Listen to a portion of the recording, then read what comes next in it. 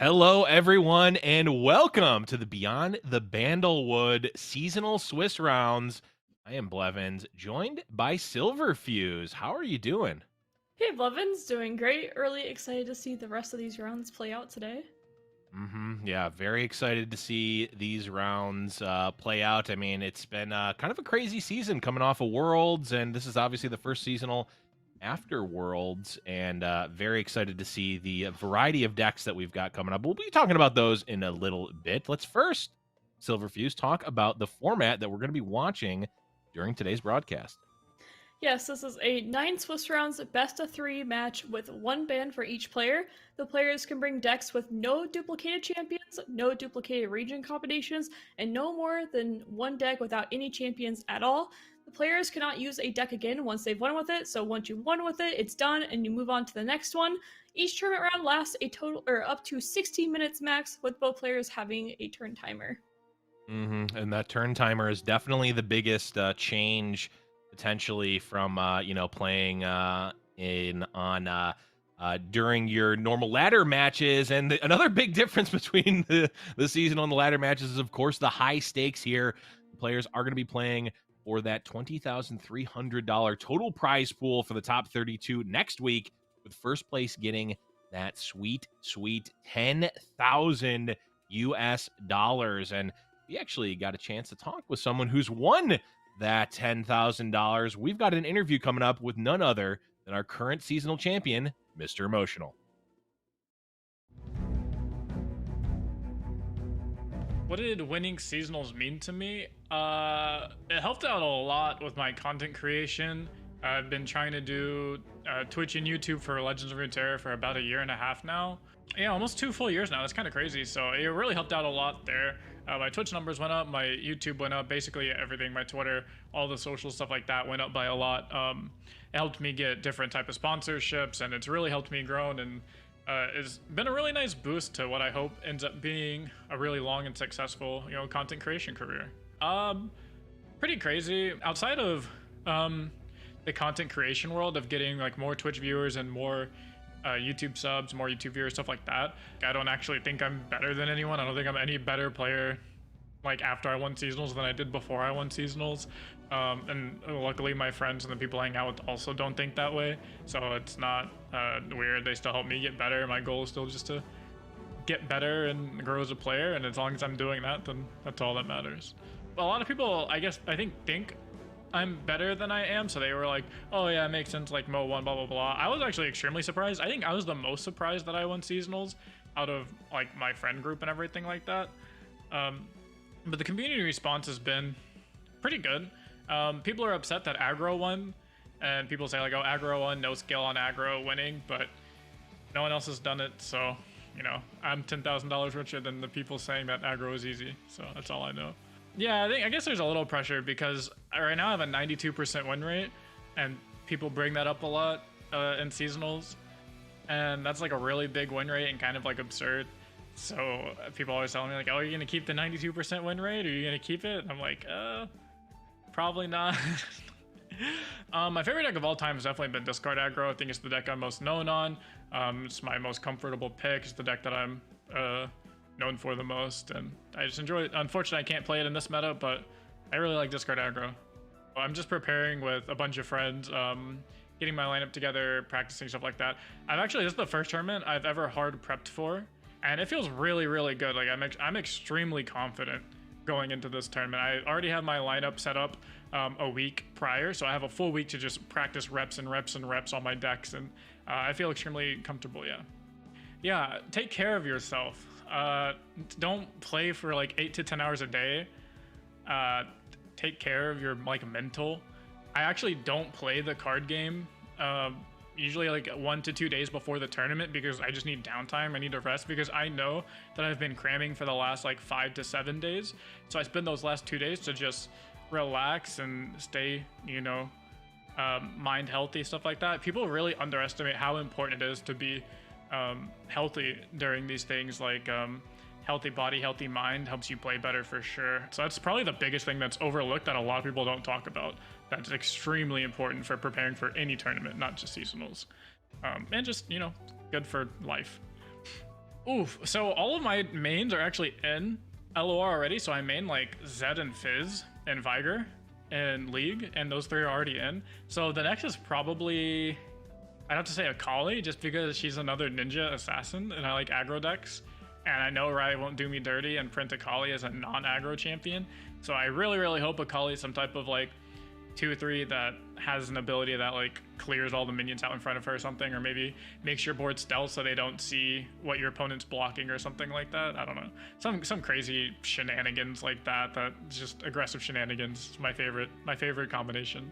Yeah, just be happy with each other. Don't be mean. No matter how someone does in seasonals, just tell them congrats. You know, even if you don't like them, it's a big achievement for seasonals or however they do.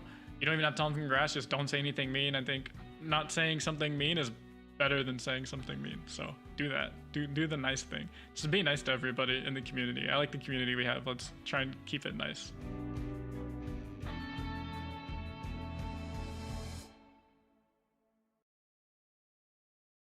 Mo. You love to see it, and you love the little bit of wholesomeness there at the end from Mo. You really gotta love it. Silverfuse, what did you think about that interview? Yeah, I really like the way that it ended with saying, hey, this community is great, and just being kind to each other goes a long way. That's something that we forget in card games. It's very easy to be like, oh, that person had the better draw, they had the better top deck, they got lucky. You know, the card games have a bunch of variance in it, and we're all going to have our good days and bad days, so just saying, hey, good job. Like, you know, it's a big accomplishment to be able to take advantage of the position you're in, and that's how it goes sometimes. So I think just building each other up instead of tearing each other down is a great thing to do. Yeah, that's a really great point. It's super easy to to write something off, or say a snide comment or be mean to someone. Super easy to do that, but it takes it takes a lot of character, and it's really valuable to comfort people and really just be supportive when people lose and when they win, regardless, and to grow as a community and to grow as card gamers just in general there. So really love that message from Mo. And hopefully we'll be seeing more of him later on in the stream. I know we, before the show started, we unfortunately saw Mo just lose his last round, but still alive.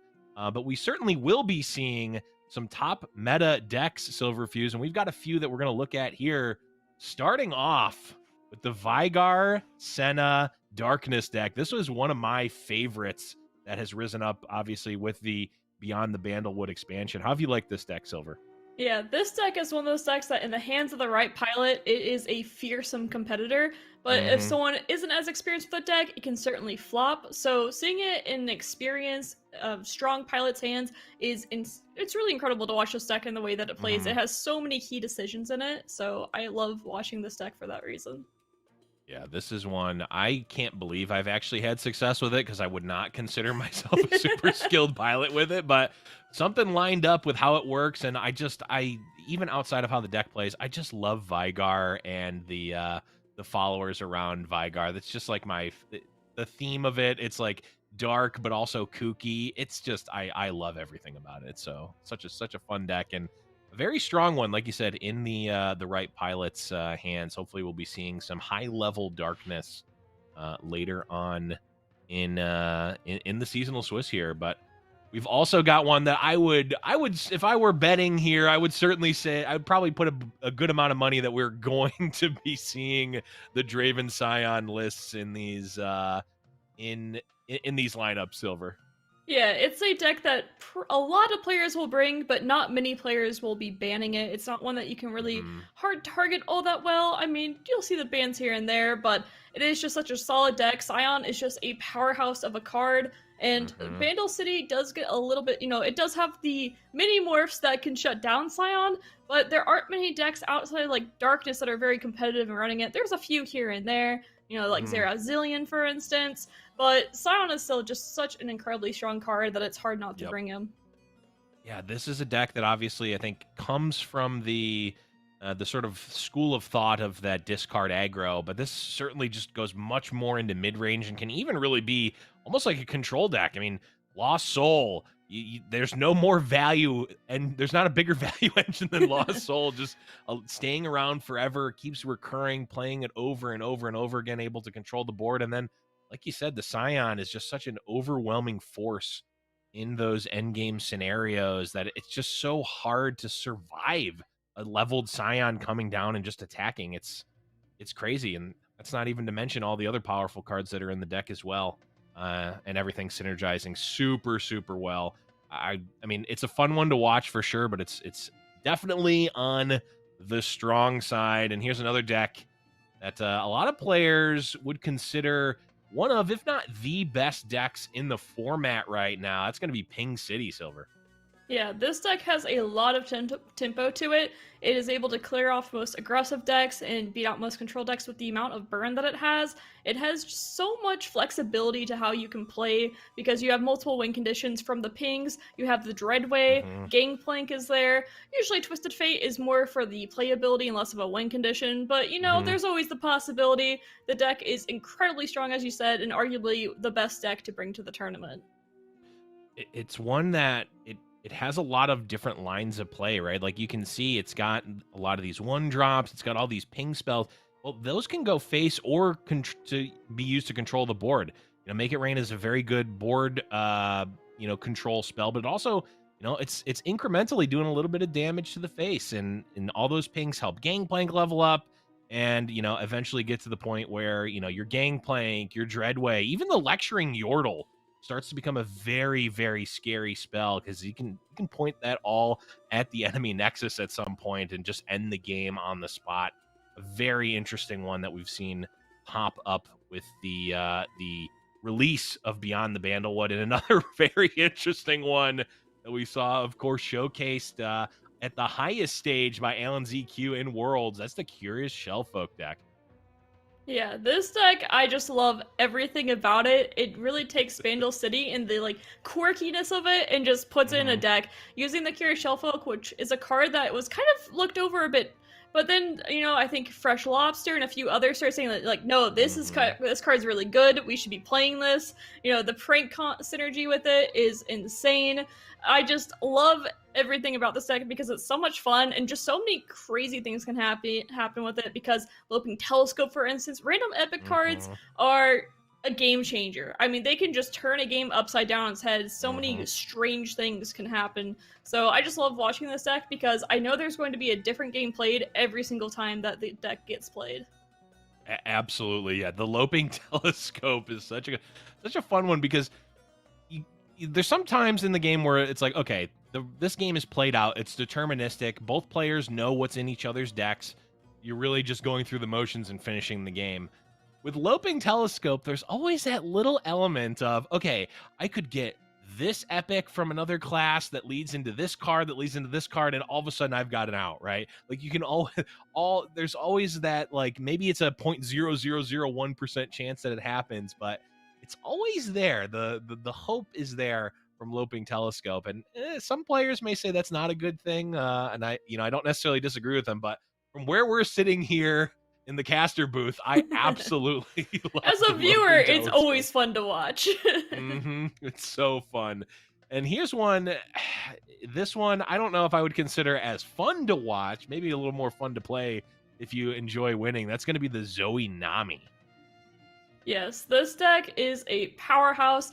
If you are getting the Nami leveled up on curve, I mean, you are just insane. Being able to play the Double Trouble on 3, bank 3 mana, play a Spell Thief or a Gifts from Beyond, play Nami and she's leveled. If you get one of those elusives out, they are very hard to stop, even more so once you get some Wiggly Burblefish out there for 0 cost as well. This deck is very, very tough to stop, and a reason why it will most likely be banned for most of the day if it is brought. But some players are a bit hesitant to bring it because if you don't draw Nami or you miss the Fleet Admiral Shelley, it can go down the drain really quickly. If you don't draw your combo pieces, you have a bunch of spells that don't do anything. You're absolutely right, and it's a little bit deceiving because even though in that champion column we see Zoe Nami, the two champions of this deck are Nami and Fleet Admiral Shelley. Fleet Admiral Shelley. No one's arguing that there. Those are definitely the two champions and the ones that you want to see. They allow for such a powerful, such powerful lines of play. And, at the end of the day, a big Sparklefly is just pretty much impossible to race for almost any deck, just straight up, right? It's It's going to be attacking. It's going to be taking big chunks, unblockable, and you're going to be gaining a bunch of life back to your Nexus. It's just, you don't really need to do much more than that. Big Sparklefly attack, go boom to your opponent's Nexus for sure. Very, very strong. Exactly. And we have been seeing players tech in this Astral Protection too to protect this Nami as well as the Sparklefly, sometimes Shelly and Zoe as well. Although we kind of talked about Fleet Admiral Shelly and Nami, Zoe definitely does have the potential to win the game. It's not as common, but it does happen. Yeah, definitely. It definitely does. And just knowing that that's in your deck, you know, strong pilots of the deck, you know, are playing around that Zoe win con, that Zoe level up win con, in different matchups. I know Lee Sin is one where that tends to pop up, but I think we might be seeing it a little bit. We'll certainly see it in lineups. I don't know if we'll see it on cam, just because, like you said, Silver, it is likely to hit the banhammer quite a bit. But we're going to be going into round number 4 shortly here. We actually do have our feature match coming up. It's going to be Grandpa Roji versus Hunter Hunter here. And we did actually get a chance to see some of these decks that Grandpa Roji has submitted here. There's some spicy ones, Silver. We do see Zoe Lee Sin, which is one that, you know, a tale as old as time, or at least as old as Bilgewater or a Targon. But then there's two decks that are really kind of out there.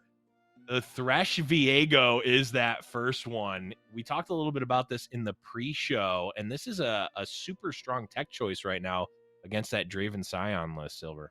Yes, Grandpa Roji had spoken about testing that matchup over and over and saying that Thresh Viego just dominates the Scion Draven matchup, and as we talked about earlier, that is one of the most popular decks that players are bringing, and they're not really expecting it to be banned, so taking a deck that you know will just have a favorable matchup is ideal, and on top of it, it has pretty good matchups into some of the other lineups as well. Yeah, it's a really strong lineup decision to target a specific deck, because guess what? Your opponent needs to win with both of their decks to actually advance. If you can construct your lineup where one of their decks can't win, you're going to win the match every time. And, you know, I don't know about the other matchups, but having a good matchup against that Draven Scion and targeting that list is certainly a good way to go, I would say. And yep, here is that Zoe Lee Sin, just, you know, the classic, right? It's such a strong proactive strategy with, you know, Lee Sin getting up to 10 power, kick, attack, overwhelm, boom, you're dead. Yeah, and kind of similar to the Nami Zoe, this deck also has 3 champions in it. You see the Zoe and Lee Sin, but that Eye of the Dragon card is a champion. Oh, yeah. I mean, it is the one card that allows this deck to have any chance against aggressive decks, and it is just a powerhouse as well. I mean, it is an incredibly strong card at 2 mana, and like I said, I more or less call this card a champion because it is just that good. Oftentimes, they'll even receive buffs to make sure that it continues to live before the Lee Sin is played leveled up. But next, we do have Talia and Malphite. Go ahead and take us through that deck, Levins. Yeah, this one... Ooh, this one's a crazy one for sure. And I know we got the word that Grandpa Roji was actually... talking with Cameron Hanzo, who is obviously a top player as well, was in the top 32 of the last seasonal, and we've seen Cameron Hanzo playing this deck as well as the other the Thresh Viego deck, and you know, they really believe that it has good matchups, and you know, it's a deck that is not maybe the most flashy or one that we've seen a ton, but boy, when it's piloted well, it can have some very strong matchups there. But we actually got some of Hunter Hunter's decks as well. There's a little bit of a different flavor of Ping City here. Yeah, it has the group shot in it, which is not very uncommon, but it does allow to have a little bit more control to it, so it plays a little bit slower than being the more aggressive, I'm going to burn you out at times, because it doesn't have the ability to go face, but with the multiple units you get from things such as, you know, Stone Stackers, Crackshot, Corsair, who usually doesn't attack, you're able to get that group shot up to 2 damage instead of 1 pretty quickly, as getting 4 units on the board is not very hard for this deck. Yeah, and one note there, no Dreadway, so Gangplank not protected from the from getting discarded potentially. But speaking of discards, there we go. Draven Scion I mean, pretty standard list here. A couple of one of tech choices, but hey, it's got what you need. Yeah, 3 Draven, 3 Scion, 3 Lost Soul. You know, wrap it and up. We're good. I can just picture Grandpa Roji rubbing his hands, be like, "Yes, yes, this is exactly Yes. what I wanted." All going according to plan. And here it is, the Zoe Nami. Boy, Silver, we picked out those meta decks pretty well because we got 3 of them in Hunter's lineup here. That Zoe Nami. I mean, we just got done talking about it, but it certainly is a very, very strong choice. And if, you know, Grandpa Roji doesn't ban this one, it can certainly take some games. But we are going to be jumping into game number 1. Grandpa Roji just got done with the ban phase. We're jumping right We in did here. get to see this Zoe Nami was indeed banned. Not wanting you to get destroyed by that, because that's one of those decks that when it goes off, there's nothing you can do about it. I mean, you just kind of say, "All right, you won. You won. Next game." So I think it's a very solid ban, and probably Grandpa Roji's ideal ban is, "All right, I expect people to bring Scion and Draven, and I expect them to bring Nami Zoe. I'm gonna ban the Nami Zoe, and I'm gonna take out the Draven deck." Yeah, and honestly, with that strategy, it almost doesn't matter what the other deck is because, hey, you can take a loss as long as you beat the other deck twice. And if you think you can beat Draven Scion twice, there you go. I mean, it'll be a long day if you think you're going to be playing 3 game sets every time, but that's fine. At the end of the day, when you've won and you're in the top 32, who cares that you had to play 3 game sets? Exactly. And we get to see Chip, one of my favorite cards, and I know the community loves this card as well, being able to take out the Stone Stackers, which is a card that can become so scary in this Ping City deck. So being able to have a 1-drop that just trades for it and lives feels amazing. Absolutely. In this deck, it's I almost think of it as like it's like a workhorse deck. It's really not, it's that farmer meme. It's like, it's not fancy, but it's honest work. We're playing 3/3s for 3. We're playing some, good statted units. It's not doing anything too crazy. I mean, there are some Talia draws that certainly can be crazy. And, when some of these units come out and they've gotten the buffs, it can seem crazy. But at the end of the day, it's just sort of, efficient stats per mana spent and, beaten down. Yep. And we did see the setup for, we knew some type of ping was coming in. It looks like the TF red card will be the answer. So that is pretty solid. This Earth Elemental is not quite activated, but it still is a 4-mana 3/5. It blocks Twisted Fate. It stops damage. It makes either the TF have to die or the Crackshot Corsair have to die or a past attack, which, I mean, that feels great for Grandpa Roji. Less damage, that feels really, really good. Yeah, an Earth Elemental, is really straddling the border of a very key metric that I personally keep track of, and that is how close to Bull Elnuk stats are you? And Earth Elemental starts just a little bit worse than Bull Elnuk, which, I mean, you can't beat Bull Elnuk. It is the gold standard. But once you hit that landmark condition, all of a sudden you are stronger than a Bull Elnuk, and, I say it jokingly, but it really doesn't happen that often that you get a better bang for your mana buck than Bull Elnuk. On top of the Overwhelm keyword being a very powerful keyword as well. So once you get, you're correct, once you get above Bull Elnuk with Overwhelm, that sounds like a really good card to me. Oh, absolutely. Especially when you get to freely pull a keg, and now even if a spell is used for air quotes value, all of a sudden Hunter is going to be taking full damage from the elemental. Yeah, it looks like we have a pokey stick, but the group shot will be doing 3 here, as there are 4 units on board. That's going to create another landmark, and now a full 6 damage going to the face of Hunter because of the Earth Elemental. That is a really cool interaction that I wasn't expecting to see today. That is, and I'm wondering if Hunter was.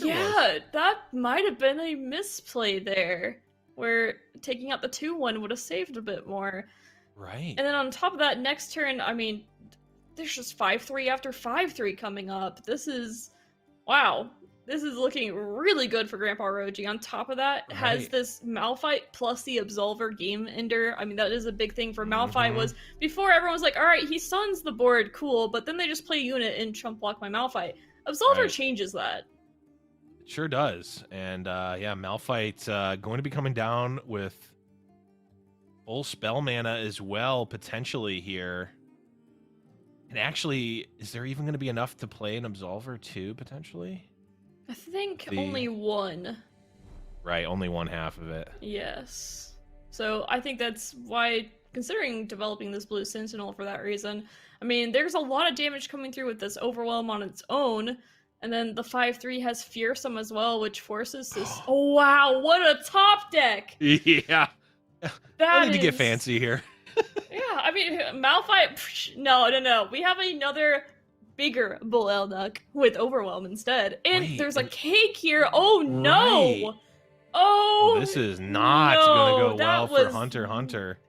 And has the Absolver as well. Yeah, that is. Grandpa Roji has to feel really great about that game. Hunter x Hunter just didn't feel like they had another option. It was over anyway. Say, oh yeah, I had the Gangplank, but like I know it doesn't matter. Who knows? But a really strong start. The double Overwhelm, just doing so much work that game.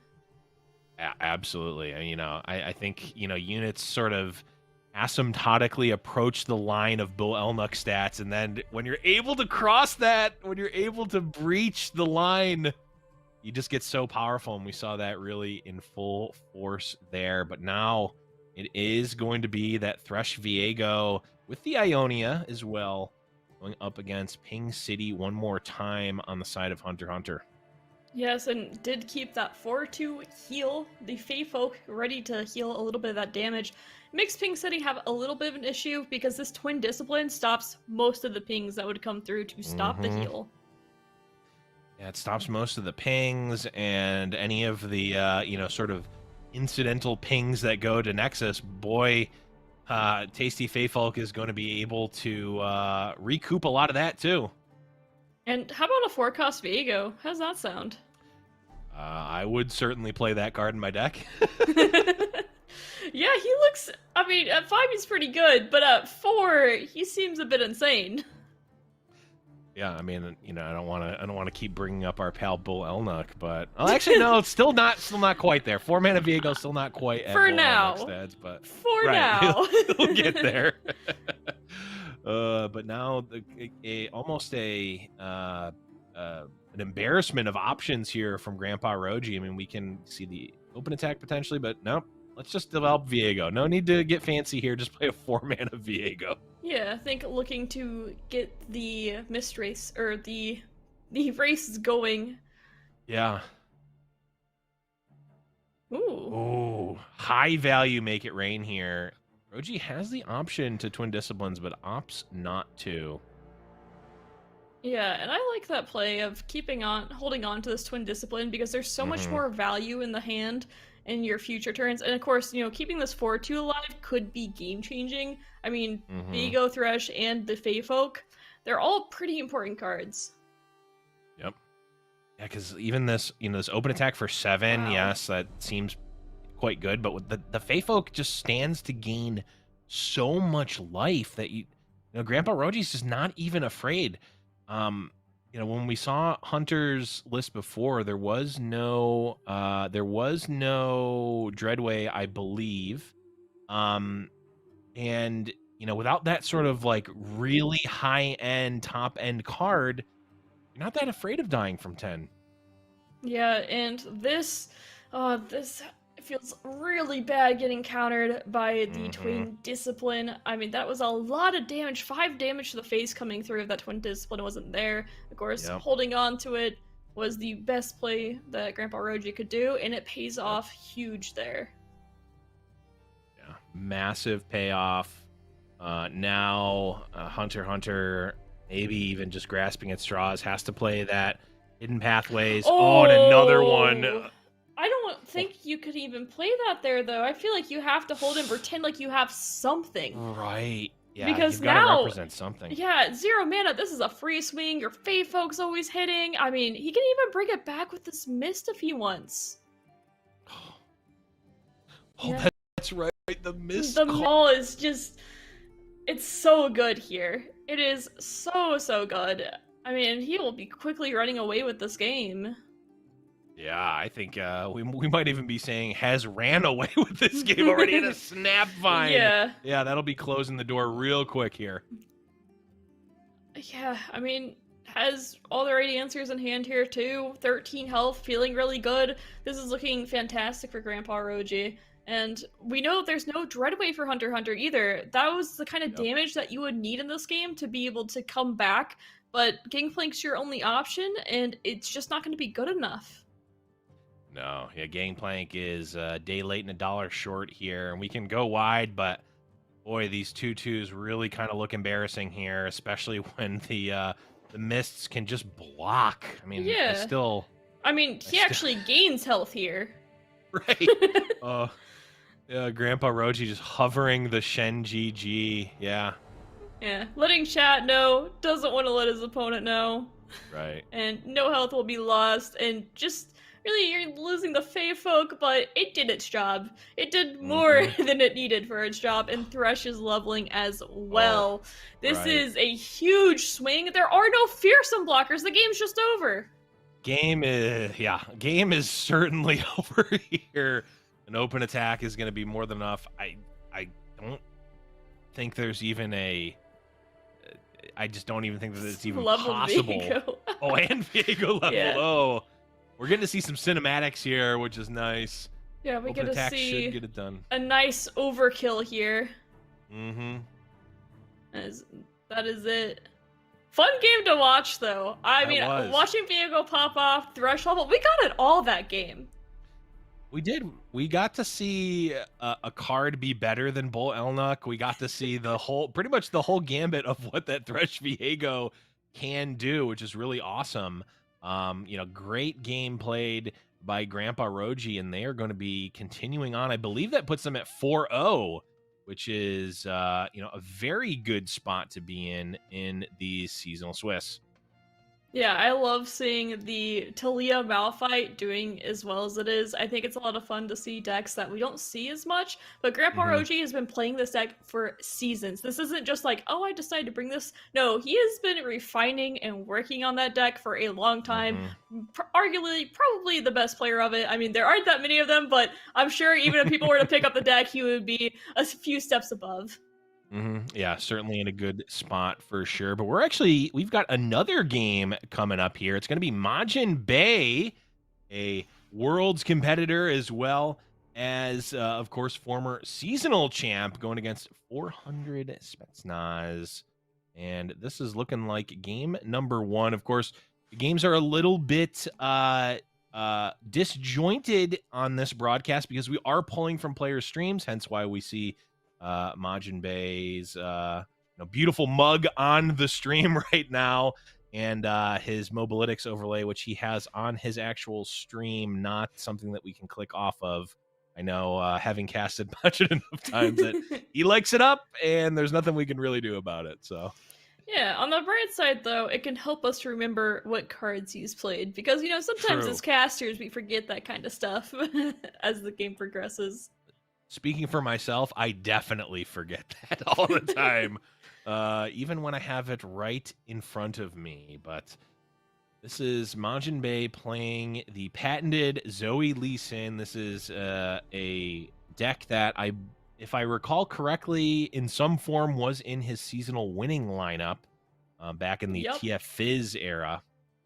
Yeah, and I'm not sure, as we didn't see the deck. I think it is the Shellfolk deck that he's against right now, I hope. Ooh. I think that's what we're seeing. It's certainly what it looks like. We do have Spetsnaz decks, and he has actually brought some... They've actually brought some spice. Yes, this is in fact Shellfolk. This is in fact Shellfolk. The other two decks, Draven Scion and Silver, we've got a Darkness deck in the lineup of 400 Spetsnaz here. Yeah, we're really great at predicting lineups. Very true. It's almost like this is what we do on a week-to-week basis. We got a couple things right. You love to see it, but I'm a little bit biased. I'm friends with Majin, but boy, I want to see this Darkness deck. Oh no, Majin banned Darkness. Our production is saying Majin banned Darkness. Okay. How could you? I'm mad at him for that, but also now I think he's just Galaxy Brain, because he knows that I would be rooting for the Darkness players. So it was Galaxy Brain. Now I don't have to. It's not there. Yeah, and Majin being able to set this up slowly but surely. I mean, of course, these pranks might slow him down a bit, as if they hit spells, being able to make it where Lee Sin spells cost a bit more makes it harder to level him up, as well as to set up the kick when he is leveled up. So it'll be interesting to see how that goes. But there are so many spells in this deck, it's really hard for Majin not to top deck it, especially when he's thinned it out by playing 2 of the Eye of the Dragons already. Yep, has thinned the deck out a bit. Yeah, and there's, there are certain spells that Majin is certainly going to want to cast at certain times, but at the end of the day, Lee Sin doesn't really care which ones are cast depending on the board state. And the Zoe comes down, just, a little extra pressure there. I mean, Pokestick has something to say about it, but of course, Lee Sin decks have so much ways to react to reaction. Yeah. It's also a react deck in some ways. It's the classic combo control deck where it's got so much interaction, and then also Lee Sin himself kind of lives on the lack of interaction in his combo kill, but everything else about the deck is in fact reactive. Yes, indeed so. But something really important to point out is that this deck, the Shellfolk deck, runs 2 mini-morphs. And if we know anything about Lee Sin, he really doesn't like it when you mini-morph him. Very good point there. And it certainly is a card that is, I think, really is the crux of why we've seen sort of a downtick in amount of Lee Sin, at least on ladder. But, we've seen, top Lee Sin players just be able to play through mini morphs. There are 2 mini morphs, but there's definitely 3 Lee Sin, so you can play through them, and it's going to be on Majin to, not put too many eggs in the first even 2 Lee Sins, and rely either on that third one or the Zoe level up win condition. Yeah. And although we can't hear right now, I wouldn't be surprised if he's talking about his game plan against Minimorph, because obviously Majin's a very seasoned, he's, a veteran player at this point, been at high stakes over and over. He has to have practiced Minimorph matchups. There's no way he hasn't. So he definitely knows what to do. We'll have to see if it's in the cards for him, if he can execute his game plan the way that he wants to. But this could definitely get very interesting very quickly. Yeah, it's going to be how much pressure can Spetsnaz put onto Majin and force out some of these, reaction spells, force out, maybe forcing Majin to go for a combo and then be able to counter it. Because, if Majin can just play around the mini-morph and has enough time to do that and set up that third Lee Sin, it's just not going to matter, right? The mini-morphs will delay the inevitable, but if Spetsnaz can also sort of crank up the heat, put, force Majin into a corner, that's when the mini-morph really can get some value. Yep, and going ahead and setting up this Eye of the Dragon, so it'll make the 2-1, unless it gets Thermo Beamed, no Notify to answer, as it has been pranked twice, and, that pretty much says, hey, there's no other Notify, because Majin definitely would have thrown down on the second Notify for sure after seeing that. There's no way, so that's a lot of information for 400 here. Yeah, it certainly is, and it really speaks to the power, like you said, Silver, that third champion in the Eye of the Dragon, when a Thermo Beam, which theoretically could be used to kill a Lee Sin, is in fact used on that 2-drop Eye of the Dragon, putting a lot of value there on it. Yeah, 400 has been able to just kind of take care of business here, being able to deal with 2 Eye of the Dragons, a Zoe, and potentially a Lee Sin in the future. We'll have to see. Of course, the Lee Sin is the most important one, and it is still alive. But so far, really dodging a lot of bullets here for 400, and has to make Majin a little bit nervous. Right. I mean, the life total's starting to get whittled down a bit, down to 12. There are definitely still some, tricks up Majin's sleeve here. Definitely has a lot of cards to work with.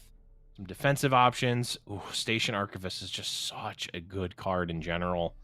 I You know, love this card. I love the design of it. I think it mhm, rewards deck building, it rewards player choices, and it's just such a neat card. I think it's really well done. mhm. It fits P and Z so well. I love that card.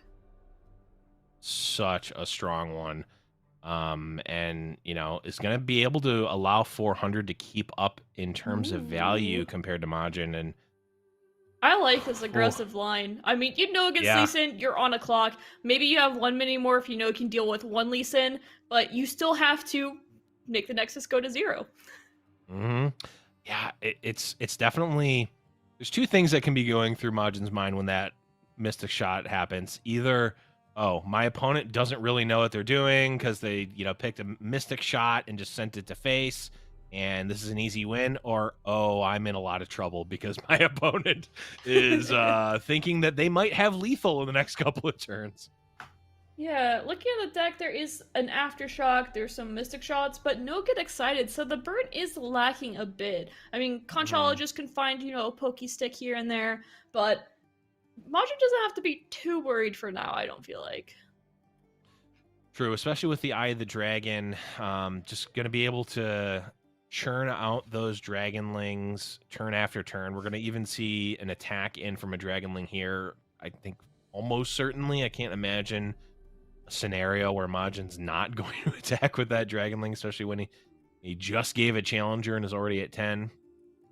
So gaining, I think, at least 2 life here, if not the full 4 from the buff.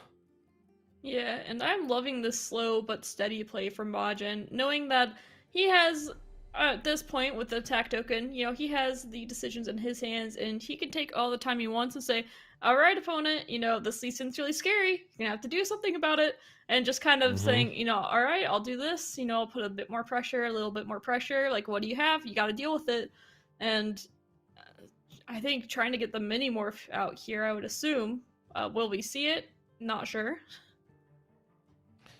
Right. If Majin can get, the mini morph out now, Wow.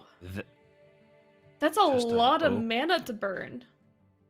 it is. And I talked about a scenario. I can't think of a scenario where Majin won't be attacking with this Dragonling. And we're pretty close. I think Majin hesitated there Yeah, for a it's bit. a really smart pass. I mean, it's so close. Hmm. I mean, it's pretty much always going to be another pass here from 400, but I think Majin's saying, all right, second guess yourself. Like, Right. Well, yeah, now a little bit of a different scenario for sure, because now Majin does have the Eye of the Dragon turned on, so there will be Mhm. another Dragonling coming out next turn. Majin, of course, being able to use that sort of burst pass technology there. An Wow. Aftershock on the Dragonling Oh. of all things. Really saying, I cannot let Majin heal here. That means that the attack is probably going to be forfeited as well, because the Dragonling is still bringing a 2-1. So that's, I mean, there isn't really that much damage that comes through, it's just Right. healing. But that is a pretty desperate play, and Majin, I mean, you can kind of see his shoulders kind of got a little bit more relaxed after that. He's like, okay, alright, we're good, Right. we're good. Right. That is peculiar. I think that is either the least or most scary play that you could see, because why is that Aftershock not going to Eye of the Dragon or going to face? I mean, I guess it going to the Eye of the Dragon effectively does more damage than pointing it And to it the does help Nexus, the so that Ezreal makes as sense. well. That could be part of the game True. plan, potentially. That Which, that is also true. but this Hush has something to say about it. This is a brutal Hush, and probably the Right. last out that 400 had at this point. I mean, still might have the mini morph, but at this point, it does feel pretty close to delaying the inevitable. I mean, we don't see a Mhm. second Lee Sin in hand, but with this number of cards, it can't be too far away. And going to thin out the Right. deck even more here. Ooh, that was actually not Oh, a it was not. yeah, right from the Hush, so Oh yeah, the not Hush, actually drawing another yes. one. Not actually drawing another one.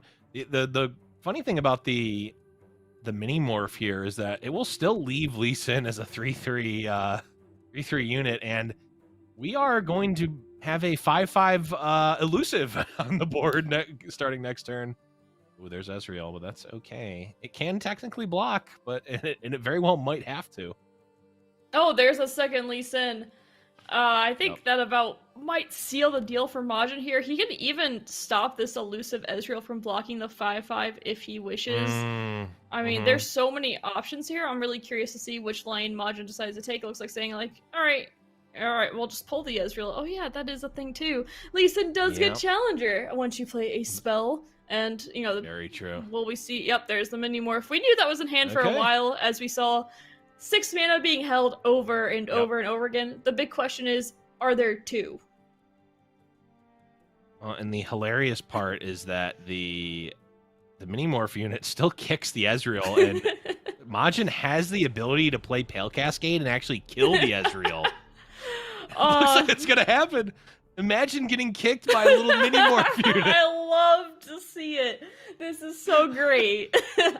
It's so funny. I just imagining the visual here of Lee Sin getting turned into this little mini creature, and then still just giving the boot to Ezreal into space. Yeah, instead of like the hooka from Lee Sin, I would love to hear just like a mini like high pitched hooka.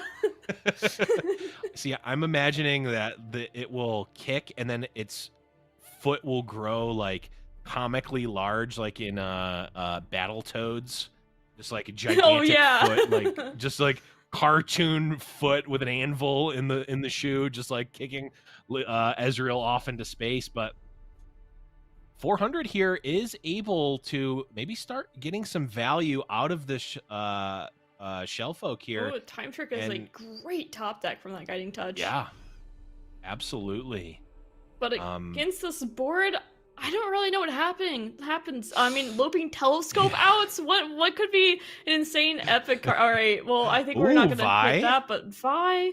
I mean, there's so many answers in this hand. I mean, he has 100 answers here. There's a palm, and there's ways to give Lee Sin shield. There's just so many things. And the GG emote, the Horo Fist from our last Worlds, that was a drop that you could get. So cool to see that. And Majin takes that game. It was looking a little bit spooky for him at the start with losing his Eye of the Dragons, knowing that Mini Morph is a card, but, you know, losing Zoe as well, but was able to win it out. Now has to win with this Tahm Kench Soraka versus the Shellfolk list. Right. And this lineup from Majin just looks like a 25th anniversary classics of Runeterra re-release. Yeah, I was going to say. We've got 3 decks that have existed in some form, and in TK Raka's case, I think almost exactly the same form in other formats, and have done well in events. And hey, you know what? If it ain't broke, don't fix it. And Majin certainly has a lot of experience on all 3 of these decks here. Yeah, I also love to see this too, because this means if you get into Runeterra and you invest in cards, you don't have to invest every 2 or 3 months and be like, oh, like, you know, now I can't play these anymore. They're out of the meta. But in Runeterra, we have it where there's plenty of new cards, such as the Scion Draven deck has so many new cards in it. And also we can bring back old classics as well. I think it really just speaks to the balance of not just completely power creeping previous sets, and gives players so many more options to decide what to play. Yeah, and you know, not to go too deep into the politics of games, but when you don't need to sell new booster packs of new sets, don't necessarily have to power creep everything out of existence, which is certainly a good thing for the Runeterra community. You love to see it. You know, we actually were watching a bit of Majin in the previous round in the pre-show, and there's actually a couple of pretty cool tech choices on the side of Majin in this deck. The Spring Guardian being one that you don't always see in these lists. Yes, the Spring Guardian is really neat. Potentially there to deal with some of the bigger threats, such as like a Scion or an Arsenal, where if you can get Tahm Kench healthy enough and be able to eat one of those and then heal it to full again, that is a game-winning play. I mean, even without the Star Spring, it's still a game-winning play just because of how strong Tahm Kench can get. And Blevins and I were checking out a game earlier of Majin Bay, and we got to see exactly that, of why that Star Spring or why that Spring Guardian was as strong as it is. just humped an entire arsenal and still had 8 health left over and then healed right back up to 16. Yeah, it was a really fun one. One thing to say, there aren't really fearsome blockers in this deck so much. I mean, there is True. Boxtopus, but that's close to it. I mean, there's also the Broad Back Protector, as we just saw. Or, no, that's 2-7. Oh, wow, why was I thinking that thing's 3-7? But that I wish. does make things a bit awkward. The Pale Cascade certainly does help with that, which I wouldn't be surprised if we see that from Majin Bay. But that does make things a little bit awkward.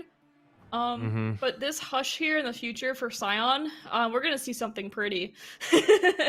Yeah, absolutely. Hush is almost a necessity against Scion. And here we are going to be seeing the Twin Blade Revenant taking out the 0-2, potentially at least. I'm going to take a draw first. Oh, just a little bit too late. I love this pull from 400 here, taking out the OT. That thing can grow so quickly, and even if it gets healed like one time, you still have a 4-3 or 4-1 Revenant that's alive. Yep. So I think the value you get from that is very smart. But Majin is able to develop the Star Spring turn 4 and get 2 procs on it. He's feeling pretty good here, I feel like. Yeah, this is certainly a scenario where it's feeling quite good for Majin. It really could go either way, though. 400 does have a lot of good outs here. Ooh, Aloof gonna hit an Astral Protection. Definitely a strong card, though not necessarily super needed at this particular moment for Majin. But boy, Majin is going to be missing that card once the Soraka and the Tom Kench start to come out. Yeah, I think he'd much more rather have lost the Broad Back Protector here instead. Because Astral Protection is one of the fastest ways to level up your Star Spring. So that does feel a bit bad, and it does help with Raka, and he doesn't have other healing options in hand. There's no guiding touches, so this Raka might not be leveled as soon as he wants it to be since that discard. Right, it's certainly... Well, wait a second and here. As we say... Wait a second here. That's right, Star Spring will get a lot of procs. Does indeed heal 3 things at once. It's been a while. Yep. Yeah, I feel like the TK Rocket deck shows up in tournament, then it sort of goes back into hiding because people I think either get bored of playing it, even though it's a good deck. It's like, I just want to play the new stuff. But also, it's not necessarily the best ladder deck because it's very matchup dependent. But when you can build your lineup, you can really sort of pick your matchups, or at least pick a matchup that you absolutely don't want to play against. Yeah. And that's where it really starts to shine. Yeah, at the right times, it is really hard to deal with. It is one of the more polarizing decks in Runeterra, meaning that, as you said, very matchup dependent, but if you're hitting all the right matchups, you are just collecting your free wins and going next.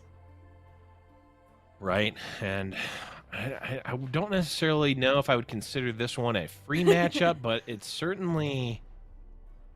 Oh, it's actually pretty close here because, like you said, there are not really very many fearsome blockers. The value engine of the Twin Blade Revenant Lost Soul, it's certainly going to start taking a toll on Majin's resources at some point, I would imagine. And I would also imagine, though I don't know, is the deck list... Okay, I'm not getting the full deck list from 400's list here, but I would imagine that there's a Scorched Earth or something to actually deal with this Star Spring if that starts to get towards lethal. There is not one, unfortunately, for 400 here. Only runs more aggressive. Has 1 Flock, 3 Get Excited, 2 Mystic Shots, a Whirling Death, and Survival Skills are some of the notable cards. Does have the 2 Poro Cannons as well. So those are the spell options. No Scorched Earth tech, which a lot of players consider bringing not because of Star Spring, but because of the Bandle Tree is a very popular deck to bring. Right, and this is 400 realizing, hey, I can see what the game plan is here. The writing's a little bit on the wall. We're gonna pull the fearsome blocker. We're gonna chip in for at least 8. Now, the other units are also getting through here, which is going to allow Majin to get some free damage onto the Soraka. Yeah. Majin did have the option of potentially Guiding Touch and looking for a Pale Cascade there. There's only one left though, so it was pretty unlikely to actually hit it. So I think just taking the 4 and being like, all right, or the 8 damage, being like, all right, I'm going down to 4. This is kind of scary, but there isn't anything in range right now at 4 mana. There's no Get Excited plus the Mystic Shot, for instance. And on top of that, Right. does have this Guiding Touch as a little bit of a safety net as well. But 400 has to be smelling the blood in the water and really wanting to find a way to push the last bit of damage through. Right. Yeah, absolutely. But Majin 3 is more going health. to be gaining. Yeah, by the time 400 has attack token again, Majin will have gained 6 health from the Broadback Protector, and that's gonna put Majin out of open attack kill range at least, right? Which is certainly going to be great. The old 8-punch Pablo Boxtopus is going to be able to potentially take out one of these fearsomes as well. Very strong top deck, but there is... Oh, Scion, there he is! That is the card that we've been talking about. The one that doesn't want to become a 3/3 mini-T, but against this deck can certainly be tough. And because the Hush does stop the Overwhelm, does stop the Transform at the time, but at the time, Majin doesn't have a way of killing that card. Right. Even, Scion screams so loud that Hush really doesn't necessarily have the best effect on him.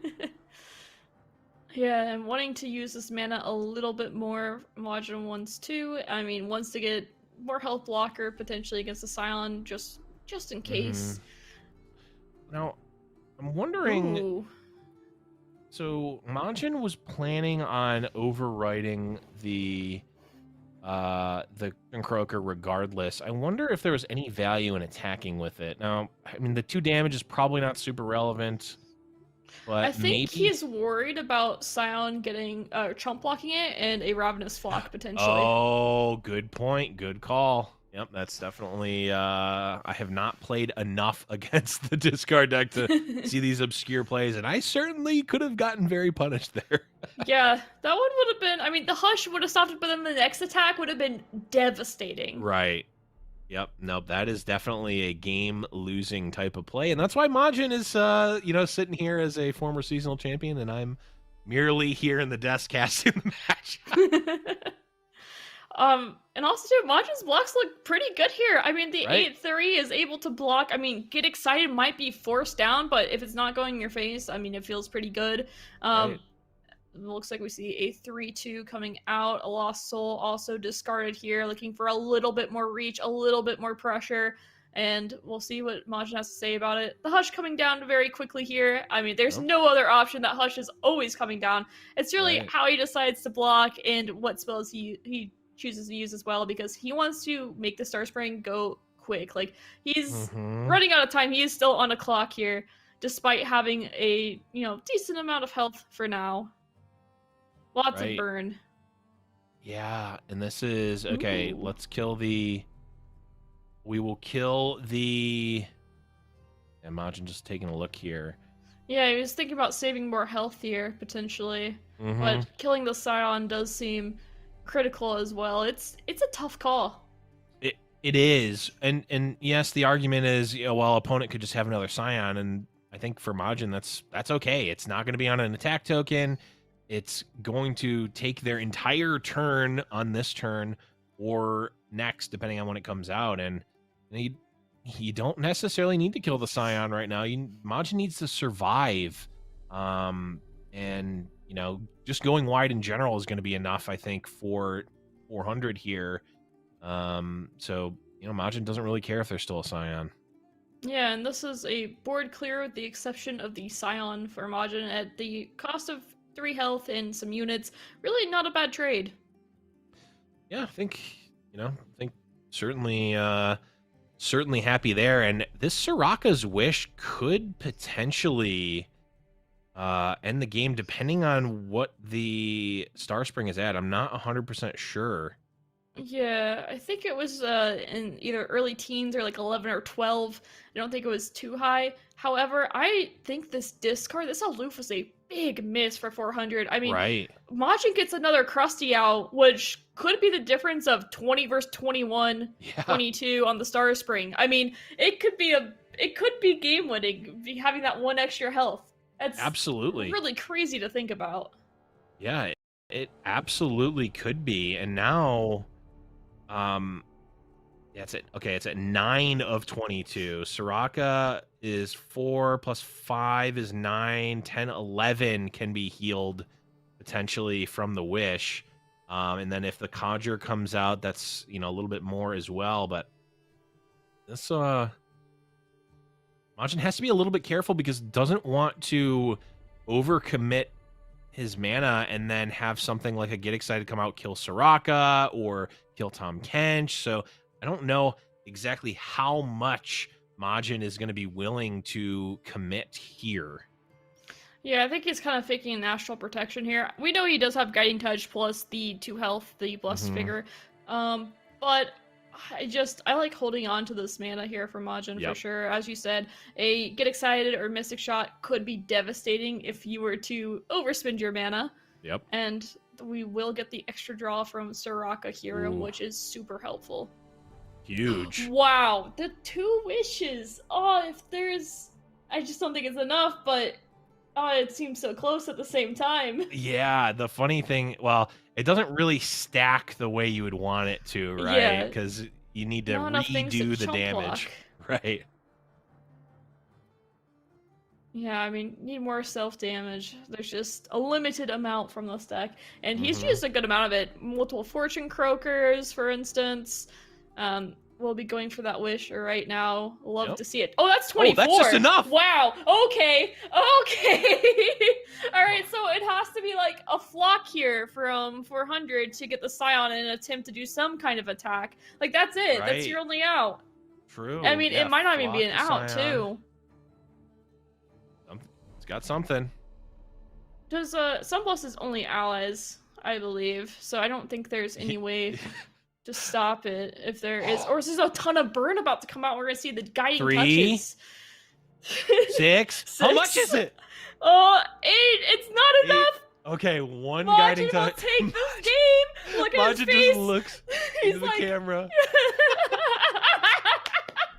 Oh, the Darius facepalm makes it too good. This is so great. And just the healing, it's just too much. It's too powerful. Wow. Crazy. And that's going to be the Star Spring. Taking it home for Majin Bay. I believe that's going to be putting him at 4-0. But, whew, both of those sets that we saw, Silver, were super good. Oh, yeah, those were great. I love games that end like that, where it's just like, oh, wow, like, we didn't do math. But, and then seeing the reaction of, like, it's so close. Is it going to be another Get Excited? Even if it was a third Get Excited, we did have the double guiding touch. But I think that, or is that exactly even? I think that's still lethal there. But yeah, I don't know, math, we don't do that. We're casters. Yeah, but true. Seeing an ending like that was just so much fun. And just on top of that, having the cam of seeing Majin's reaction, just looking in the camera like, yeah. Or actually, there could have been a third Get Excited. They're out of mana. Sorry, I remember. That was, all mana was gone. Right. So that was it. Majin always won from there. Yeah. Whew, but it was certainly when you see 3 spells get put onto the stack, you start to sweat a little bit, even though you have the 2 guiding touches. But let's take a look at the decks that Majin brought. There's that TK Raka that we just saw win, and another tech choice that we saw before last round when we were watching pre-show. Is that Divergent Path, Silver? A really interesting choice. Yes, I love this tech choice. I mean, we mentioned earlier, we're seeing Bandle Tree decks being pretty consistent in lineups. I was expecting a little bit more from the the small pool that we've seen, but they're definitely out there. So having a way to deal with the Bandle Tree, because this deck is a deck that it usually just needs, or the Star Spring deck usually just needs like 1 or 2 extra turns to get the Star Spring going. So the Divergent Pass is able to buy that extra turn, stopping that level up a little bit quicker on the Bandle Tree. And on top of that, even if you're not against a landmark deck, Divergent Pass can help you find your own Star Spring. And of course, 5-cost Star Spring doesn't feel the greatest, but when you're against, I mean, sometimes it's the best that you can do, and sometimes it's game winning. So I think that was such a smart tech choice for Majin Bay. I absolutely love it as the one of, because you really probably only need to draw it once, right? It will either get you that Star Spring, or you can save it for an opposing Star Spring, or potentially the Bandle Tree, and just give you that little bit of extra time to maybe get your win con off faster than the opponent. But we also did see the Zoe Lee Sin take a dub for Majin Bay as well. A couple of interesting tech choices here too. The one of Sir William of Ionia making the triumphant return, but also the Solari Priestess. This is one that Majin has been on for a while. He loves that one of Solari Priestess, just to get some more options. Yeah, invoking, I mean, it can just do so many things here, because you can find the forecast written in the stars where you can draw your champion, so it gives you a tutor, potentially, in some cases, and just gives you a lot of versatility. Just, if you need a little extra value or a little extra push, it's there for you. So I personally like it as a 1-of. I think once you add 2, it's just too slow as a 1-2 when you already have a very slow combo-oriented deck at times. And it does take away from potentially your Eye of the Dragon getting the 2 spells that it requires. So I just like it as having that little extra flexibility that it can make things happen. I mean, it can also find the 4-mana 3/4 Tiari that could find just about anything in the Invoke pool. I mean, you never know. Maybe you just win with a Great Beyond all of a sudden. Yeah, and again, just having that, like, a little bit of just like, oh, well, we can take this line into this line and then sometimes get to this. It's like, yeah, okay.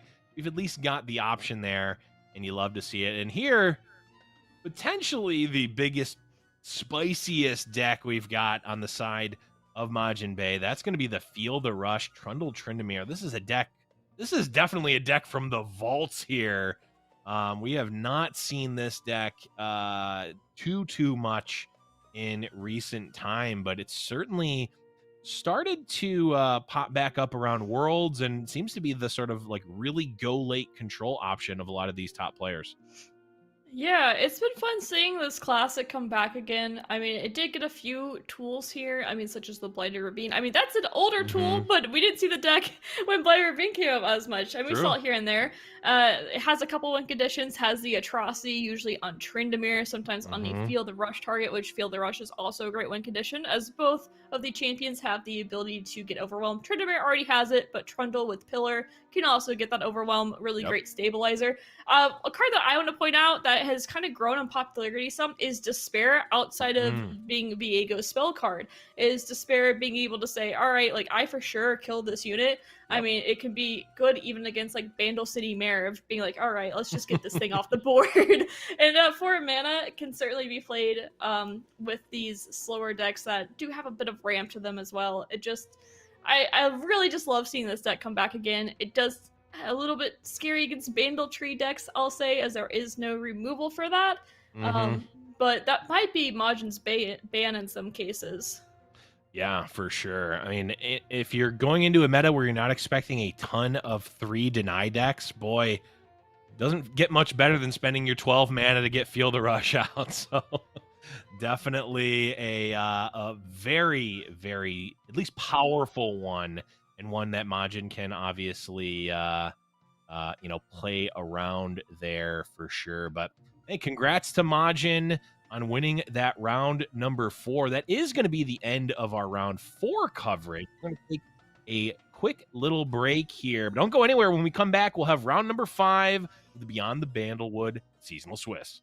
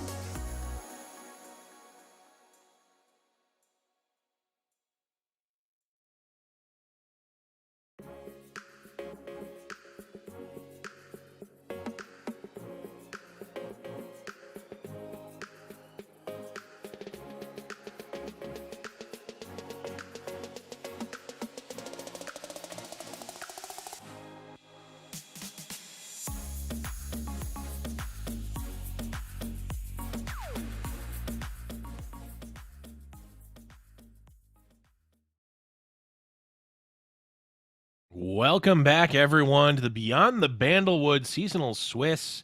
I am Blevins, joined by Silverfuse, and we just got done with round number 4 of the action. Saw Grandpa Roji and Majin Bay both take some W's in their rounds. But Silver, that was a really exciting round we just witnessed. Yeah, that was one of my favorite rounds to cast of all time. It was just fun the way that it turned around, and of course the emo's just icing on the cake.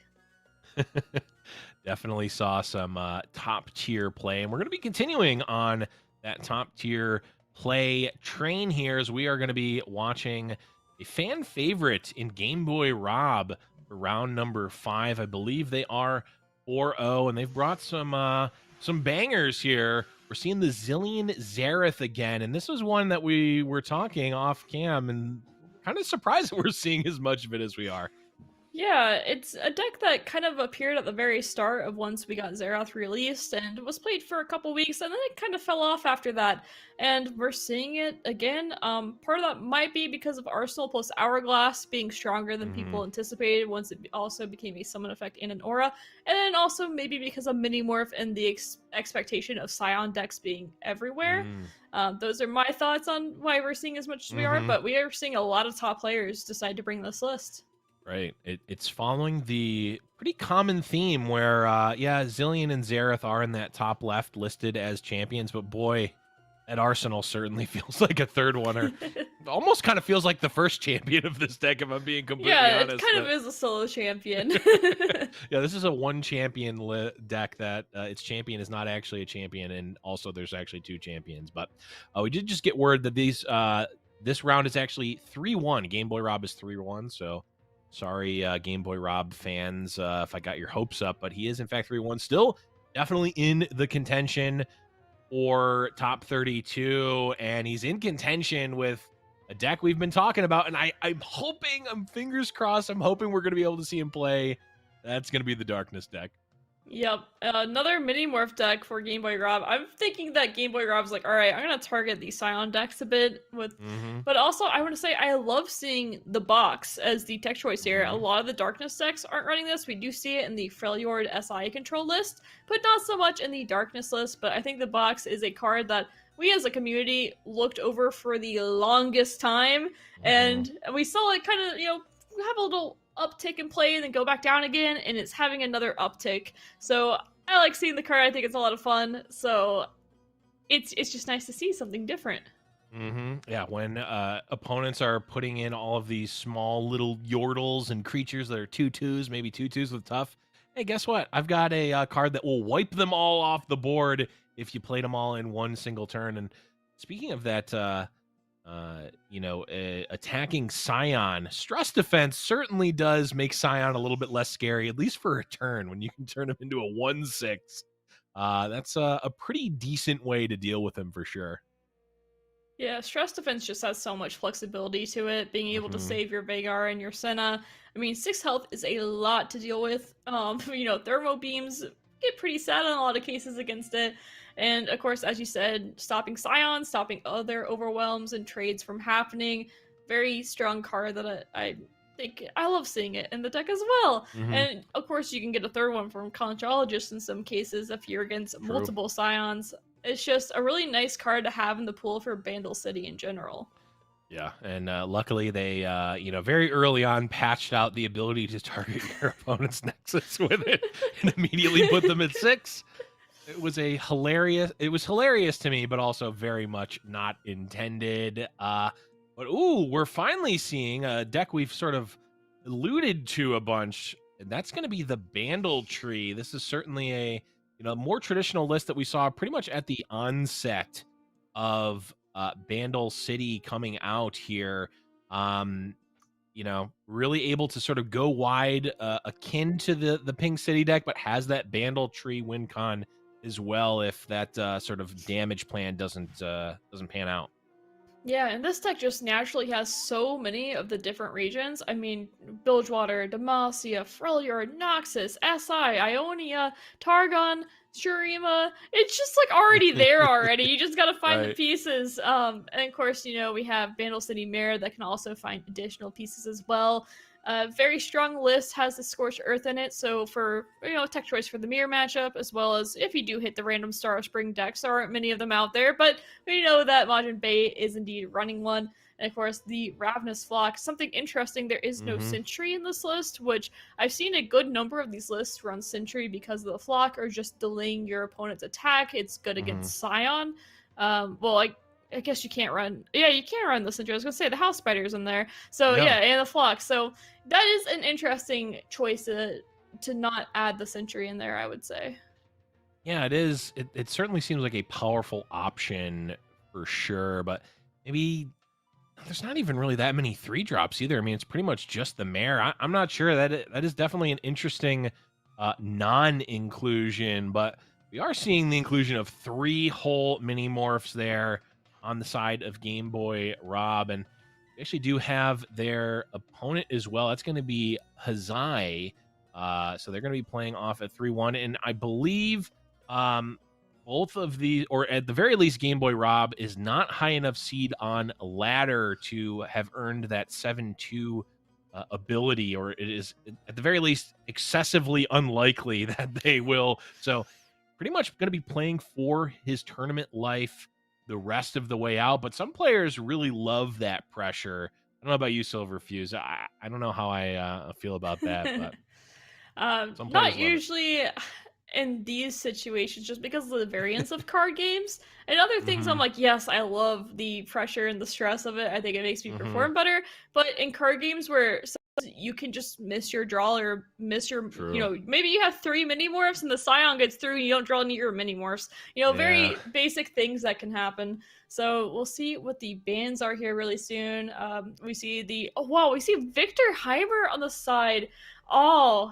I mean, a very easy ban for Game Boy Rob here, though, with this Nami and Zoe just saying, yeah, that's not going to pop off. No, it got banned again. It's always banned. Never lucky. Never lucky. Ooh, we get to see this deck. It really just looked like a pretty classic control list. I didn't get to see exactly what was there, but Game Boy Rob saying, all right, I'll take the Bandle Tree. I mean, Bandle Tree feels like it has a pretty solid matchup into these. It has the ability to go wide and block out the Scion deck. Of course, the Aloof Travelers is very awkward against a Lost Soul deck, so automatically pitching that. Yeah, it definitely is. Well, it's kind of interesting. It is just inherently kind of awkward against the deck, to say the least, because of Lost Soul. It's actually just, almost sort of helping them. But if you can find a spot to actually play the aloof when a Lost Soul has either already been discarded or they just played one or something, and you can hit that Scion on a key turn, it actually can be extremely powerful, but not good enough for Game Boy Rob to keep it in the opener. Yeah, and we see at least one Lost Soul was in the start of the hand, as that was discarded to draw a unit. Game Boy Rob saying, all right, well, I'll get 2 procs on my Bandle Tree already, because that is how quick this deck works. It gets to work very quickly. Yep, and we'll probably see a third here in the Bandle City Mare, who can always find something to play, but ironically enough, can't find his speech. Some reason, but it's in his hat. He just doesn't know.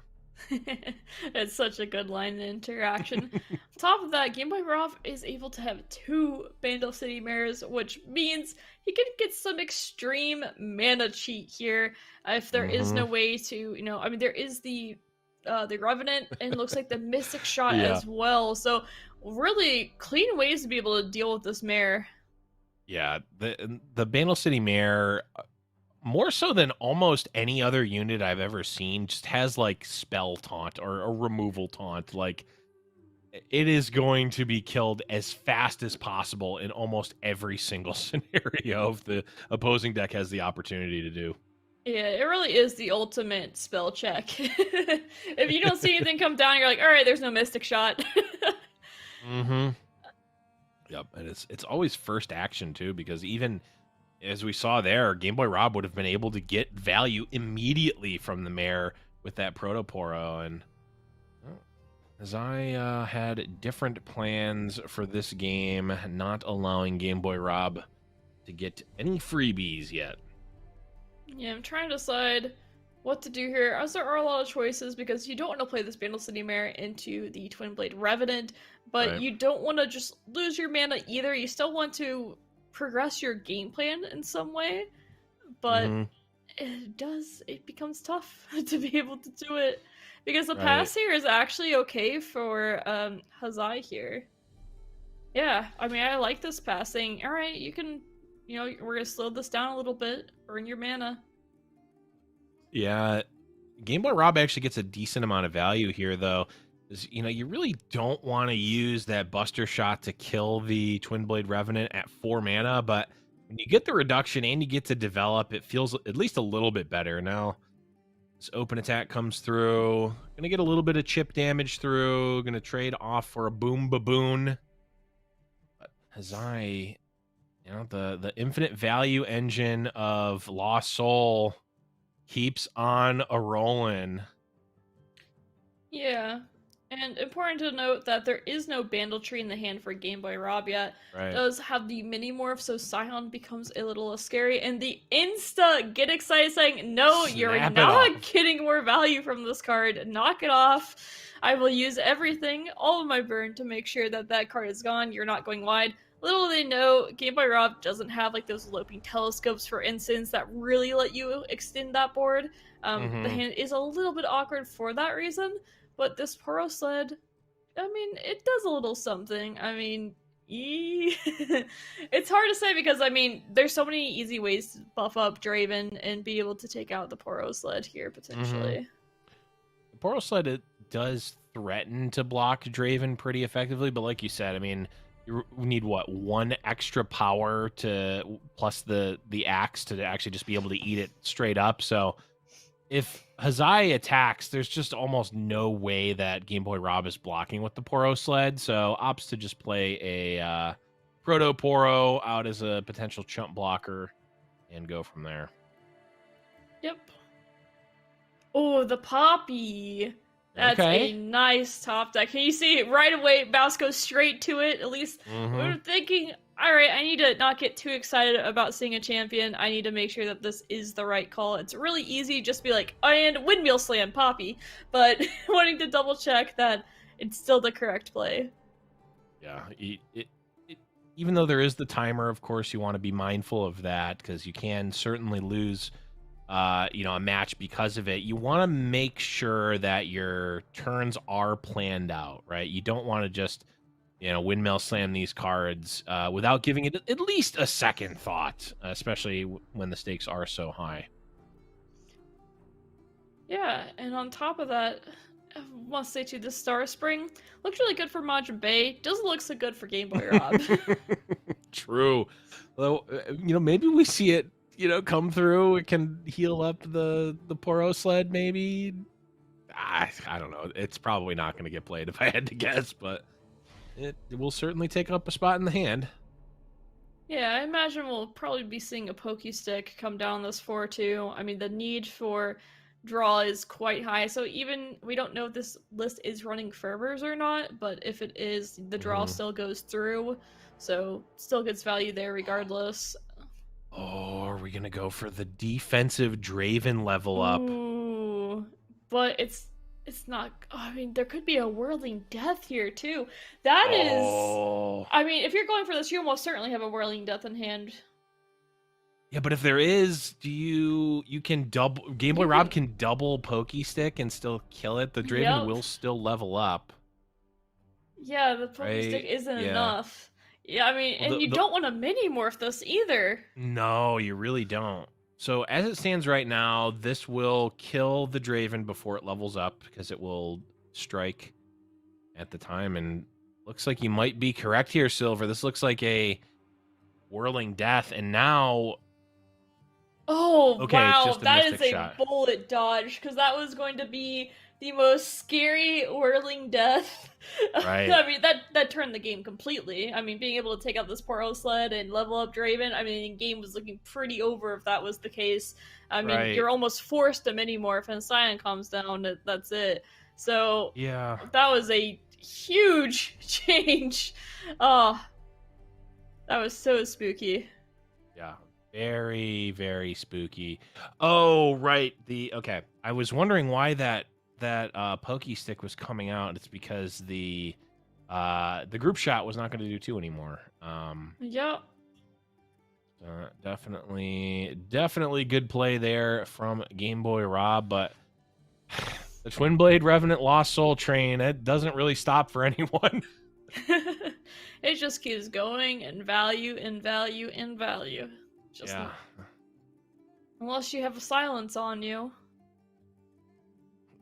You could mini morph the Twin Blade Revenant. I mean, this Pompey wants to come out, but like it's just dead on board, right? Yeah. I mean, that's part of the reason too. I mean, Minimorph is strong, and so is the Scion deck, but the fact that Twin Blade Revenant, I mean, it really just takes the alternate win condition to a whole nother level of saying, you can't deal with me without silence. I mean, that's just it. So, it protects Scion in some ways too. Ooh, the Captain Farron. So this deck is a little bit more top heavy than what we usually see. And honestly, that would have been a decent Aloof Travelers hit if you don't hit the Lost Soul. Right. But that's a lot of pressure here. Game Boy Rob still not finding what he's looking for. I mean, there is no Bandle Tree, despite having a good number. I mean, it has a decent amount leveled up from these dual region cards that we've seen played, but... Let's see. We have Demacia, Freljord on the board now. Obviously, Bandle City. The House Spider is both Noxus and Shadow Isles. We've seen Targon from the 3-2. Or sorry, not Targon. Shurima from the 3-2. That can get you Ionia. So that's at least 7. Just from my memory, which is probably off. Yeah, there's been a lot of cards played, and the Minimorph is forced out here. Yep. There are 2 more in the deck, but the tough thing is there's just the resources aren't here anymore, and you know, this Lost Soul is just going to keep on going. Just never stops, unfortunately, for Game Boy Rob. So now, you know, the longer the game goes, if it goes infinitely long, you know, Game Boy Rob is going to win with the Bandle Tree, right? Because, you know, if he can survive, it'll eventually just get there. But if it goes only somewhat long, then the Lost Soul is just going to, you know, get all sorts of value. So I think Game Boy Rob really needs to push this quickly, and I just don't know that he's going to be able to. Yeah, I'm not sure if I'm missing something here. I don't really understand the point of keeping this Twin Blade Revenant alive when... I mean, I guess they must be missing the discard because, I mean, we know there's Noxian Fervor, so that must be the reason, but it feels pretty bad to use a pretty strong card on it. And that's another Noxus card, not quite what Game Boy Rob is looking for. Right. Yeah, it does definitely feel a little bit weird. I mean, maybe as I was really thinking that, I'm actually not 100% sure. Just wanting to preserve their life total. I mean, it certainly does something, but not a whole lot. And unfortunately, all 3 of these choices... Oh, no, that's actually a P&Z card. Okay. For some reason, I thought that was an Ionia. I like this more aggressive card, too. You know, a little bit... Well, it's a bit more value, and as well as aggressive, too. I mean, 14 health isn't that low, but... with a Bandle Tree not coming up, you have to start looking at alternate win conditions here, and the next best one is beating your opponent down before they beat you down. We see an aggressive axe used just to get the Twin Blade Revenant out. Game Boy Rob has a couple of options. Can play the unit here, or can Buster Shot either the Draven or the Twin Blade Revenant. Yeah. Yeah. Almost, I mean, he's thinking about here too. The Draven at the time, if you were to have another discard, like a, you know, Rummage or something here for a, the survival skills, it hits the Revenant and not the Draven here. Right. Yep. But, I mean, that feels bad losing that survival skills earlier, and now you've lost your Draven, which allows this Twin Blade Revenant and the Lost Soul to keep on going for the value that you're looking for. Mm-hmm. We do see the Scorched Earth, which, oh, that's the thing. You could also just play the Lost Soul. Yeah, I mean, that's an expensive 8-mana card, but, I mean, it's still pressure on the board.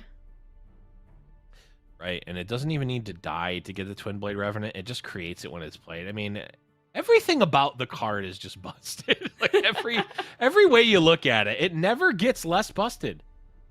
It just keeps going. I gotta point out that is the best zoom in picture in the game by far.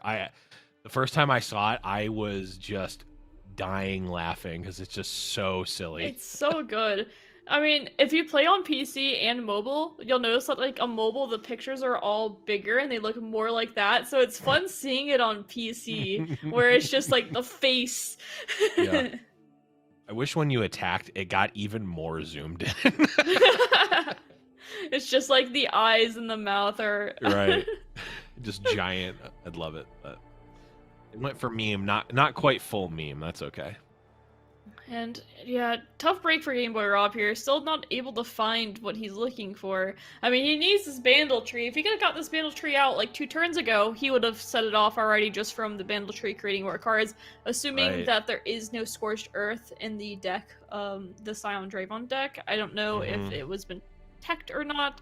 It's hard to say, but this is a lot of pressure coming through. I mean, it's, you know, flock or a group shot here, and I mean, yeah, I mean, at Liberty, the top decks at this point, trying to keep another unit alive makes plenty of sense. But on top of that, these decimates are waiting, just lurking in the hand, saying, all right, you know, you're out of cards, and I got plenty. Yet, unfortunately, oh yeah, this is absolutely devastating. Actually, this is just game over, right? Because now these group shots don't kill. This will put, okay, not actually game on board. But not dead on board. What are your top deck that gets you out of here, though? I mean, there's 2 decimates. a Bandle Tree that somehow is already fully done, even though I'm pretty sure it's not. I mean, seems good to me. A secret fully leveled Bandle Tree. Oh, wait a second. Okay. That's the beginning to all of these scenarios. Wait, no. Starlit Epiphany doesn't do anything, right? No, I mean, you could get the sisters from it, and that would give you some healing and an elusive. I mean, you really would need the 2 units. I mean, it has to be because Titter of the Terror just isn't good enough. Like, yeah, certainly. I mean, you could also find the Tiari as well, and find another Tiari into some other card that heals you. Oh wait, how much mana? Not enough, is there? No, not enough for this Living Legends, unfortunately. The Serpent's tempting. We are dead to open attack. Yeah, written in the stars. Hits either a Poppy or a Fizz. Right. And picks the Living Legends, but this open attack's just going to be too much then. But what if opponent opens on Decimate for some reason? You always have to play to the out of opponent even not if going they for. Do and you hit the Silver Sister and Gold Sister, it's still not enough. I don't think. I mean, the heal. Actually, it would be. Didn't hit it though. Anyways. Yikes. Okay, well, we got to cast some spells. That's always fun. I mean, still, the telescope tried its best. I mean, because look at this. We went from no cards in hand to that. I mean, a Great Beyond, if one more turn, a Great Beyond would win the game if there's no Poros to stop it, elusive Poros. Yeah. I mean, that's crazy to think about. Right. Well, you asked the question, what could Rob possibly draw to get him out of this? And well, Loping Telescope definitely starts the chain of events where it could possibly happen. Unfortunately for Game Boy Rob, it did not. That's going to be Hazai taking game number 1, but we still got potentially 2 more. Rob's still not quite dead yet. Yeah. Queue up Zillion Zareth. And despite having a pretty rough start there and not much he could do, you can see he still looked pretty happy, and it was like, all right, next one. Like, he was, there's no bad emotion here, which I really like, because if you start getting down on like, oh, I'm unlucky, this isn't fair, the next game isn't going to go so well. You have to wipe it off, go for the next game, because that's the game that matters, not the one before. 100% correct there. Definitely big agree. I mean, you think about it, whether you, even if it's objectively and demonstrably true that you got hyper unlucky or opponent got super lucky or whatever, what does that change? You still lost. It doesn't matter, right? So always a good mindset to just, clear that one out. Obviously you can look back after the event and maybe go over some, analysis and see what you maybe could have changed up. But at the end of the day, you need to win the next game. You don't need to go back and dwell on the one before. So certainly what Game Boy Rob's going to be going for here. But Hazai does have the Shellfolk deck, I believe, here. No, it's Heimer Victor. I don't know if it's that's Shellfolk, right. It's though. the Heimer Victory. The Heimer Victory. I think Heimer that was Victory. a good name. That was a great name. That is actually a pretty good name. Heimer Victory. I want to point out that he didn't play the Scrappy on turn 1, and I believe that's because he has the Right of the Arcane in his hand, and he wants a clean way of dealing with Victor. Yeah, I mean, that is a definitely a good heads-up play. That, it could just be, sort of second nature. Oh, I see a 1-drop, I play a 1-drop. Well, not always the case that you want to do that. Unless you're playing, Bannerman back in the day, then you definitely want to be playing on curve no matter what. I think that, goes without saying. I'm making an obscure reference to Gummy not doing that on stream like a year ago, even though I know he's not watching. Still calling him out. Love you, Gummy. Anyways, back to the match here at hand. We're going to be seeing a 4-mana Pokestick. Definitely doesn't feel great, and this does allow Victor to be developed with full mana, which is quite spooky. I mean, doesn't have to. I mean, could still use Right of the Arcane here. There's a potential for just a, or wait, never mind. Never mind. He still can. It's got a clean way still. I'm assuming there is no like stress defense in here. We don't know the deck for sure. Oh, that is a way to deal with the arsenal. Yeah, even we see Game Boy Rob wasn't too happy about that one. Not much you can do, but it still doesn't feel good. It's okay to have that brief reaction and be like, all right, I gotta focus again. Yeah, the things that you can do against aloof travelers come in the deck choice and deck building phase, and unfortunately, Game Boy Rob is well past that, so you really can't do all that much against it, and Zai gonna have a pretty productive turn there. But Rob is, does draw his other two, secondary and tertiary champions now that the arsenal has died here at the hands of aloof. Yeah, and considering predicting the Zillion, trying to find some time bombs to deal with these 1/1s, and of course you do want to find your future arsenals as well, or at least get them going, so if you do top deck it, you're able to have a decent-sized arsenal that's able to take the game. Of course, I assume this deck runs multiple mini-morphs in it, so you do want to get as many keywords as possible to heighten the ability that you get Spell Shield.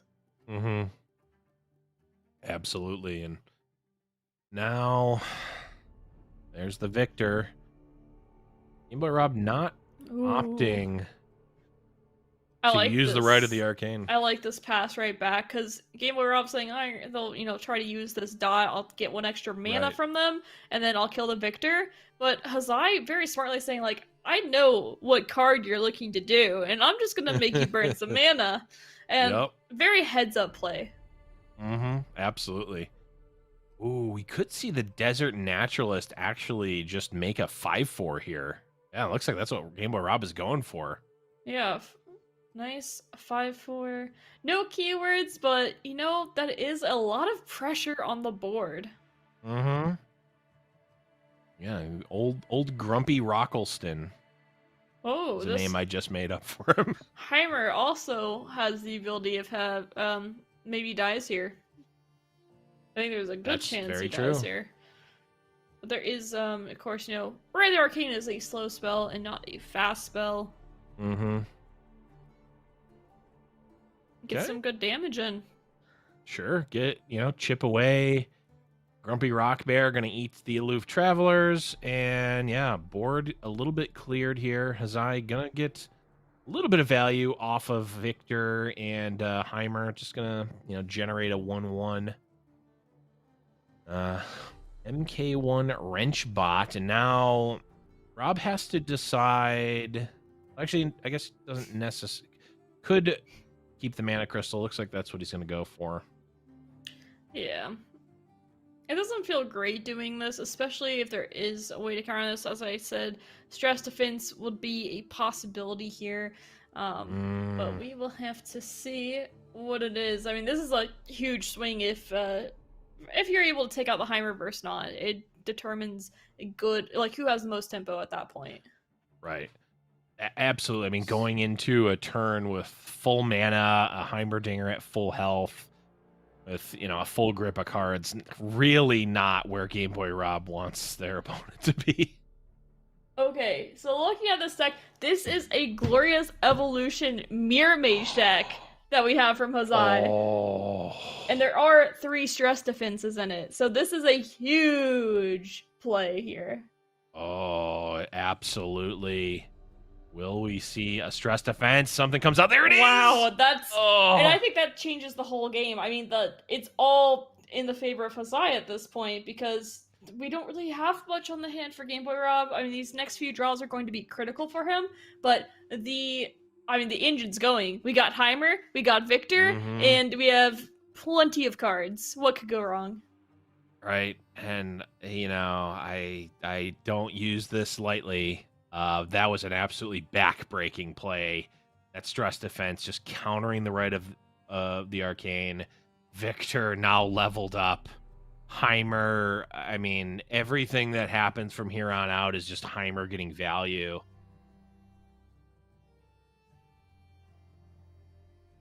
Hilariously enough, this will now create the 0-cost bot, which actually might be better than the 1/1. Actually, is a lot better than the 1/1. The 0/1 challenger is certainly better. Yeah, it is funny to see that for sure. Being able to challenge one of these bigger units that can actually threaten the victor, such as our, the 5/1 Rock Bear. But yeah, you can see Rob is like, oh no. As we said, that stress defense was game determining. It was huge. Ooh. The pokey stick even taking out the 5/1 Rock Bear. Yeah, and it goes back to being able to discard that arsenal. Yeah, just not feeling good here. I mean, the 4/1 also has Overwhelm as well. You're forced to block with your 2/4 or your Zillion. Your board is gone at this point, and you also have the Challenger. I mean, it's just too much. It's way too much to deal with. Is this actually just gonna be over on this turn? It's gonna be very close. This Victor has Impact, it had Augment, and Fury. It's very close to it. I mean, you have to block keeping one unit up. I mean, it's very close to over. It's not quite there, but I don't know what Rob can find here to be able to get out. There are no hidden pathways, so there's no way for him to draw more cards with the exception of Unraveled Earth or a Zillion Time Bomb. A Zillion Time Bomb would hit pretty well here, but that's just about it. So he's gonna draw and see what he finds. Tough situation for him for sure. Hey, there's a Time Bomb. We can keep the train going, but like you said, even so, to what end, right? Yeah. And and we hit even the the overwhelm. overwhelm. That has to be the nail in the coffin. I mean, oh boy, there's no way of dealing with that. I mean, unless there's not an open attack and there's a Hexplosive Minefield played, that's about all I can think of. But even then, this Heimer allows Hazai to go so wide that it's not going to matter if the victor doesn't get an attack. Yeah, and Hazai has really played quite well up to this point. I have to imagine that if for some reason there's no open attack, it would be for good reason. But I imagine this is just going to be pretty straightforward. Open attack from this board, and unfortunately, Rob probably falling And once that attack comes through. And this Conchologist is an important card here for the reason that it protects the Heimerdinger from dying from the Zerath once his time bomb goes off. Very good point. But of course, we do see the 0-1 challenger. But if the passes were to happen, or like time bomb plus pass, I mean, Hasai would still be fine. That's not what I expect to happen. I mean, I guess the challenger would die too. But yeah, this 2-2, this Conchologist is really important to keeping Heimerdinger alive. Yeah, which just, I mean, really will be putting it out of reach. Oh, another time bomb. Is there a world where Game Boy Rob survives this? I don't think so. This Victor is just too good. Yeah, it's so big. Oh, the time trick too. That was a created card from the Conchologist as we saw the augment go off there. Yep. That's a great card to get from Conchologist. Yeah, I've certainly seen worse. And oh, by the way, here's a leveled up Heimer as well. And Conchologist protecting him just a little bit more. Even though he was already protected, it feels nice to see the leveled up Heimer for the side of Hasai, but this is looking like a GG to me, Blevins. It certainly is. I mean, Victor, 16 power overwhelm. Zillion not going to do anything. Wait, we didn't get it. Wow. Hold on. Wait a second. I mean, I don't think it's going to matter, but that seems a little bit loose. Oh, also got Spell Shield, so JK. Yeah, but the Hexplosive Minefield would still stop it because it doesn't. That's right. Yeah. So, I mean, it is a little bit loose here. I don't think it matters regardless, but it is a little bit scary.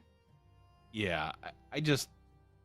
There's other cards that could have, I mean, the Rite of the Arcane could potentially, I mean, probably has another Stress Defense, let's be real, but you wouldn't win then.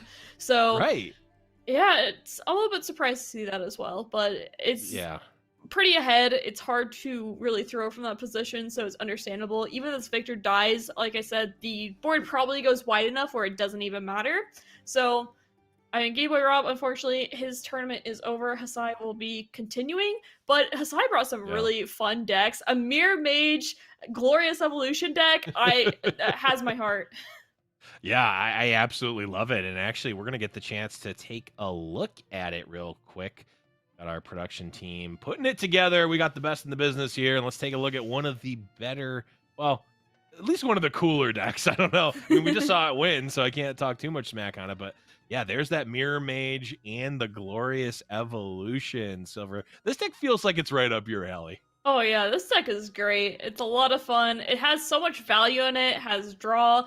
We even see the landmark removal of the Aftershock, which I think is a great inclusion. And we saw the Stress Defense put in so much work there. I really think that was the big turning point in the game where it was a bit tough for Game Boy Rob once he lost that arsenal. But once he was unable to take care of the champions on the board, that was when it was written in the stars and it was decided. Yeah, the Aloof Travelers certainly made the long game, sort of be a little bit out of reach. You definitely don't want to lose one of your main win conditions, but yeah, that Stress Defense was just absolutely devastating for Game Boy Rob, and unfortunately, their tournament life is over. But we are actually going to jump into BBG, another fan favorite here. This is game number 2 for them. Unfortunately, down a game here versus Chunkzer. Yeah, I believe he's 4-0 in his tournament run too. So even if he loses this one, he still has a life in this tournament. But of course, the more you win, the more comfortable you are. So still looking to win this for sure. Has the darkness, which he did bring to the Worlds to Worlds earlier for the qualifications. So He's very comfortable in this deck. It fits his play style of being pretty control and value oriented overall. And of course, we get to see against Shellfolk 2 of all decks. I mean, this is just like a, I really love seeing these decks again. I think they're so much fun. So despite seeing them at Worlds, I think that they have such unique play styles and reward different decision making. So this is very exciting and fun to see this once again. Yeah, I really love this deck, and I'm very excited to see it here. I'm excited to see BBG piloted as well because yes, BBG always loves a value oriented, usually more of a like controlling board centric style where it's like maybe like a unit centric or control centric. Like he used to run, what was it? He would always run Lux back in the day. This kind of feels akin to that, where it's like, it is a sort of spell focused deck in the darkness, but it's very unit focused as well. Yeah, the Karma Lux deck was something he quickly became known for. Concerted Strike control list.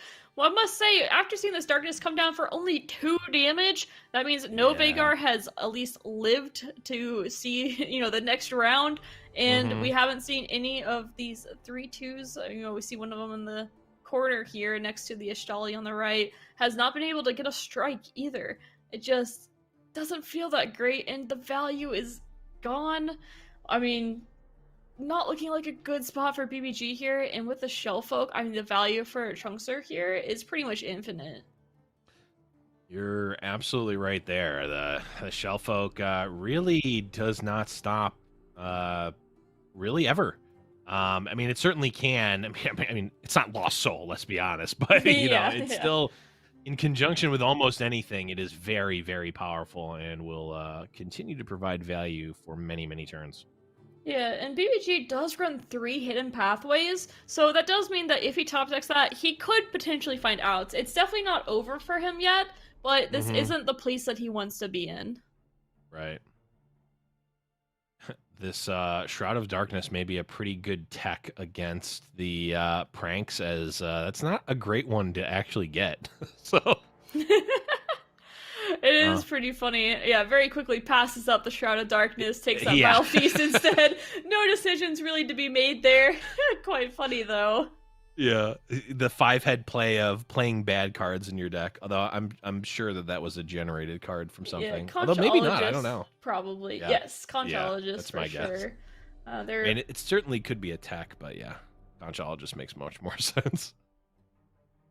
Yeah, so I mean, it does keep Vhagar from dying here, which I was gonna say, I would think. I mean, I guess it makes sense to pass here because BBG doesn't want to see more pressure on the board, and adding the Vhagar when you don't have the darknesses really for it anyway doesn't do all that much. And because you could also see the fleeting card here, so yeah, why not? Yeah, I like at least waiting for the poison dart to be played, because you're pretty confident that your opponent is going to play that, and if not, you do want Vhagar to have a turn pass so that your darkness gets stronger, but you can maybe trade that for a puff cap, or sorry, a poison dart. So, will there be a mini morph here to stop this Vhagar? And VUG, yep, there it is. Oh, wait, we could. Yep. Ooh, we didn't get to see that earlier, but VBG knew it was there. Of course, there was the ping to take off that spell shield. Finds a mini morph of his own, but it's just not going to do very much here. I mean, this Shellfolk dies. I mean, we still have an elusive lecturing Yordle that does so much damage each round. We see him draw a lot of puff caps too from just poison darts. Right. Yeah, the incidental damage is certainly there on the side of EBG, unfortunately for him. I mean, this is really not looking great, though. The board is pretty low here. And, of course, there's the Curious Shell. The next Shellfolk. And that is a prank in hand, too. Can prank his prank or another card. Goes in and pranks the prank. I kind of like pranking them anymore, but it really doesn't matter. Oh, I know, you're prank looping. You're just gonna prank loop. That's disgusting. Wait a second here. This isn't okay. Wait. Do you just get to keep doing that? You just keep doing it if you want. Oh. Well, actually, you can't Wow. exactly because it goes down to 4 because you're taking a 5-cost prank, but it's still really funny. Oh, right. I forget that you actually get the you take the pranked prank after you prank it and then make it better, but it's still pranks. Yeah, it's crazy, but unfortunately, that is going to be BBG taking a loss there, and I mean that was just a situation where we came into the game and BBG was already kind of behind, and then Chunks are really able to put the screws in, and Darkness does not do very well when having to come from behind. Yeah, it really does need to kind of keep its presence ahead. There aren't cards like Ruination where you can be like, "Oh, you Right. overextended, boom, everything's gone," and I'm just gonna lay out my Mhm. set. You can't do that when you have cards like Vagar, where they need to stay on the board and get stuck on the Yep. board. And Senna's even like that too, to an extent. So that's why the deck plays a bit differently, and you have to play a little bit more tempo oriented than most control decks, where they're okay with getting a bit behind, and then like I said, playing a Ruination, for instance. The Vagar deck can't really afford to do that. And if you don't find your Darkness cards, we don't know exactly what happened in that early game, then you're unable to complete that quest. And of course, we saw Darkness very late in the game was only doing 2 damage, which means, those strikes from our 3-2, as well as the fact that our Vagar never got a stick. So definitely not I feel like BBG didn't draw the best there, or there's just all the answers in the Shellfolk deck. It could be either one, but definitely not the way that BBG wanted that game to go. Yeah, it was interesting because we saw the Darkness at it ended up at 3 but we saw it happen. But also the Vigar was leveled up, so yeah, here's the list from BBG. So there was a lot of Darknesses cast, but not a lot of Darkness pumpers, unfortunately. Here's the list from BBG. Pretty standard. 3 stress defense though. Not one that we always see in every single Darkness list. Yeah, it isn't one we see so much. Probably expecting a good number of PNZ decks that often need to use like Mystic Shots and Thermal Beams to deal with Vagar, for instance. And then also Anti-Scion, as we've talked about multiple times. So having 3 of in the deck makes plenty of sense. 2 makes sense as well. But if you know BBG, you know that 3 ofs are what he believes in. You can see that almost every card. He's a believer of pretty much, if the card is good enough to run it as a 1-of, it should be good enough as a 3-of. There's exceptions like cards of Rekindler, where obviously it requires setup beforehand. So if you're running 3-of Rekindler, it's just too easy to brick with it. And then of course, things like Mini Morph 2, another card that's pretty easy to brick with. But anything else, he's like, if I'm running 1, I'm running 3 of them. So that is why the deck looks the way it does. It is different players have different ways they prefer to build decks, and that is BBG's choice for sure. Yeah, a player like What Am I feel like is the ultimate like cheeky 1-of player, and BBG is sort of the opposite there. But both are very successful. Unfortunately, BBG did not take the win in this one. But let's take a look at some of BBG's other decks that we didn't get to see. Ooh, Teemo, Poppy. Ooh, Yordles in Arms. I love this deck. Yes. The Yordles in Arms is a card that I have been playing with. I personally like the out of the way Yordles in Arms to get the permanent +4/+4. It's a pretty stupid deck, but I mean, when you're able to mana cheat so efficiently with Bandle City Mare and get you require 4 different regions to activate the Yordles in Arms to a 4/4, or else it's 2/2, which 5 mana +2/2. It can win games at times, but it's not ideal at all. But being able to go so wide from the mana cheat of Bandle City Mare allows the Yordles in Arms to really shine in this deck, plus Rally. And then you also have Sharp Sights and Ranger's Resolves that help protect your Bandle City Mare, where we saw in the Bandle Tree deck earlier, and with Noxus, there's no way of protecting the Bandle City Mare. It got Mystic Shot, it got Get Excited, and it was gone. Well, this deck has something to say about that, and that is Sharp Sight and Ranger's Resolve, which really turn around games. Yeah, the Bandle City Mare actually has a Secret Service spells on hand to jump in front of a couple of Mystic Shots that may be thrown at him, because like you said, I think a spell check is definitely a great term for what Bandle City Mare is. You will find out if your opponent has a Mystic Shot in their hand almost instantly if you play a Bandle City Mare, and you've got the Yordles in Arms to really sort of benefit from having these wide boards of these little, these tiny little Yordles and friends. And we've seen in past Fight Night broadcasts as well as other tournaments where it's just like, if you can curve out with the Yordles and arms on a key turn, it's like, boy, you are really pushing some damage. And then the deck that neither of us really expected to see as much of, but we've seen a ton already. The Zillion Zareth. Yeah, and a really, really interesting tech choice in this is the Quicksand, which, Yeah. I mean, anti-overwhelm, which there's plenty of decks using that. I mean, taking away keywords as well. I mean, there's a good number of decks that do that. Of course, Mini Morph too, and BBG does like having the extra resources of hidden pathways. Some players run this card, others don't. I know from BBG's playstyle is that he likes to outvalue you as much as possible, so that is why the hidden pathways is there. And there's only one Ancient Hourglass, where we've seen multiple players be playing 2 or 3 because of the way it works with Arsenal, for instance, as well as saving your own Zareth and Zillion. So that's interesting to see that he opted for 1 instead of the typical 2 or 3, especially when he loves his 3 of so much. Yeah, it seems like, we saw it actually pan out one time where the Arsenal Hourglass interaction came up, and it certainly seems like it's very strong, but it might just not play. And I haven't really played much of this deck at all, but it seems like it might just not pan out the way that you want it to. It seems almost maybe not like a magical Christmas land where it's like the stars need to align, but it's maybe not the game plan that you need to be hyper focusing on. Is it at least the decision that BBG has decided? Because yes, like you said, there is only the 1 Hourglass. Of course, the 3 Arsenal are still there. Might just be good enough on its own. Yeah, and if you're expecting a bunch of mini morph decks, the Ancient Hourglass goes down in value very quickly. Very true, and we have certainly seen a lot of mini morphs because this deck gets incidentally hit by it, but it is really the Draven Scion list that is, I think, the biggest culprit or the biggest target for mini morph. But that is going to bring us to the end of our round here.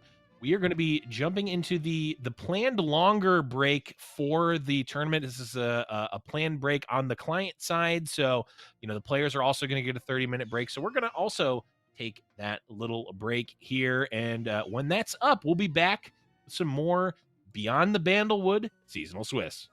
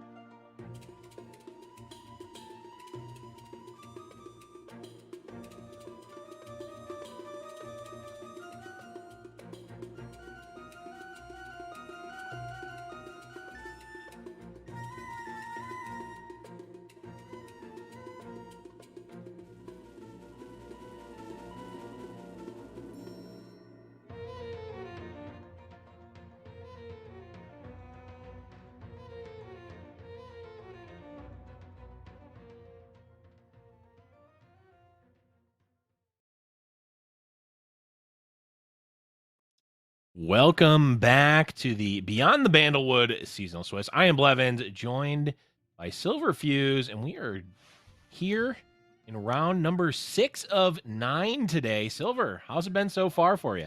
It's been great. We've had some fantastic games. We got to see pretty much a good variety of decks too that we've been wanting to see. We got to see the Shell Folk. We got to see a Mirror Mage Glorious Evolution deck. I mean, it's been a lot of fun. And it won.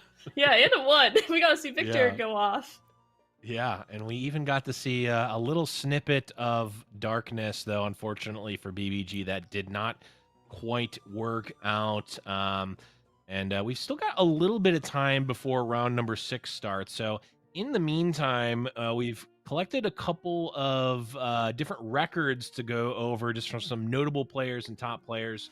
But we'll get to that in just a second here. We are going to be actually talking about Real Prism Sword, as they are going to be our feature match for round number 6 when that comes up. And this is one of their decks here, Thresh Asol. This is a throwback, to say the least.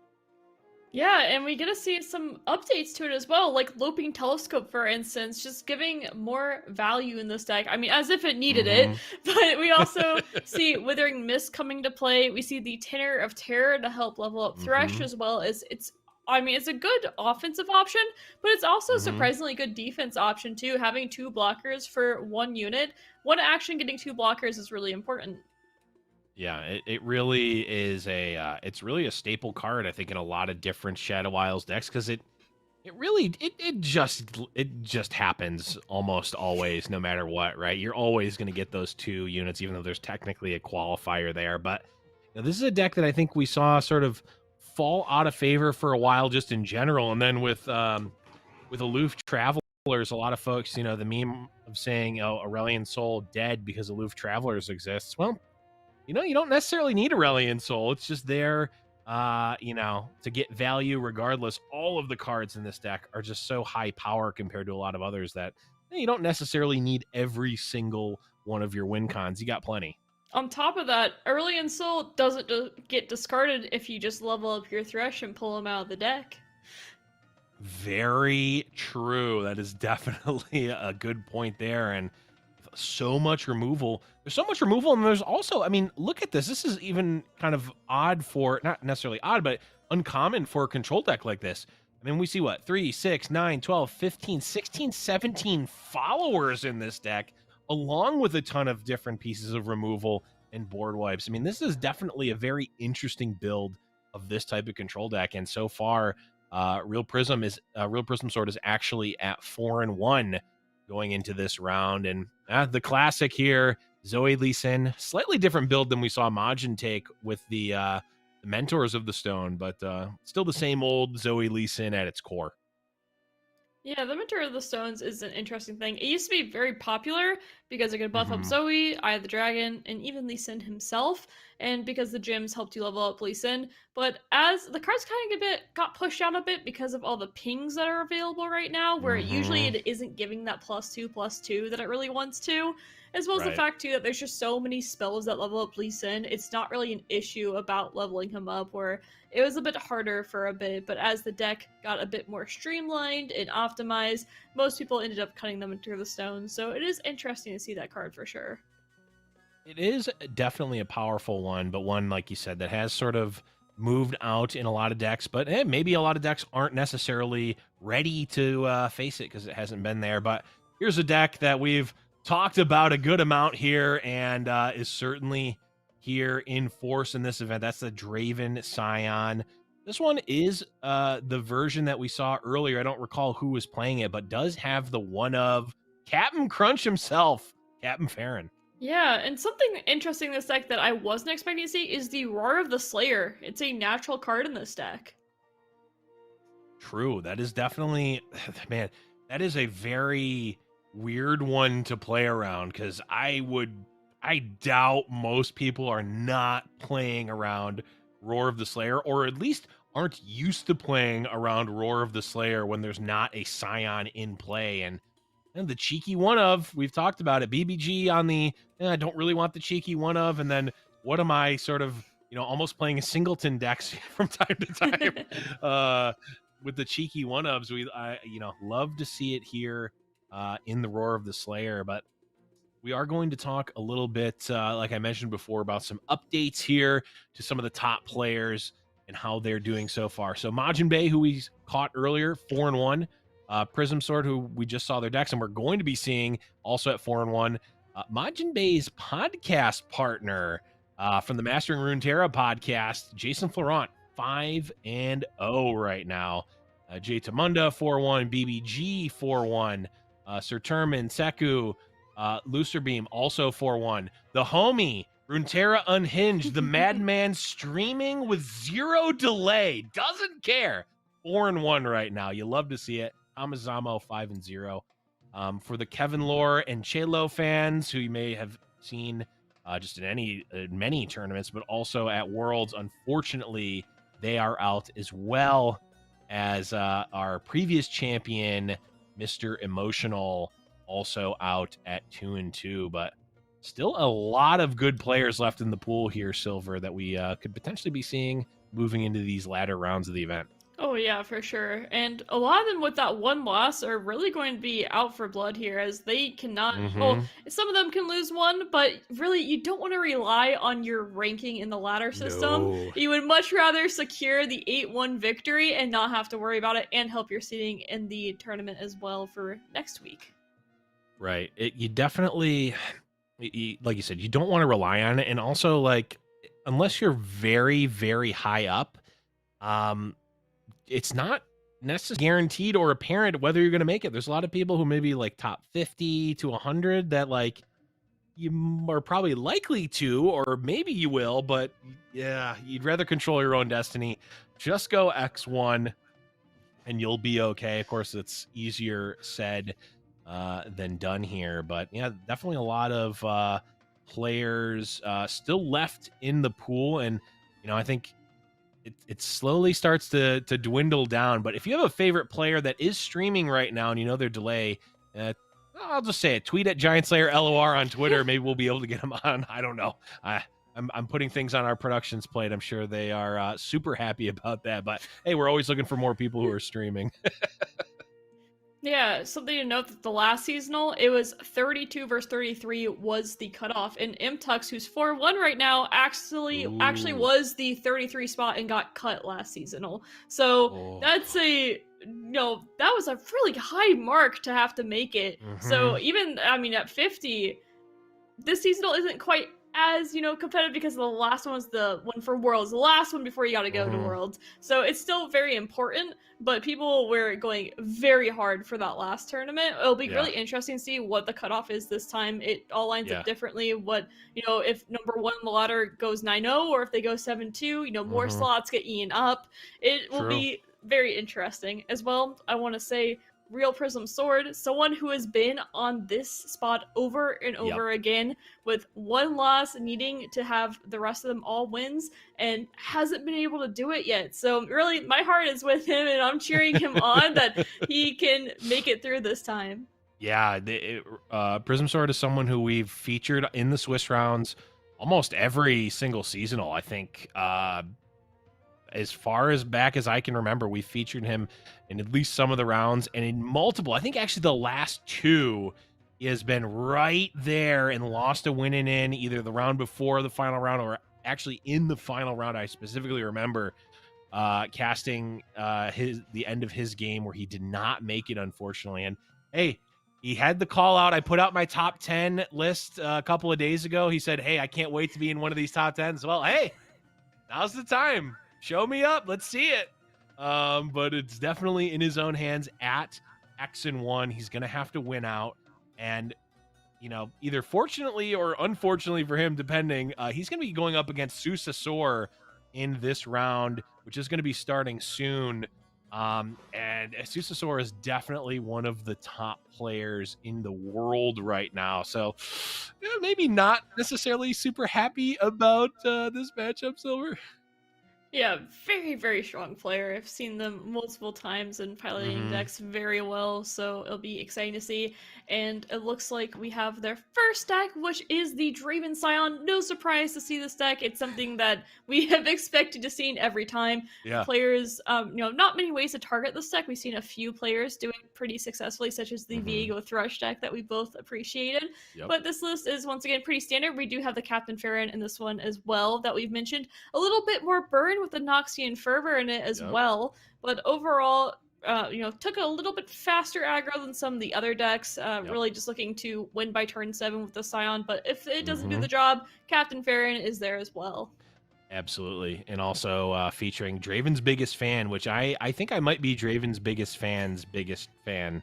I love that card. And ooh, man, I feel like we are maybe I'm having deja vu right now. We're also seeing Zoe Lee Sin. Well, this is markedly a different version. We see the 2 of Solari Priestess in Susasora's list here, but overall, it's the same Zoe Lee that we've seen a number of times already. Yep. Very common deck. And another common deck that we've seen get banned more times than Blevins has wanted is the Darkness deck, the classic Vhagar Senna. Something to note this one is most players have opted to run 3 Ishtali Sentinel, and this one's only running 2. Ooh. So without Vhagar, I mean, the damage from Darkness to face is a little bit lower in this deck. There's been multiple times, including Worlds, where we saw Yamato actually draw 3 Ishtalis in a row to get lethal. That isn't a possibility in this version of the list, but I mean, it's still a very strong list regardless. I mean, it still looks very well built. Got the Withering Mist too for some extra heal, and Minimorph is once again showing its cute little face again. we see that card in a lot of decks, and I think one of the reasons, besides the value generation, that a lot of players have opted for Bandle City in this tournament. Yeah, it definitely is, and we'll have to see if Ixtali Sentinel as a 2 of is going to come back to bite Susasor. But we are jumping in to the ban phase here. Prism, I know that you're in the future right now because you have the delay, but I'm sending you the telepathic waves. Don't ban Darkness. And I'm not saying this for a strategy standpoint. I just want to see the deck. Yeah, I wonder if we're going to see like a double Zoe Lee Sin ban. It wouldn't surprise me, because, I mean, it's not a... There's one. Will the other one also be... Darkness? Oh, yeah, I think we're gonna see the Darkness this time around. But yeah, the Zoe Lee ban makes... If you're playing Darkness, you pretty much have to ban the Zoe Lee, and then he's playing Aurelion Soul Thrush, you also have to ban the Zoe Lee. Like, you're just kind of stuck banning it, so... I'm happy I called that right away. Yeah. +1 caster point for me. Yeah, I think my running tally is probably something close to like negative 13,426, but I'm not keeping track or anything. Yeah, this is going to be game number 1, Real Prism Sword versus Susasor. That Thrush Aurelion Soul versus the Draven Scion. I mean, this is, again, coming into this event, you're going to be playing against the Draven Scion. I can't imagine bringing a deck to this event that doesn't have at least an all right matchup against the deck, because you're just going to be facing it so much. Yeah, I believe the same thing as you on that for sure. You really have to be expecting it. So there's pretty much no way that it has like at least a terribly unfavorable matchup. It's more likely one of the decks that is being targeted against it for sure. And like I said, it would shock me if it was anything different. We do see there are 2 hushes in this version of the list as well that deal decently with the Scion.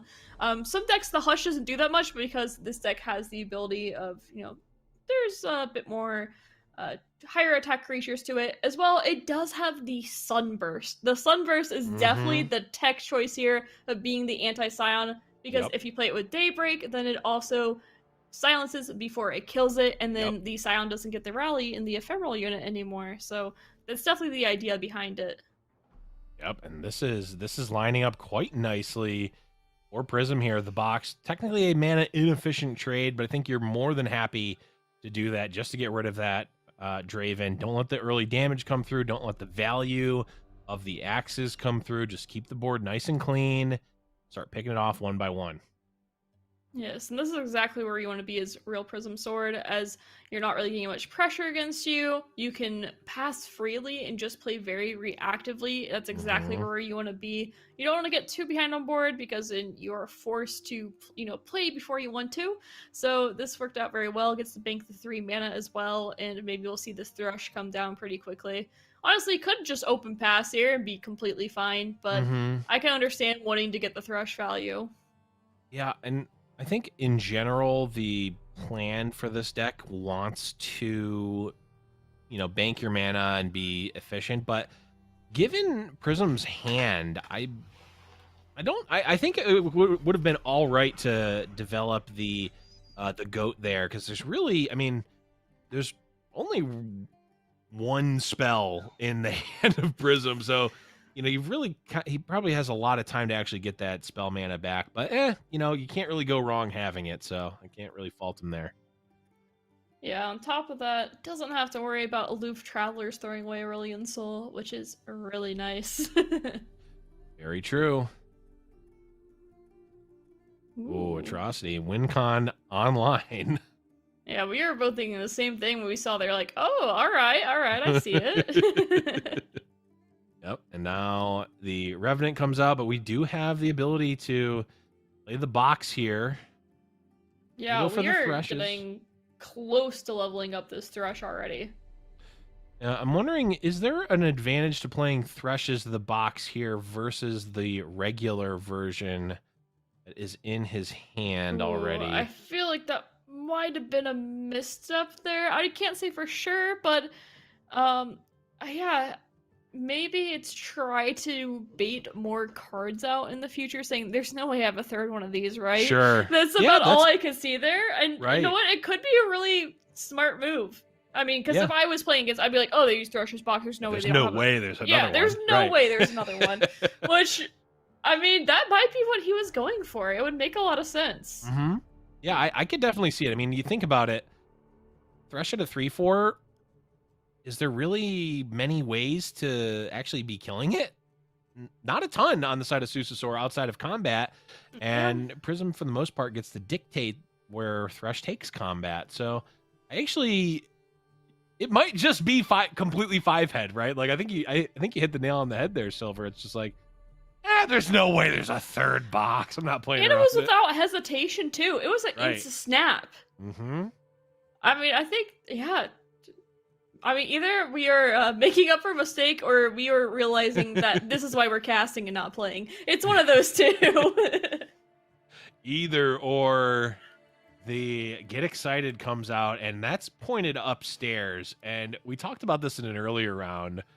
When the Get Excited gets pointed upstairs at the Nexus when you're at 14, it's usually either, oh, my opponent doesn't really understand how this should be used, they should save this for the end or use it on my units, or, oh, I might be dead. Of course, it did also turn on the Twin Blade Revenant by discarding the Lost Soul, so there's also that, but either way, probably not great for Prism in his mind. Yeah, and this Thrush is very likely to be leveling up here. It's really hard for it not to. He was thinking about trying to keep it alive a little bit easier. I guess not, doing the box earlier, but I think it was just, I don't know, just double checking and testing it out. And thinking maybe if I pass with 8 mana, they're going to pass back and I'm missing my Thrush level up, and that's what it looks like it's going to be. But we do have the Whale, which also levels up Thrush, and there's not much that can be done about this. No. I mean, there's Get Excited and Mystic Shot, which are 2 crucial tools for actually ending the game. Yeah. And yeah. I think Prism would be more than happy. Well, maybe not more than happy. Would be perfectly happy taking the Mystic Shot plus Get Excited out of Susasaur's hand. But as it stands, okay, not quite going to get the Aurelion Soul out. And we see the little bit of the smiling wince. I almost got one over on him. Yeah. Not quite yet. Oh yeah, because once that thing goes off, I mean, Aurelion Soul can just even block Scion if you are that worried. True. Very true. This box is looking pretty good. The aggro box. Considering it, and Susasaurus. Yeah, definitely thought about it. Yeah, let's get out of here. Oh, the Aurelion, so that's 2! Does Thresh pull from hand? He does, I believe. He does, and Yes, he also, does. we're at 10 mana. We can slam this. Okay, gonna take the fallen comment though. Probably, Yeah. a little bit safer. I want to play Aurelion Soul, but Prism is making correct plays over here, not flashy ones. Yeah, it is unfortunate that even while pulling the Aurelion Soul out of the hand, you would much rather come out of the deck just to thin the deck out a little bit more. Now, you technically could do that if you play the Aurelion Soul and then cast the Aurelion Soul spell, shuffle one back in. It's just that easy. Yeah.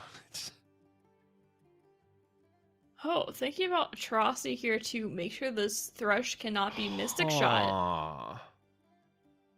I mean, 2 Mystic Shots are devastating here, though. Because you would Mystic Shot the 4-1, and then you would have, the open attack would still get you through, so it wouldn't be as bad. But yeah, it definitely doesn't feel comfortable, but I think it does feel right. Yeah, this is I think that's a very high-level play there. It's not one I think I would have made, but I think Prism understanding, okay, my win condition is let's get these Aurelion Souls, or at least the one Aurelion Soul, into play here. I want it in play, and I want it attacking, because guess what? This is going to be 11 damage coming through on the open attack. And, I mean, I joked about it, but technically the second the Aurelion Soul spell could actually be played. Unironically next turn, at least potentially. Oh, that's a really good too. This Spacey Sketcher, if it finds silence here, it's kind of insane. But there's also, looking at silence, Crescent Strike is also a strong choice as well. But saying, Captain Farron, I don't have to worry about you. You don't have Overwhelm. I can block you with my 1/1 is a game changer. Yeah, not, you're probably okay blocking with Aurelion Soul, but you don't necessarily want to do that. Yeah, it looks like he's going to be using it on the Twin Blade Revenant. He hovered over that Lost Soul, so saying, all right, you're not going to infinitely value me. Aurelion Soul saying, hey, you could actually do both. I'll give you another silence here. And, wow, well, I like the Solari Shieldhawk here, or Sunhawk here.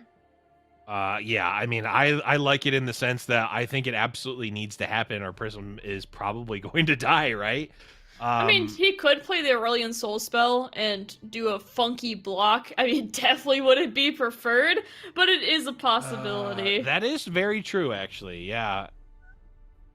Scion comes back as a 10-4, right? Yes. Okay, so the box, you need to play 2 of them to kill the Scion Returned. Yeah, but after the Sky's Descent, you wouldn't be able to. Right, exactly. Yeah, I definitely like the Hawk play here. Mm-hmm. I still, with the 2 Equinox, I'm a little bit surprised that he hasn't thrown it down, but I think he really is saying, all right, this Lost Soul card is the lost condition at this point, not the Captain Farron. And this Fallen Comet is a great hit off of the randomly generated Celestial from Aurelion Soul, as it can take care of the second Scion of this game. Right. My worry here is Prism needs to close this door quickly, because we know Prism is effectively at 6 right now with that second Decimate. And there are all manner of cards in Susasor's hand, and the ability to draw more. I mean, really going to need to actually put this one away relatively quickly, or else it could just get burnt out. As we mentioned earlier, there are 2 Noxian Forebears, 3 Get Exciteds, and 3 Mystic Shots, as well as 2 Rummages to find them if he doesn't have them already. So this deck is a little bit more aggressive than the other ones we had seen. So it does have a bit more reach, and right now, of course, we haven't seen the sustain from Real Prism Sword that he would like to have. I mean, it doesn't feel great in that sense. No, I mean, I think probably still okay. Aurelion Soul is going to be able to block very well. Double Equinox, this is exactly how Prism Sword planned it out, right? Like, it saved both Equinoxes and a box here could just kill both. It is pretty fun to see, honestly. After losing to that card outvaluing me so many times, I must say this feels pretty good. Yeah. Nice. 4 mana, 4/3, no abilities. Wow, that's a tough choice here. Okay, But goes decides for to none. pass, which I would have Okay. thought something would be coming out. Yeah, I would have thought as well, and I think this feels like Prism playing very, very conservatively here. Offered this- I want to see it so bad. I do too, but boy, that is scary potentially. I mean, you can kill everything. Well, there can't be another Scion because Scion True, is 7 mana. right? So it doesn't feel that bad when you have multiple blockers. I mean, it's maybe Boom Baboon with some like rummage or something weird could cause something strange, but opts for the box here. Okay, just gonna go for the 1. I'm really worried about Captain Farron Overwhelm, and I mean, but any kind of like a Boom Baboon here would be very scary for him. And there are 2 in the deck. I'm very interested to see what happens here. Lost Soul, and looks like... Okay. Well, Farron won't be dying. Yeah, that interesting to know is that the Sky's Descend would not kill the Captain Farron because of that. True. And that would have been a bit devastating having to block with your Aurelian Soul. He would still Right. have 2 health, which isn't terrible. But I think holding off on the Sky's Descent was the correct way to go about it, despite me wanting to see that card in action. Right.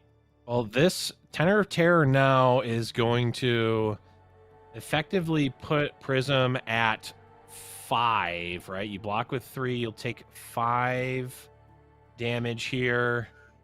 And I guess, Prism can be at an effective 6 with the spider here, but is Prism actually going to be able to end the game on this attack? I guess probably. Yeah, with this Aurelian Soul coming out, I mean, what it comes down to, what burn does his successor have? Does he have the Noxian Fervors and the Get Exciteds? That's really what it comes down to here. Hush doesn't really change anything here. Yeah, are there 2 3 damage spells?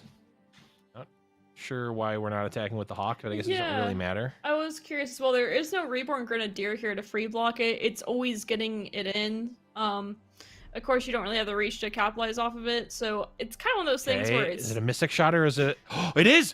The Vile Feast is technically... In Vile Feasting his own unit to make sure there's no Noxian Fervor to counter it. Double Noxian Fervor even on the... well, I mean, it dies anyway, but we won't talk about that. Oh, had it anyway. Unfortunate for Prism. That's going to be game number 1 going to Susasor. And yeah, that was a tough one because, it felt like the game went as Prism sort of planned it out, right? Got the Equinoxes, was able to stop the Twin Blade Revenants, but it was just a little chip here, a little chip there, Captain Farron getting more damage in, and then just burn over the top. Yeah, I mean, despite being able to deal with the Scions very efficiently, the big issue was the Lost Souls, even while being able to deal with them, they just are so much value and just require you to do so many resources, take so much time, so much mana to deal with them, that was part of the reason why, I mean, 3 Lost Souls, what are you supposed to do against it? This is about as close as you get to being able to deal with it. And I think that made a huge difference there of not being able to outvalue those while still achieving your own deck's goals. Yep, absolutely. But either way, it is going to be Susasor up a game here. Prism Sword potentially on their tournament game here needs to win not only this one, but one more to stay alive, as they are at 4-1. Alfeast going to effectively deal with this unit here, but unfortunately, the the darkness proc is still going to happen. Yep, and I love this attack here too, because you're saying I'm not going to let this thing attack multiple times with stress defense. Because if you wait and it attacks, and then stress defense comes down, you are in a lot of trouble. So true. Yeah, I did not run this stress defense tech in the versions that I had. So I'm not used to that interaction, but I definitely think I might be going back in between rounds here and throwing in a couple of stress defenses into my darkness list. And the Veigar gets to be played for pretty free here, Yeah. which certainly isn't ideal either. Might have been able to just take a pass there and say, all right, like, I'm gonna make you make the first move. As the Darkness deck does have to be a bit more of the aggressor than the Aurelion Soul deck. The Aurelion Soul deck with Targon always wins the late game, where the Veigar Senna deck, they need to use the Darkness to force damage onto the Nexus. They are the ones that are being the aggressor in this situation. 100% agree there. It is, even though it feels weird to, sort of pass back, I think you're absolutely right, Silver, that Prism kind of needed to, because the Veigar being developed for free, even if you don't actually have an answer for it, representing the answer, keeps Susasor from, playing out the Veigar, getting the value, and now, yes, the Fallen Comet comes out to kill the Veigar, potentially. Okay, Glimpse Beyond's I was gonna gonna stop. say, I don't think there's anything that can stop it. However, this is a lot of mana that Real Prism Sword had to spend, and I mean, your opponent kind of gets a draw 2 cards off of it. Of course, the Veigar is gone, but I wouldn't be surprised if another one got developed here, or potentially a Senna even. It wouldn't be surprising at all. At 3 mana, very obvious that there's nothing Real Prism Sword can do against it. Right. Yeah, so that whole exchange, Veigar got 2 procs. So now the darkness is up to 2, 3, 4, 5 damage. Yep. And Susasor was able to set up the glimpse to, the Veigar still dies, but now it's in Rekindler pool. Whereas, it's possible that Prism could have taken a different line, and, maybe Susasor still just, plays the Veigar into open mana, but it's definitely a risk, and a lot of top players don't take that risk. Yes, a lot of top players on control lists, if they can take the pass, they're going to take the pass. You're 100% right, and if you know that going into it, you can kind of almost game the system, right? Like, it's very good to take the pass a lot of times, but if you can set up a scenario where it's actually not great for them to take the pass, but they still will, all of a sudden you start getting ahead. And we'll see another Conchologist. The value from Bandle City.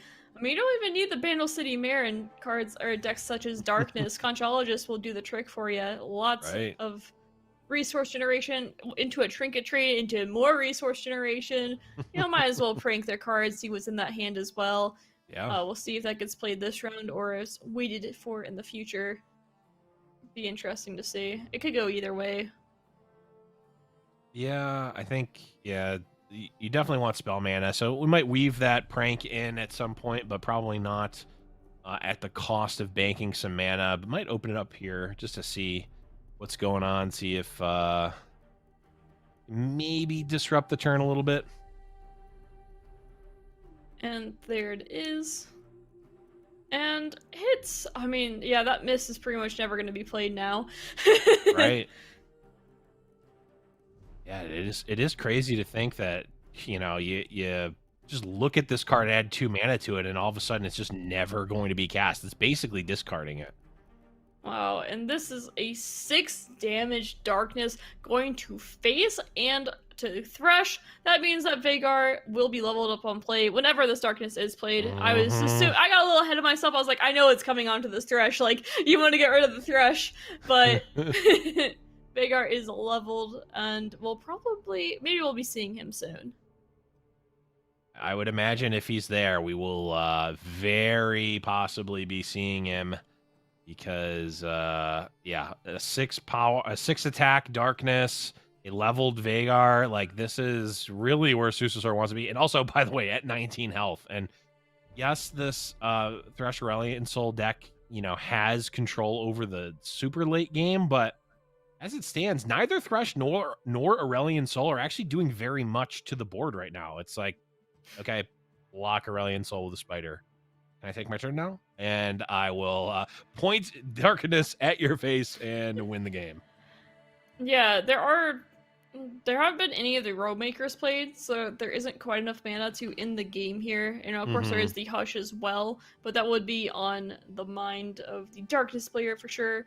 And of course, their own Withering Mist, just taking out this Thresh, and really just putting Grill Prism Sword in a terrible spot. Yep, and you can even, Susor can even chip in a point here, or two. None of this board really matters to Susur. It's, okay, I can put you at a threshold where now you're at a 2 darkness kill now, versus a 3 darkness. We're actually going to see this mist here. It feels so bad to play this for 7 mana, but it is killing a 4/2 and a 2/2 and healing. I mean, it could be worse, is what I'll say. Sure. Yeah, I mean, I guess if you think about it, whether it was played for 7 or 5, there's probably still going to be the same amount of mana going into next turn for Prism, so maybe it doesn't feel so bad, but it still feels bad. It definitely does, for sure. So, this, once again, I feel like Grill Prism Sword should be looking to pass here more, but I guess I'm probably worried about Veigar plus Darkness coming in for the win and feel like I have to do this. But dang, looks like this Aurelion Sol might be dead this round. Oh yeah, having the snap. Oh, I'm gonna Darkness your Aurelion Sol. Oh boy. Oh yeah, boy. We'll see if there's another Dark Bulb Acolyte here to make that last Darkness. And there is. There it is. And that's, I mean, that might just be it. I mean, what do you do here? I mean, the attack is, it's all you can do here. But, you get rid of 1 spider, which... it's something, but that's not really what you want the king of the cosmetic world to do. For 10 mana is kill 1 spider and get, a couple cards out of your opponent's hand when they have a full arsenal. I just love the visual of the, creator of everything, Aurelion Sol, charging in towards your Nexus, and there's a literal spider on the ground that he trips over, obliterates, but it's like, oh, well, I'm gonna go back now. I'm not gonna keep going towards the Nexus. I tripped over a spider. I'm gonna go back home now. A little arachnophobia there. Yeah. So this attack, once again, Susur is just like, you know what, I'll just get rid of your units. I'll do a little more extra chip damage here. At some point, I'll throw down my Veigar whenever I find him. From what we've seen so far, I'm assuming that the Veigar hasn't been found, but it's only an amount of time. We've seen no Sennas until now, of course. I was going to say the Rekindler is acting as the another Veigar as well, unless, of course, the Senna dies. Yep.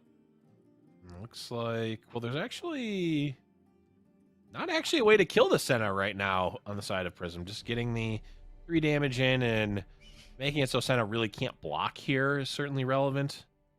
And we'll see what this Species Sketcher can find. I mean, ideally it was draw. We were looking for the messenger, I think, in most cases. And instead we'll just be taking the most, most tempo play here of just playing a 3/3 elusive. Supernova can come out. If we Supernova the Senna, Rekindler will still be pulling Veigar, which was one of the things that after playing a few games with the deck, I realized is that Senna really not necessary for the deck. It is Veigar that you want and is your win condition. Senna is merely a means to getting there.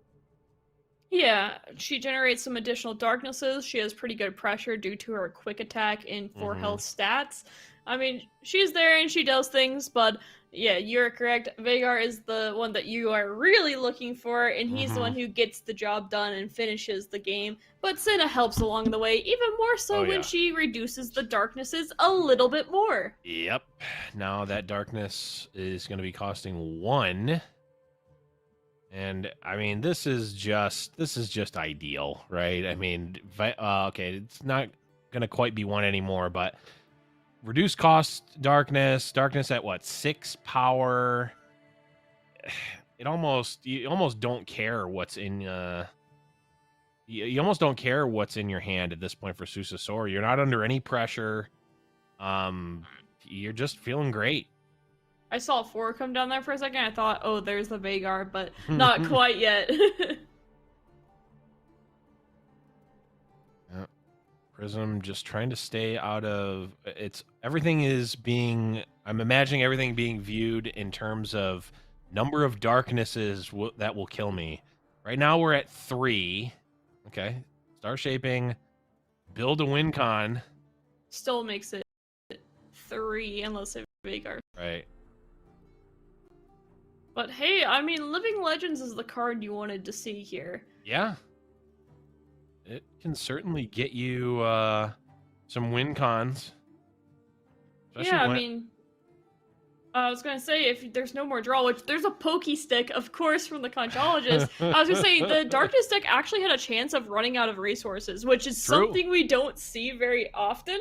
But, I mean, sometimes you just find pokey stick, and then that's not as much of an issue. However, still 4 cards, and it's a bit spooky. I mean, a Great Beyond from this Living Legends, there's been multiple Celestials played. It's 2 attacks. I mean, that would be nuts. And there's another Vile Feast that takes off a spell or that would take a spell shield off of 1. So I don't know. Wow, and the Wither. Oh, this is very good. This Withering Wail is so good. Ooh, it is, but I almost am on the plan of let's get a Great Beyond out. If we get a 10 power Great Beyond out this turn, we open attack, and then, oh, by the way, there's the Atrocity. Just win the old-fashioned way. A 10 power Great Beyond to the Nexus. Of course. I mean, this works here too. I was thinking the other thing I like though about his play is he conserved 6 mana, and there's a random Celestial that the opponent doesn't know about. So having that says, hey, if you play Vhagar, I'm gonna maybe kill it with the Comet here. Right. And that, you know, forces that out a little bit more. But the mini morph top deck, oh, it's so brutal. It is so brutal. That really was the best hope.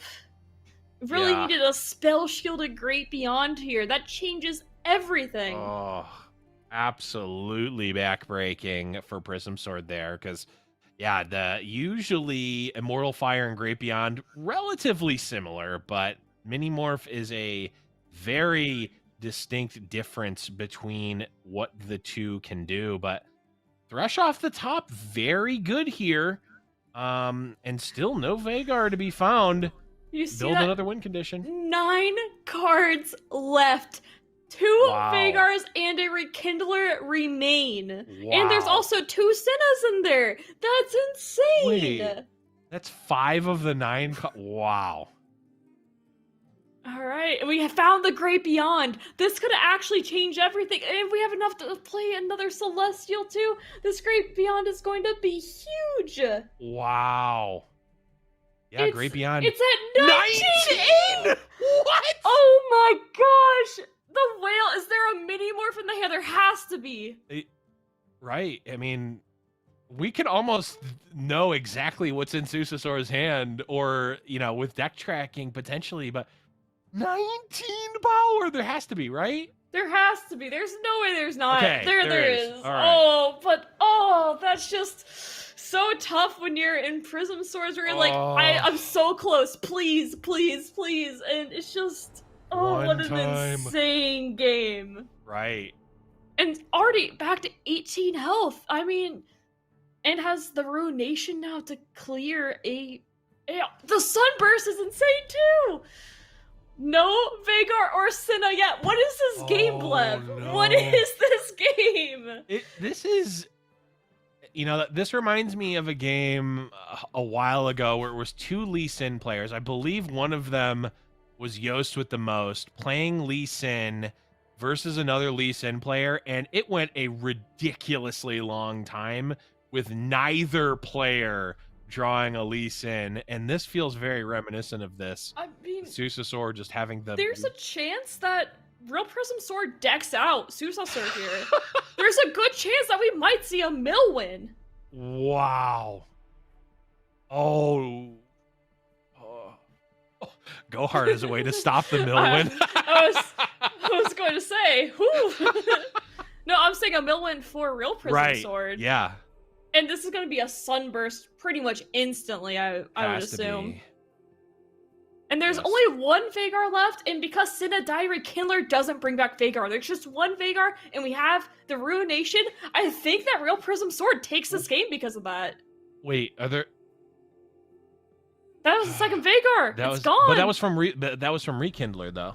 Oh, that one was from Rekindler. Yeah, that one was from Rekindler because the Senna got obliterated. Oh, obliterated. Yes, there's two Vagars left. Oh, I missed the Rekindler there for a second. Yeah. But wow, this is still insane.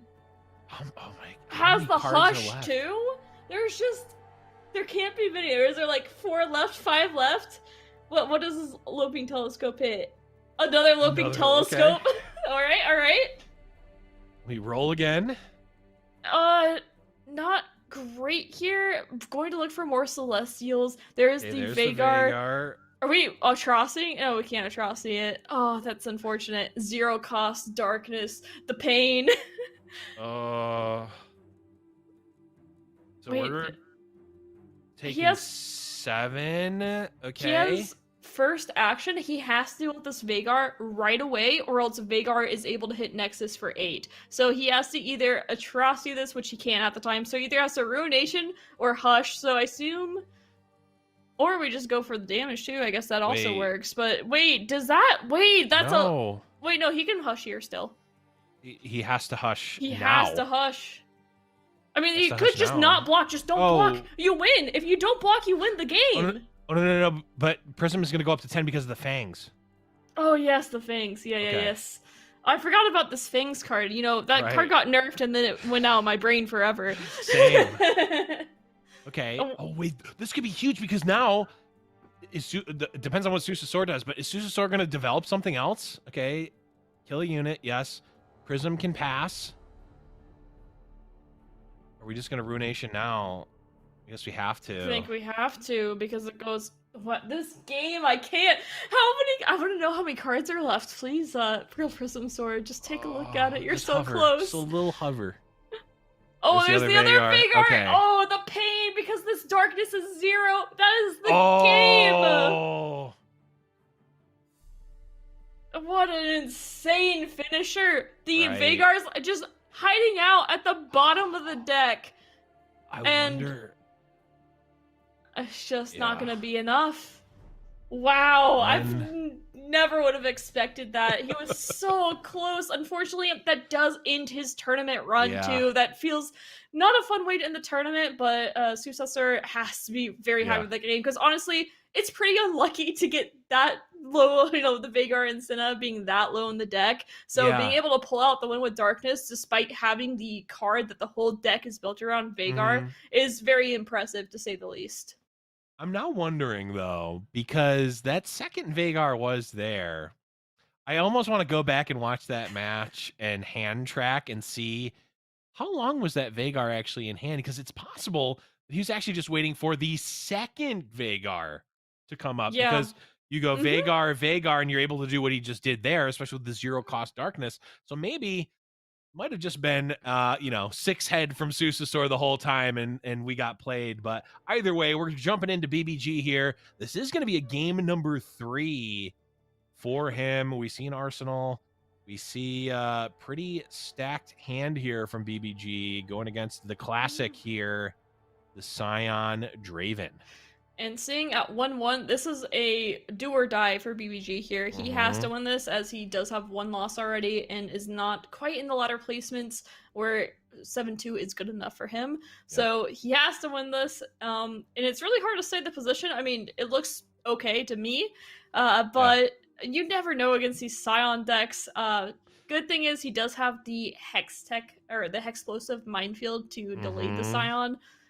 So I'm really interested to see also the count for the landmarks, knowing that Arsenal is an important key card in this deck as well. Right. Well, there's at least a couple of roiling stands. Looks like BBG is doing us the favor here and maybe going through, giving us an idea. I mean, there's a lot of different resources on the side of BBG. Like you said, there's that Hexplosive in hand. We've got a bomb in play that can be used for the rights here too, potentially. And a leveled up Xerath. Yeah, so I know he's at least killed 4 landmarks before we came, so that seems like a really good pace for turn 6. Yeah, and there's even more potentially. I mean, could even just turn this bomb into a 5/4 next turn. Oh, is this a flock coming out? This is looking like it might be a flock coming out. Flock would be quite nice here for Dubnerb. Dubnerb. It's an interesting name because I want to say Dub Nerd, but that's not what it is. We're gonna see this rights come out, take out the 4/2, and nope, it was the flock. You were right there, Silverfuse. So the 3/2 is gonna be saved here because Xerath will die in response. Yep. And, you know, a lot of these Scion decks have been running the Flock, as it is very versatile, where you can kill your own Scion and get that rally yourself, as well as the fact that it can kill key units on your opponent's board as well, which we saw, you know, Flock just make a very strong card to the point where even the more aggressive or, like, aggressive mid-range decks are playing it. I mean, depending on how you build Scion Draven, you can kind of call it either one, but looks like BBG is able to find a bit more resource extension, and I assume we will be seeing... it's hard to say if he'll go for the draw or go for the landmark destroy to just get more blockers here. Yeah, I was thinking the same thing, because we could definitely see that 5/4 come out, but the card draw is pretty good, especially with the Unraveled Earth. Like, now you have a better target for it, but it's going to essentially be at the cost of him taking damage here. Oh, I love this play, saying, I want to see what my opponent does next. Yep. I mean, that's how you can tell a true control player is saying, all right, whatever I can do to... Oh, the Arsenal being gone? Oh, the perfect turn. Is a game changer. I mean, a lot of the Scion Dravens haven't been running Aloof Travelers. You know, a lot of them have kind of gone back and forth, you know, some mid-range. Yep. This one's probably more mid-range. We see the Flock and we see the Aloof. And that is so painful because there's just no tempo plays from BBG now unless he draws into one. All right, at least that one wasn't Aloof because that would have felt terrible if that Aloof drew Arsenal, I should say. Not Aloof drawing Aloof, but yes. Yeah, I love the play from Dubnerb though, because that was, I mean, perfect sequencing going into the Arsenal turn, right? It's, okay, turn before you play the Arsenal, I'm going to try to get one out, and then, hey, if you happen to draw another one, guess what? I'm going to hit that one too. But now, you know, coast is kind of clear for BBG, but he needs to actually draw one first. It's not there yet. Yep, and no Scion either. But I like this double Aloof play. I think it was a really strong line of doing it on 7 to 8 while still having the tempo to do so. And also cracking this Roiled Sand to the O2 that's going to die anyway is great as well. And knowing that you don't have to worry about an Arsenal unless it's top decked. And if it is, I mean, that's how the game goes sometimes. Yep. Can't play around the top of your opponent's deck any better than Dubnerb already did, so no reason to worry about it because it's either going to happen or it's not. And it looks like we'll be pushing a little bit more damage through here. I mean, likely has the Get Excited, some Mystic Shots, has the Burn. Yep. I mean, double Get Excited is just lethal here, potentially. Yep. And there's really not much that BBG would be able to even do. I mean, even if an Arsenal is drawn here, I guess it would need to have Lifesteal. And also for Dubnerb not to have 2 spells, which I think if they did, they probably would have just played it there. What do we find? It's nothing. Not quite there. Really unfortunate. Really need to find the Arsenal of Lifesteal, like you said. There it is Oh. right now. It's pain. It's just so much pain. Yeah, because everything that comes out is Hey, at least there okay. wasn't a third aloof. That would have been the real pain. True. That absolutely would have. Oh, Ooh. that's not good. I think that's just is Oh, that just deterministic at this point? That's the game. We know the top deck already, and we Right. know it's not mini-morph. Right. The pre-committed Scion, so smart from Dubnerb. Yup. Just you can't Ancient Hourglass your opponent's unit, right? Just so, you know, I feel like you got to try if you're BBG. Right? Yeah, maybe just new bug. Yeah. Just hope. I feel like Riot wouldn't be too happy about that one, though. Yeah, that's true. Like trying to find a bug in the game just so you don't lose here, but unfortunately for BBG, that is going to be the end of the run here. Fortunately for Dubnerb, very well played. I mean, the sequencing on those aloofs and the pre-commitment of Scion, I mean, really just set him up to be in the best position possible. And you think, okay, maybe if he just jams these aloofs early, maybe it misses the Arsenal, or maybe he, waits, commits some more, and then plays the Scion on a attack turn. All of a sudden, BBG has the stun. Dubnerb took all the precautions to actually be able to take that one down, almost regardless of what BBG was able to do. Yeah, really smart playing the aloofs at the right time, being patient. It is so much fun discarding your opponent's cards. It's very easy to be like, all right, turn 4, aloof, bam! Oh, looks like I hit the Arsenal. Oh, I'm good. But, yeah, and BBG did have a little bit of an awkward hand there for sure. Definitely feel for him.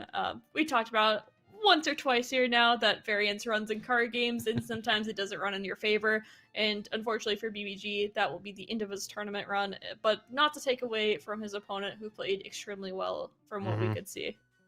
Yeah, I think Dubnerb is a name that is ringing a bell for sure. So I think we've definitely seen them before. I'm getting some updates here from production. We're getting some scores in. I might as well bring those to you semi-live.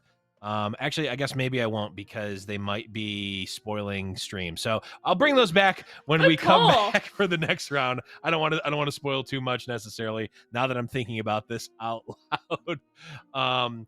But yeah, I mean, unfortunate for BBG, the run ends here. Unfortunately for Prism, also the run ended here. This was the cast curse round. Ooh.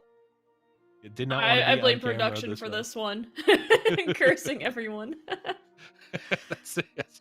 We did some caster blessings earlier on, but now we are merely cursing.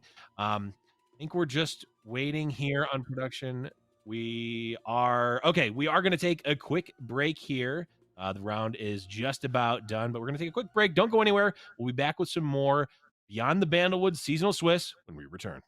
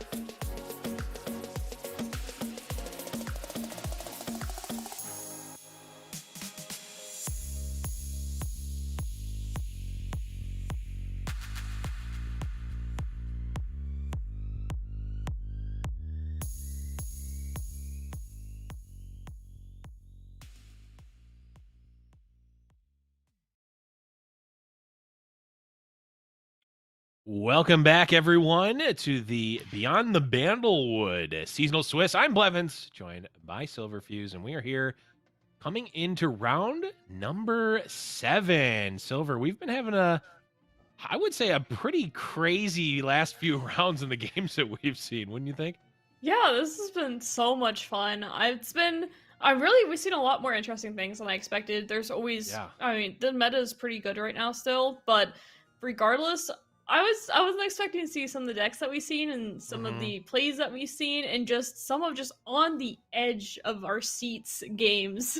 Yeah, that last one was one for the ages. I think just, bottom 9 cards and like 5 champions in the bottom 9, just absolutely insane. But really fun to watch for sure. But we are whittling down the competition quite a bit, especially when you consider the folks that are still in contention for top 32. I do have a couple of those updates for you that I alluded to before we went on the break. We've got What Am I, obviously a world's competitor and multi-time top 32 player, sitting at 5-1. We've got Seku and Majin Bay both at 5-1 as well. We've got Jaitamunda, top player, multiple top 32 player as well at 5-1. And then we've got Jason Florent at 6-0. Crazy. Florent, obviously mastering Runeterra podcast, 6-0. And then we've got Sir Termund and Lucerbeam at 4-2. But both players are at that high enough threshold where X2 will very, very likely make it. Lucerbeam 100% will make it at X2. I think Sir Termund probably also deterministically will make it, but they need to win out here. So they are absolutely on their tournament life here. And we actually are going to go in to Lucerbeam's game once that's ready in just a couple of minutes here. We'll take a look at their decks in just a sec here, but we're starting off. Yes, we've got Darkness. I'm still pumped every time I see it, Silver.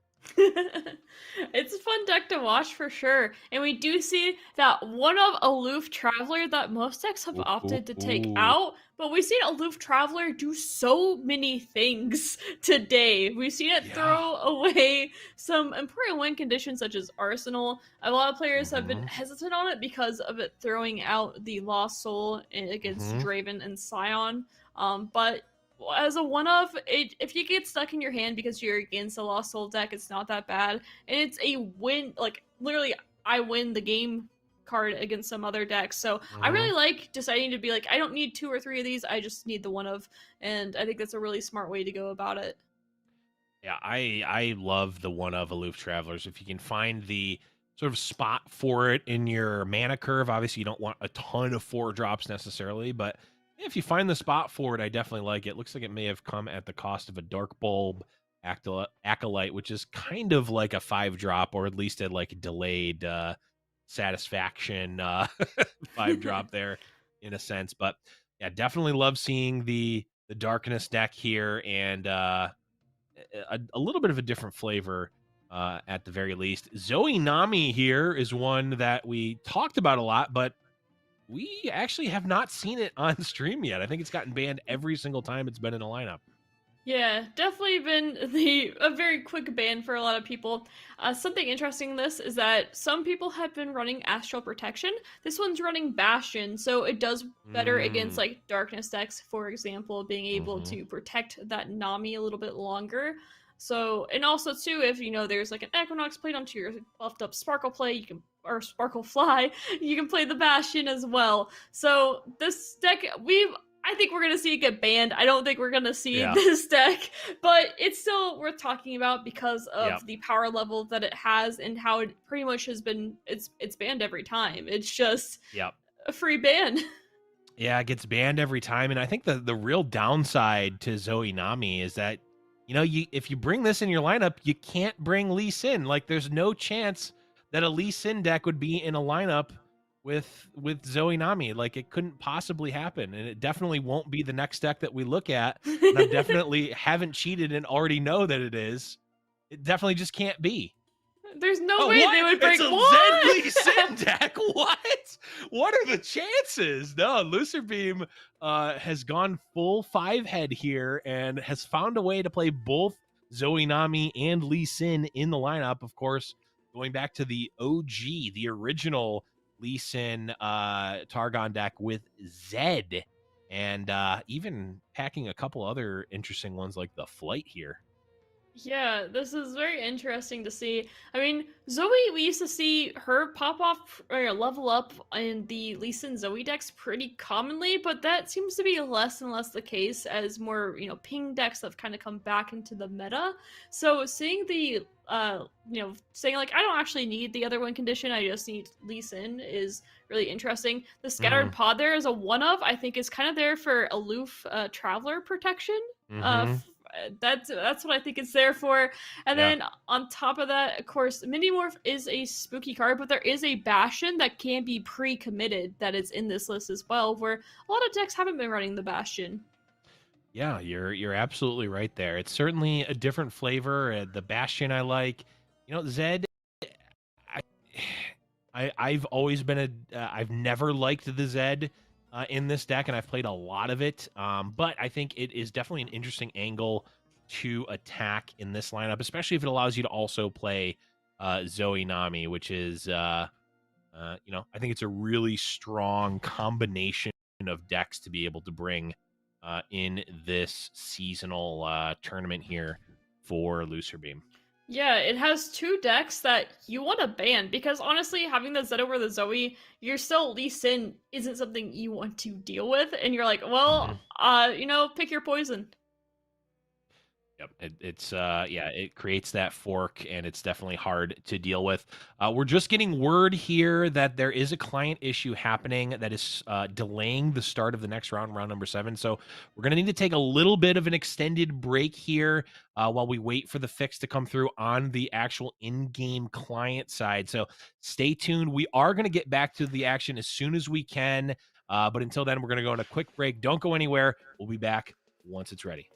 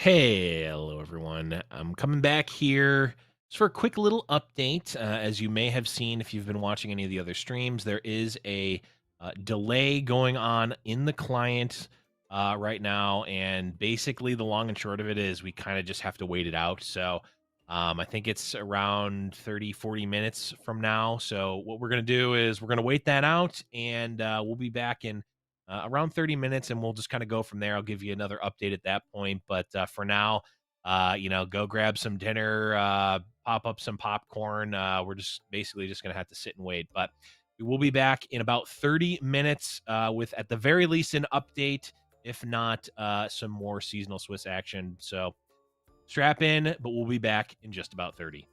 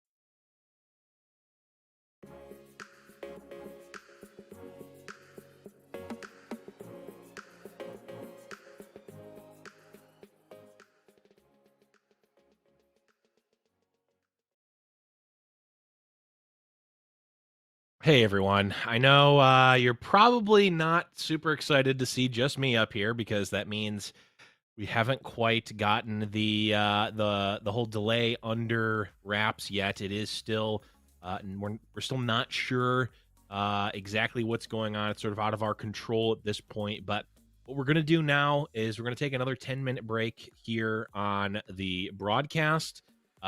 Give the internal team some time to either figure it out and get the tournament back on schedule. And in 10 minutes, I will be back, or we will be back with another update. But until then, stay tight. We'll be back in just about 10.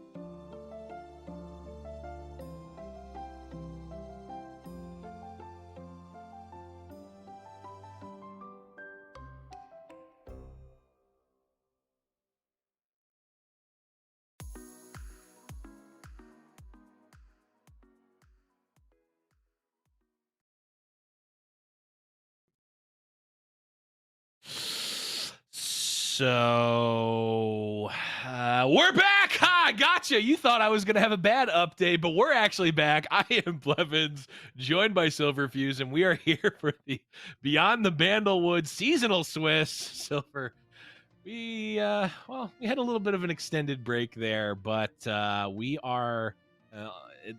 We're still kind of holding our breath a little bit, but we have seen some streams with no delay that are actually getting into game, so we might be actually able to spectate a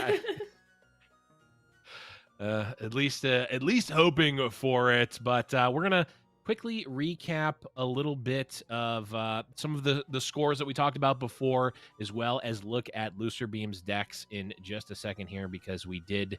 It's been over an hour since we last looked at it, but real quick recap here. We've got What Am I, Seku, Majin, Jay Tamunda, all at 5-1. Jason Florent in at 6-0, and Sir Termin, Looserbeam at 4-2, but are high enough on the rankings to still be there. And also, I believe you mentioned Akedo is also at 4-2, Worlds player, and Glop 6-0, just out of nowhere, and we have confirmed that he has actually played matches and didn't just get a bunch of buys this time. Yeah, last time 3-2 advanced to top 8 from 4 no-shows. You love to see it, you love to hear it. Well, if you're Glop, I suppose. But yeah, really awesome to see so many people still doing well. Tamazamo also 6-0. In the event, so a lot of really good players still in, and we've got some players still to watch, but we are going to be watching Looserbeam in just a few minutes here. I'm going to quickly recap their decks again. This one, Silver, is that patented Darkness deck. Yep, the Darkness deck is a deck that we've seen over and over. We were talking about the Aloof Travelers being a one-of in this list, where most players had opted to play none, partially due to the popularity of Scion and Draven and not wanting to discard Lost Souls, but instead deciding that, hey, this card still has a lot of value even if there are Scion Dravens on the field. Mm-hmm. Yeah, you can really weave it in and play it at opportune times. We saw that against BBG. I'm forgetting who his opponent was, but just really, really expertly timed Aloof Travelers against the Arsenal. And, not just playing it out on 4, not just, jamming it when you can to draw a card, but really saving it for key moments. And I think definitely harder to do against Draven Scion, but you can still weave it in there. And it's really a boon, I think, to this Darkness deck, which already has a ton of different options. And even runs that one Ruination. We know not always common there, but there it is. The classic Zoe Nami. Haven't actually seen it on stream yet, Silver, but is certainly one of the more powerful decks that can be brought in this event. Yeah, for sure. We've mostly just seen it be banned, and that's not really surprised, as if you are leveling that Nami on curve on that turn 4, it's very easy for her to get out of control and not much responses to it. Of course, it is a deck that is known to brick, as it is a combo deck, so if you missed your Nami and you missed your Fleet Admiral Shelly, things can go south pretty quickly with this deck, but because of its power level, its ceiling is so high that it's still worth banning. It's super, super strong. And one thing that most lineups I don't think were ready for was, they were ready to just ban Zoe Nami, but I think a lot of lineups that they banned Zoe Nami, they certainly weren't expecting to play against Lee Sin. But if you're playing against Looserbeam, that is in fact going to be the case, as their last deck is that Zed Lee Sin, going for the old school version with the Zed instead of Zoe, because that Zoe is in fact in that Zoe Nami list. Yep, due to the no duplicate champions rule, the Zoe can't be run in both decks, or else it certainly would be. So Looserbeam taking a different line here, say, I still really want to play this powerful Zoe Nami deck while playing Lee Sin, and I still want to play Targon. So this is how I'm going to do it, and it's different, but it's been working for him. And on top of that, it forces a really awkward ban from your opponents, because they don't want to face Zoe Nami or Lee Sin. Yeah, it's...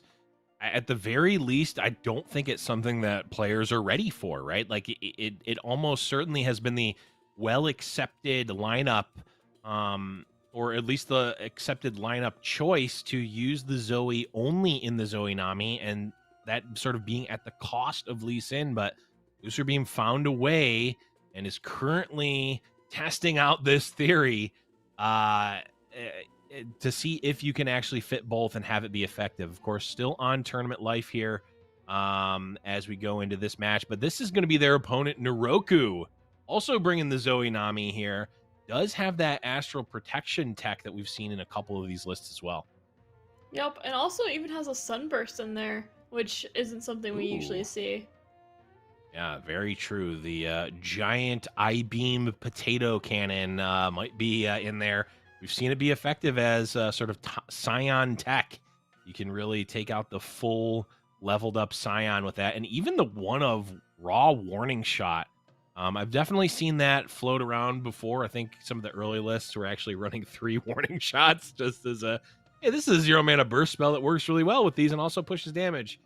Kind of got trimmed down, but still see it here. And then, you know, a deck. I mean, this is a brand new one. We definitely haven't seen this in almost every lineup today. Oh, wait, no, we've seen it everywhere. The Draven Scion featuring Captain Farron.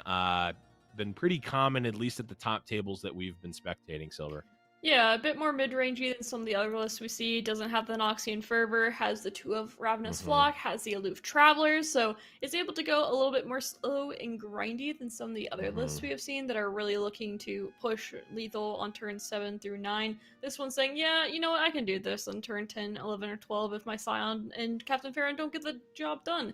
So it does have some extra flexibility there. And that the regular Whirling Death also quite good. And hey, you know what? I thought it would be less common, but we're seeing the Mad Lad also did it. The Zed Lee Sin. And this one really looks like an old school version because we're even seeing the Mentors of the Stone, which is one that I was actually kind of surprised when we didn't see it in Lucer's version, because Mentor of the Stone, we talked about it when we were spectating Prism Sword, who was running it. You know, kind of fell out of favor. Not really the most meta call right now, but it works really well with Zed and actually pushes that Zed secondary win condition even more so when you have that Mentor of the Stone. So I actually am a big fan of this build. Yeah, it's a lot of fun to see the Mentor of the Stones come back. And another, I just really wasn't expecting another Lee Sin said. I wonder if if they either know each other or tested it all, or saw something on the ladder and was like, oh, that's a good idea, because they both took the same game plan and ran with it, which we hadn't seen anywhere else today. And they're both meeting each other at this deep into the Swiss format, so they both found success with it as well. So there might be something here. Yeah, there really could be. And, you know, it is actually kind of astounding that is the case. I would not be surprised if they were testing partners or maybe part of the same sort of grouping of testing, or know someone who knows someone. Because, yeah, that does seem, I mean, we have not seen that anywhere else today.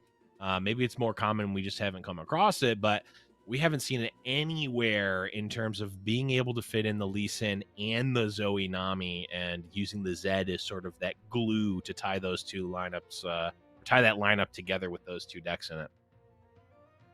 Yeah, certainly interesting. Yep.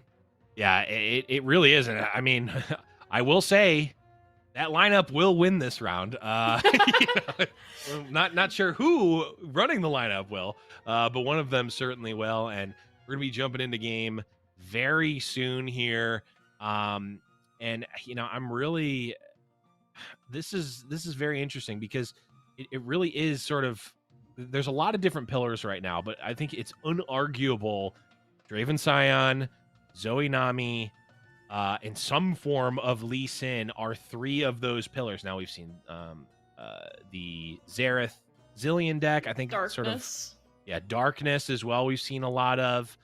But they almost don't feel like pillars. They feel like you fill in, you know, the Pink Cities, the Bandle Tree decks. They feel like, you know, you find one of these pillars or 2 of these pillars and then fill in with another deck.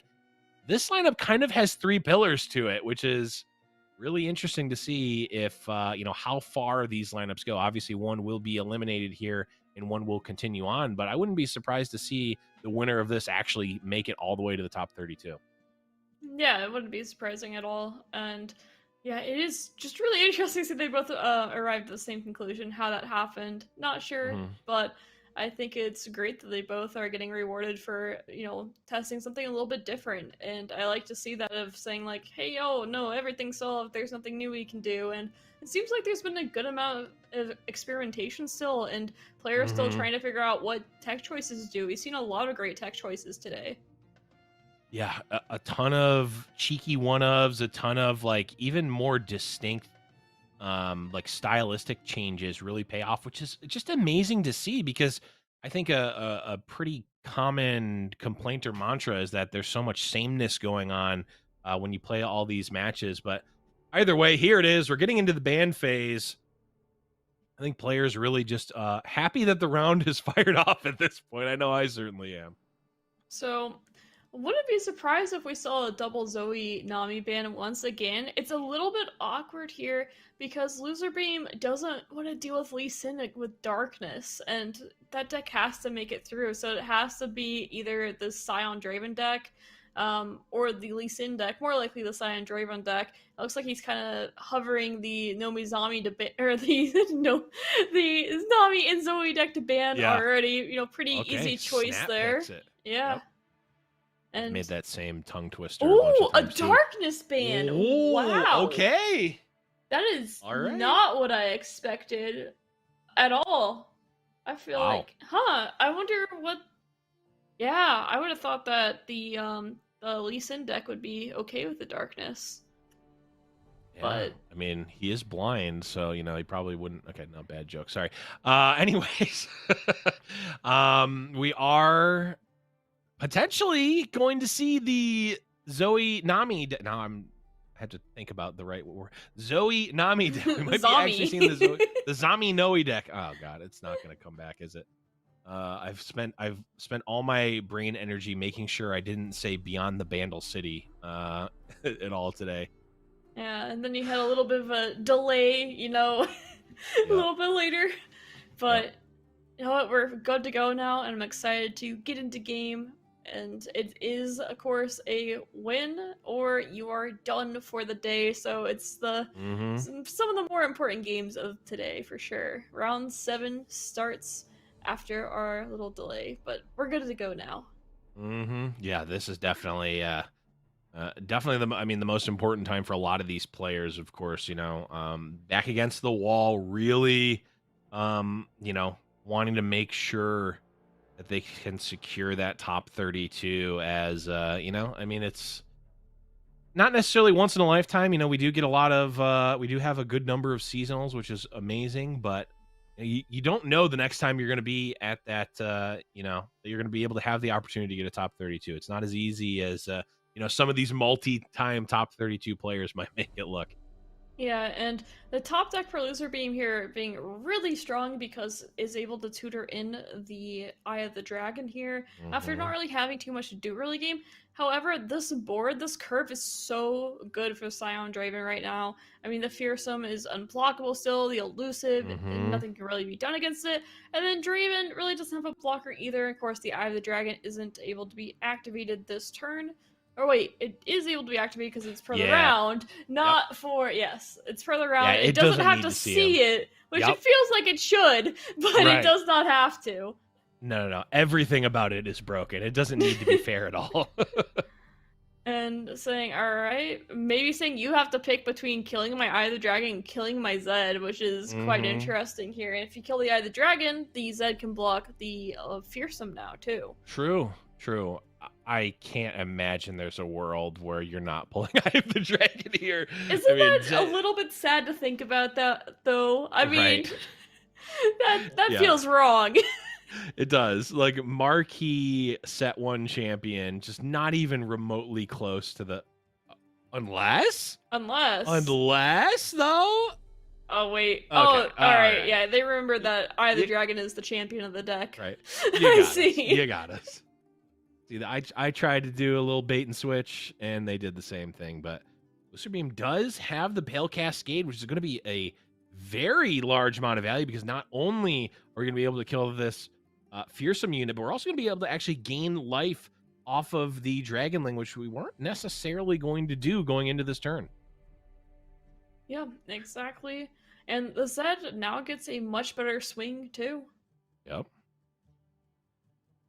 And we'll see. I mean, assuming there's a chump block here, probably not much else. Saying, yeah, I got infinite value. I don't care about your Zed. Do 3 damage all day.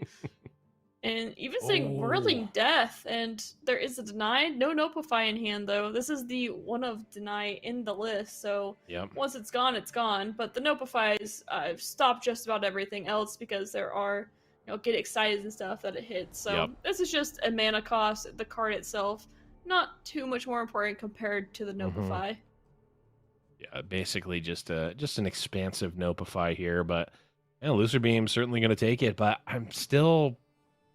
This is the type of scenario where I was never really a fan of the Zed in this deck.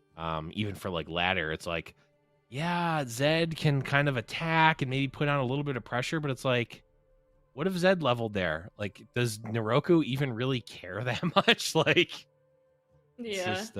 It does feel a bit more like anti-aggro-esque, where this deck is able to just outvalue and play mid-range like, so it doesn't quite fit as well, where Zoe, just the constant elusive pressure, as well as the fact that she generates super cool star chart over and over again for flexibility and defense, and that just doesn't quite fit the same thing.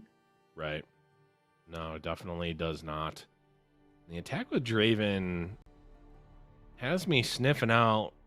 Okay, I was gonna say has me sniffing out something. I guess I wouldn't know what it could be. Yeah, there wouldn't really be a possibility to keep it alive if the scattered pod isn't being pulled here.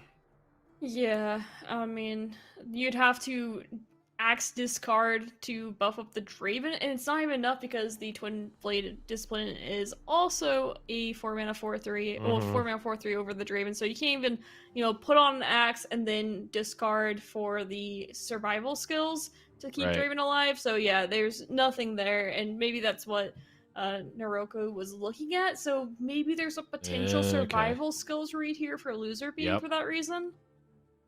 That is a very good call out there.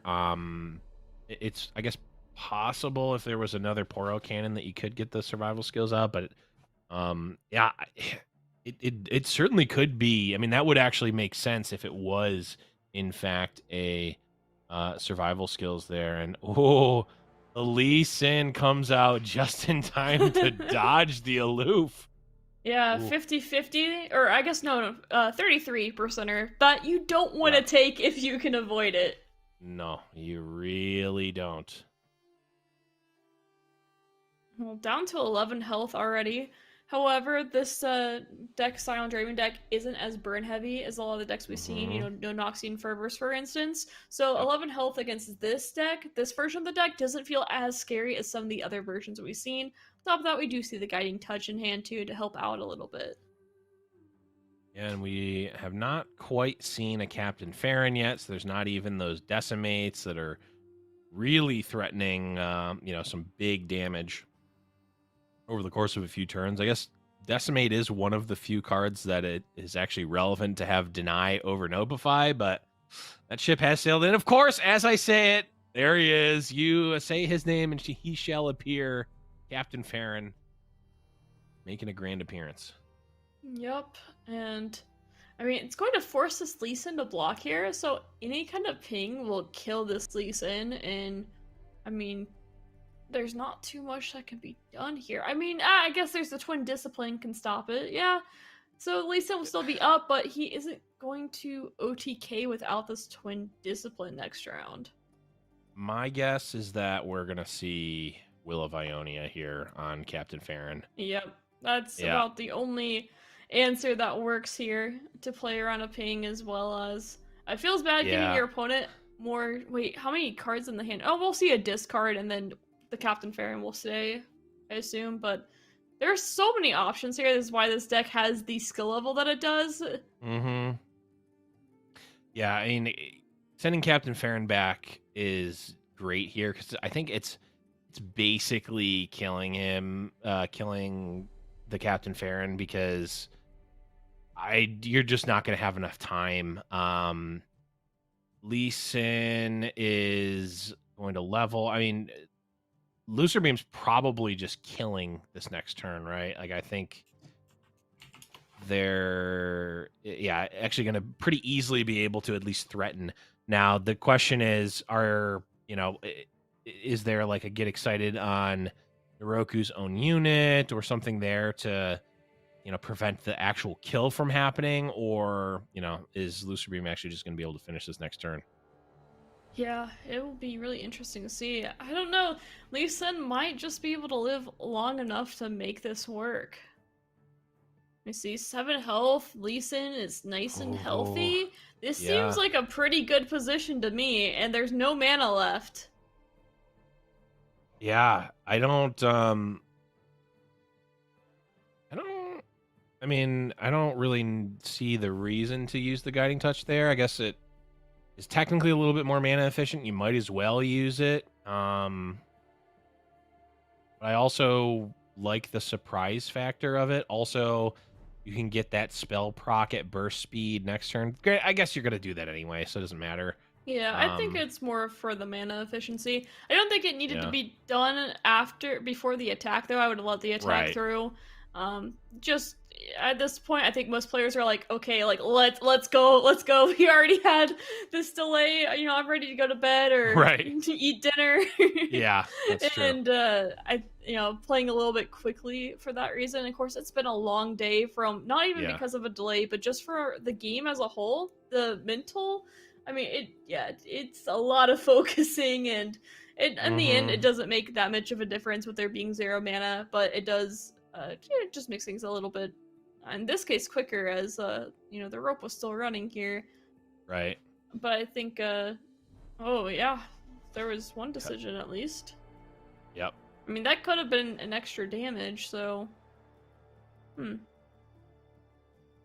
Yeah, that was basically I want to draw a card this turn, so I'm not going to,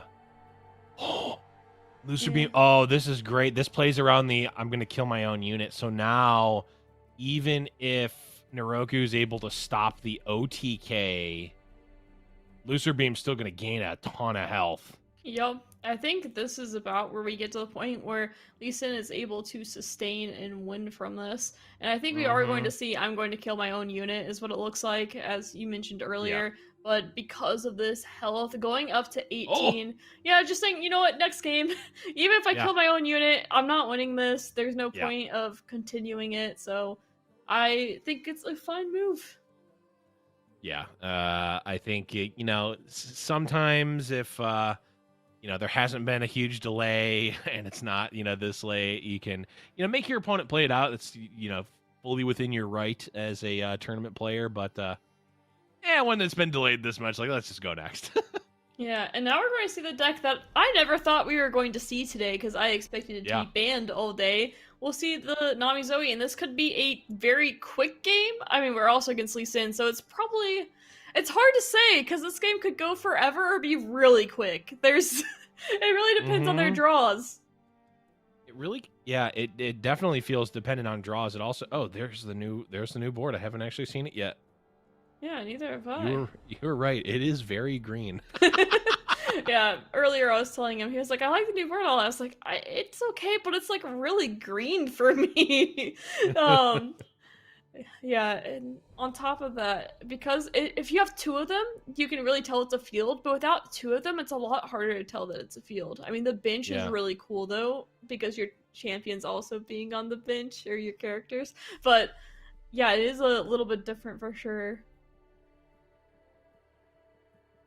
So definitely looks cool. We do have the Nami in our hand already. That's pretty cool. Oh, okay. Going for the Zoe here.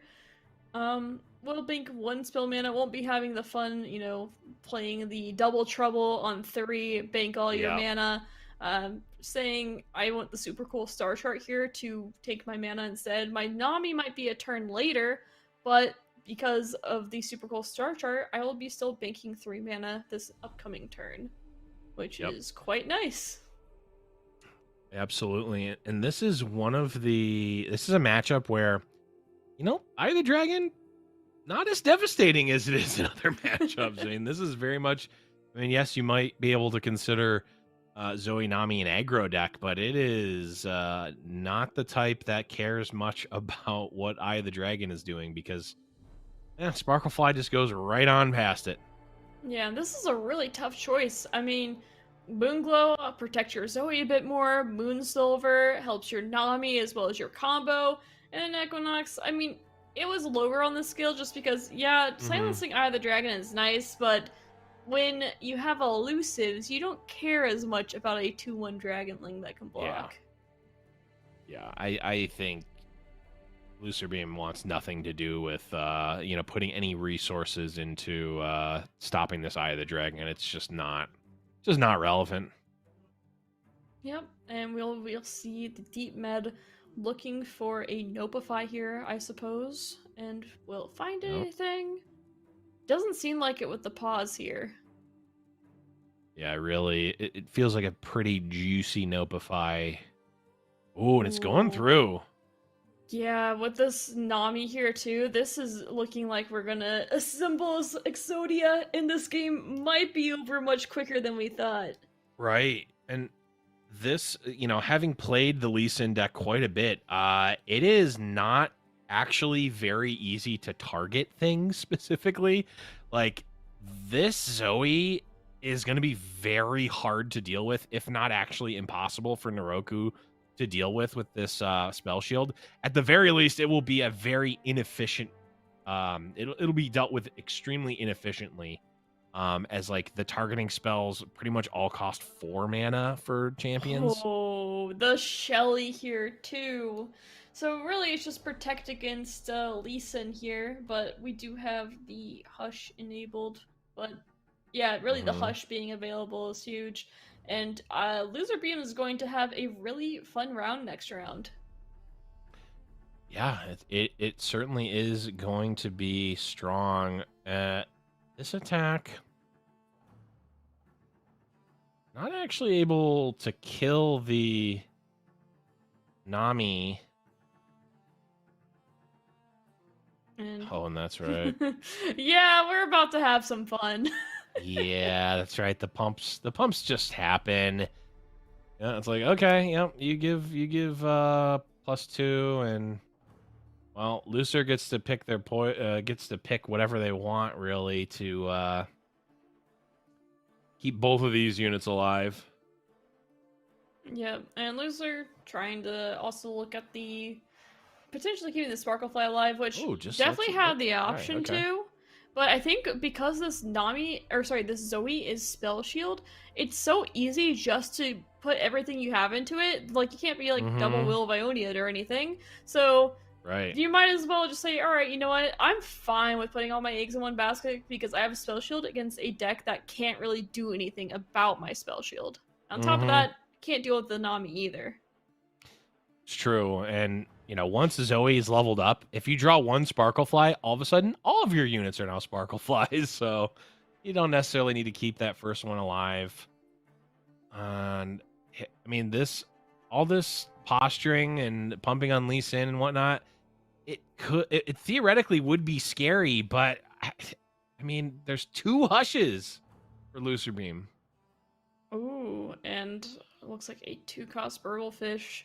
And soon to be a 0-cost Burblefish. He's just going to be able to pack on so much damage here. And on top of that, having a 2-cost Hush. I don't miss those days at all, by the way. No. But this is a very scary attack coming in. And it has to be thinking about Hush here, I assume, is why there was a little bit pause there if I want to attack with Shelly or not. And looks like we will be seeing that. I wonder if the sequence or the attack order is a little off because of the Hush consideration. This is, effectively going to be 2. Oh, actually not. Okay, not. He really wants to kill the Shelly. Yeah, makes sense. And that Zoe is leveled up. We'll be giving a Yep. 0 cost Behold the Infinite, which invokes anything in the Celestial Pool, which can also lead to some pretty crazy things as well. Yep. Oh, I thought the Hush, there's still going to be mana for Hush, and I'm like, this Lee Sin is actually dead. That but no. would be pretty funny. That would A have little been bit sad, but insane. funny. No, and there's the double trouble that you really don't want anymore, but that's No. okay. When you have the Nami, you don't care that much. No, but now with the Hushes, you're really not afraid, but like you can not die to the Lee Sin, but I don't know. Is Lucer actually going to be able to kill with just the Zoe right now quick enough? Because it's probably going to be. It's like a 2-turn. It's pretty easily a 2-turn clock. Actually, just on board is a 2-turn clock with Lee Sin here. Pushing 10 and 10 unless Lucer just keeps the Zoe and keeps the spell shield. I mean, you can already pump Zoe up to 13 with the spells in hand. I mean, just like right now, you can be Hush, Right. and depends what you hit. Oh, also too, this lovely card, the Stealer. I can't think of the name right now, but the Stealer can take the 1 cost card that adds 2 attack to also pump more damage. Spell through. Thief, yes. Spell Thief, yeah. I mean, there's so many options here. I'm a bit surprised that we aren't seeing a bit more pumping of the Zoe here, as well as, but thinking, hey, my opponent's going to be greedy and really want to kill this, or not greedy per se, but really want to kill this Nami rather than return her to hand. So this Hush is going to go off, and that is a game changer here, as the Nami isn't going to die. A very patient play from Loser Beam. Yeah, Lucer, I mean, yes, could have just Hush there, but you have the ability to burst pass, and Lucer getting full advantage there, which is great. And looks like Roku just looking to gain a little bit more life, draw a card. Well, Lucer is gonna let this go through. Nami back to hand. Zoe taking a little bit of chip, not quite dead. And yeah, Zoe just wins the game here. This is it. I mean, the spells are just going to be too many. Doesn't take that many. Trickster too, just in case you need another elusive attacker. And I think he is saying, I don't want to put all my eggs in one basket here, and is also giving everything elusive too on top of that, because of Zoe has been leveled up for a while now. We just hadn't seen any additional cards, but they do share keywords, of course. Okay, Gravitum. Though the Gravitum coming out, I might be forgetting. Messes with lethal. Oh, do we not have enough? We still should here if there isn't a Hush, which is why he's thinking about not attacking this Nami right now. Oh, you're right, because now, yes, the Trickster will be eating buffs. Yeah. Okay. I mean, he definitely had lethal if he pumped the Zoe completely. He might have been playing around something that I'm missing. Yeah. I mean, like double, like if it was, 2 of either Will of Ionia or Concussive Palm, like if you just had 2 of those spells, yeah, he Naroku only does runs survive there, but 1 Hush, and we've seen that 1 Hush already. So there are 3 Concussive Palms though, so it'd have to be 2 Concussive Palm, as you mentioned, or Concussive plus Will of Ionia, for instance. There are a few outs there for sure. Yeah. Oh, it's a little it's actually a lot scarier. Well, I guess it's still kind of not, because of the Hush. Yes, going to grab a Nopify. You can. Oh, Spell Thief, we love you. I do love the interaction that you can take something that's on the stack. Whether you should be able to do that or not, I don't know, but I do love the fact that you can. Yeah, it's something I've thought about once or twice as well. Another double trouble, not super relevant here. Ooh. a Zed with Overwhelm too. Man, this second Hush Yeah. really saving Loser Beam really hard here. Yeah. Ooh. Okay. I like it. I like this play a lot. I mean, it makes a lot of sense for a lot of reasons. However, another Zenith play can come down, but it's not enough at this point. No Sparkle Fly needed. Although it would be really nice. Yeah, I mean, I think Lucer Beam would certainly take a Sparkle Fly right now, but not gonna. I think open attack probably gonna be pretty enticing for them. Yeah, this is again part of the problem with Zed is like Noroku attacks here, Lucer Beam can just press skip block. It's just not even enough. Okay, I maybe spoke too soon. This is relevant here as now we're gonna be seeing I guess still only 5 life gain because it's not a leveled up Zed. Yeah. Level of Zed would make a pretty big difference here for sure. Mm-hmm. Yeah, but as it stands, I mean... Ooh, that is such a good hit. The Sunblast Vigor really making sure plays around Twin Discipline a bit better, for instance, if Zoe blocks the Zed, because I don't think he will block the Zoe with the Zed, or the Zed with the Zoe, but it's still nice to have that insurance. Yeah, this is still... I mean, if anything, you just want to block... I would just want to block, with one of these two non-elusive units just to have them not eat the pumps anymore. Exactly. Yeah. Yeah. Yeah. Well, you could indeed skip block here if you really wanted to, as you mentioned. Right. But Loser Beam will keep his hopes alive of advancing to the top 32 with some very solid wins here. Yeah, definitely a much needed win. It was a nice 2-0, coming off the break, maybe being a little, a little bit cold, not quite as focused, but Lucer Beam definitely in the zone there, able to take that one down 2-0 versus, we talked about it, at least 2/3 of the lineup was very, very similar. But both players went for a little bit of a different strategy there in terms of the bans, though. Yeah, I was pretty surprised to see the Darkness band. I felt like the combo decks should be preying on that a little bit more, and just letting Zoe Nami through isn't necessarily a mistake if you have a game plan against it, but I think if you're playing combo and a combo, I think that one is a bit tricky. Yeah, maybe just not super familiar or ready to play against Darkness. Maybe not a matchup that they tested. That's certainly... could be a part of it. It's not everything is just, okay, let's look at the spreadsheet, let's look at the matchup tables, boom, boom, I ban this. Some of it certainly is, but it might just be feel, might be strategy going into a matchup, or just lack of experience with it. There's certainly a ton of different things that it could be. Looks like we are looking for a game here. We do have one potentially. We're just going to make sure that we can get in. Looks like we're going to be getting into Jason Florent's match. It's game number 3. This, I believe, is the 6-0 bracket.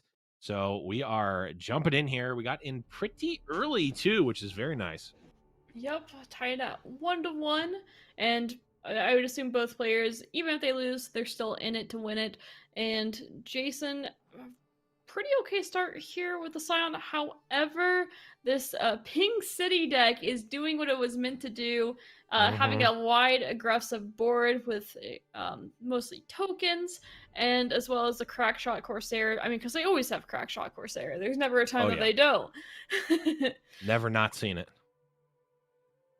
But has the Draven here at least, but still a little bit hard against Ping City, because Ping City is meant to deal with decks such as the Draven Scion deck, saying, alright, I'm going to just kind of burn you out a little bit earlier than you can do anything against me. Although Scion sometimes does have something to say about that.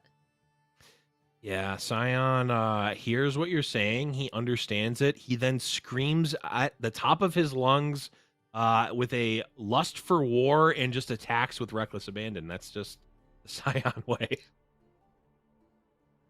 And we do see that Aloof Travelers come down, actually drawing a Lecturing Yordle, which isn't very fun to play against. No, yeah. That really is brutal. Yeah, this is a scary board, and there really isn't a way to regain the tempo that easily. I mean, that is what this Pink City deck does the best, though, is Yeah. say, hey, I'm gonna out-tempo you, you're gonna slowly lose your health, you're going to slowly lose your units, and there's nothing you can do about it. Yeah, Jason really gonna need to preserve life total here. Chip away at this board. Spartan is down to just a few cards here, but another lecturing Yordle. Really quite brutal here, as it's just such a powerhouse card. It is, we talked about it earlier in the show. It is very close to Bull Elnuk stats just on when you play it, it's a 3/5 instead of a 4/5, but you also get that additional card not only when it comes into play, but also when it attacks. I mean, we're going to see 3 different pings right now. It's enough to kill a Draven just from existing.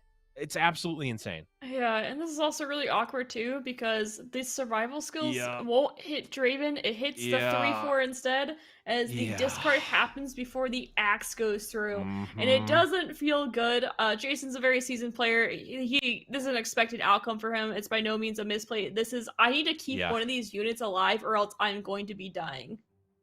Yeah, it is unfortunate how that works out, but yeah, certainly.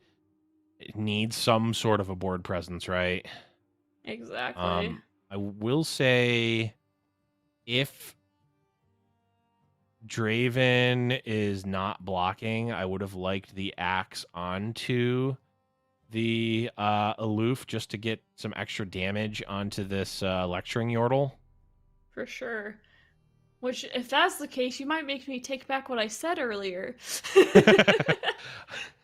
Yeah, it's not the. I mean, I know this because I learned the hard way a while ago about the interaction between axes and survival skills, but it is not necessarily the most intuitive of interactions. But as it stands, Draven goes down.